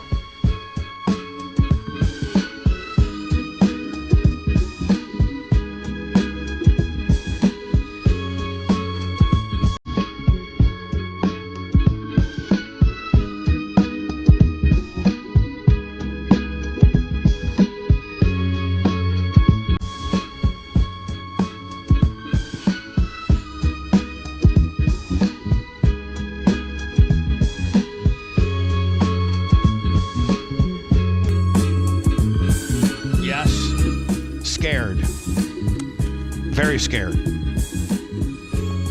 Here's where my little marble in my head is rolling around and around and around. Because, I think this might be, something that only the boys know, and, You're breaking that code. And I'm breaking that code. And then all the boys can be like, man, why'd you have to break that code, brother? Who are you worried about pissing off most? Why? Jericho? No, I'm Angle? I'm not worried It's about not even that, but what about everyone else? Gorilla Monsoon? They're not going to trust in Bubba anymore. Yeah, well, not that any of them ever going to. I'm talking about anybody. I'm just saying. I'm never going to be close to another wrestler ever. I mean, Matt Riddle, maybe. But, I'm not going to be close to any. Didn't he get cut from the WWE? Is he still there? No, he's doing independence now. Yeah. So, I'm saying outside of wrestling, no, anybody. Someone wants to tell you a secret. So Jimmy Snuka doesn't come to your funeral. Big deal. What would Dion say right now? Sponge, I don't think I'd be saying that. Exactly. Let me messing with people's lives now, Sponge. But they mess with yours, Bubba. He tried to make you look like a fool. Well, here's you know what? That's another good point. The fact that he tried to make me look like a fool, and. Who do I mean, my life is ruined already with regards to wrestling. And, and to his credit, Hulk Hogan's really, actually, Mike Moran, the Texas Hangman, Lummy, is who got me into wrestling. And wasn't that some guy in Milwaukee, too, that used to go to school? Yeah, Tom Stone had a wrestling school, and Texas Hangman took me there. Oh. And taught me how to do, just enough moves to be able to sell out of high school. And wrestle is a big dude. Clothesline, scoop slam, off the second, sofa splash, hit the ropes, take a bump, stuff like that. And, so I was a dark match opening, but you did see, even Daewoo, Lummy, when we were promoting our Daewoo, they were promoting the fact that I had a match with Jimmy Hart at the Ice Palace. It wasn't like it was at the Pinellas Expo Center. It was a dark match before the opening of a Monday Night Raw. You know what I'm saying? No, it's WCW. WCW Nitro. Not before Nitro, right? Please. So don't disrespect the industry like that. Both federations used me and my promotional ability to to. It's time we use them back. Bubba, I mean, this could kill Jimmy Hart. You don't want that on your shoulders, do you? Why not? I already took out Hogan. Just ask Ric Flair. If I wouldn't have been talking about Hogan's death, Hogan would be out jet skiing right now. Hold on. He's reading a text, everybody. He's getting his consigliere is telling him what to say. Said, Bubba, you might have to wait. 8:20, broke away, so. Tomorrow. Yeah, you're going to I just got to get more. I just got to do more research on it. I do. I just got to do more research on it. Just because this could. This is how you end the show on a high note. Well, too bad most of the affiliates have already broken away. So we might as well do it tomorrow. Yeah. Really keep them real. I mean, like a Who Shot JR kind of holdover gimmick. You know what I'm saying? With Gene announcing it. No. I wish Kamala was still alive. I'd have him go down there and squash Bubba. I just wish I had that free day where I could crash his gate and go right into the studio. It is. I mean, okay. Everybody knows what it is. And would you guys not agree? I'm getting ready to say goodbye. I'm not going to mention it, but I will tomorrow. But is it not really scandalous, really salacious, and could really wreak havoc? It's huge, and we may be breaking it on the Blizzard. No. I'm Seth joking. Kushner, I don't give you any orders ever, but I'm asking you not to do it on the Blizzard. Thank you. The last order you gave me, well, never mind. Cost you your Tuesday show. Here's the thing, Bubba. Killer of podcasts. You make a great point. You got to deliver now, though. You can't tease it, make people tune in tomorrow, and then pull back on it. Because now your reputation is shot. And what do you have if not your name and your word? And here's the thing.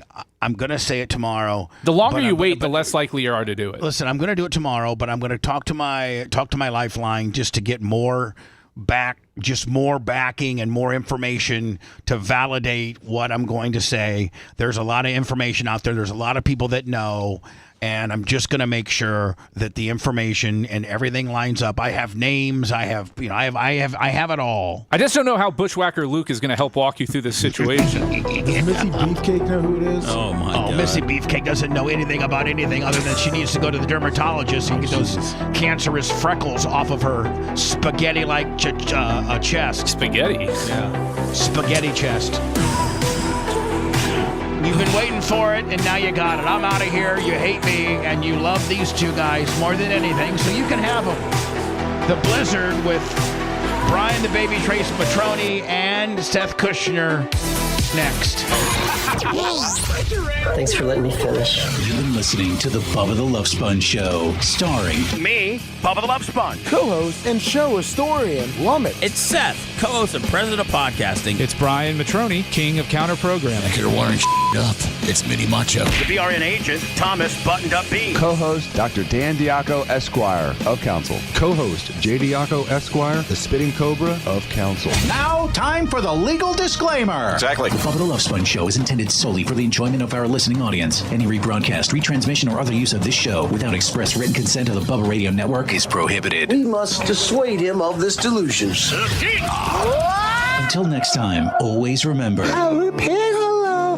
I'm back.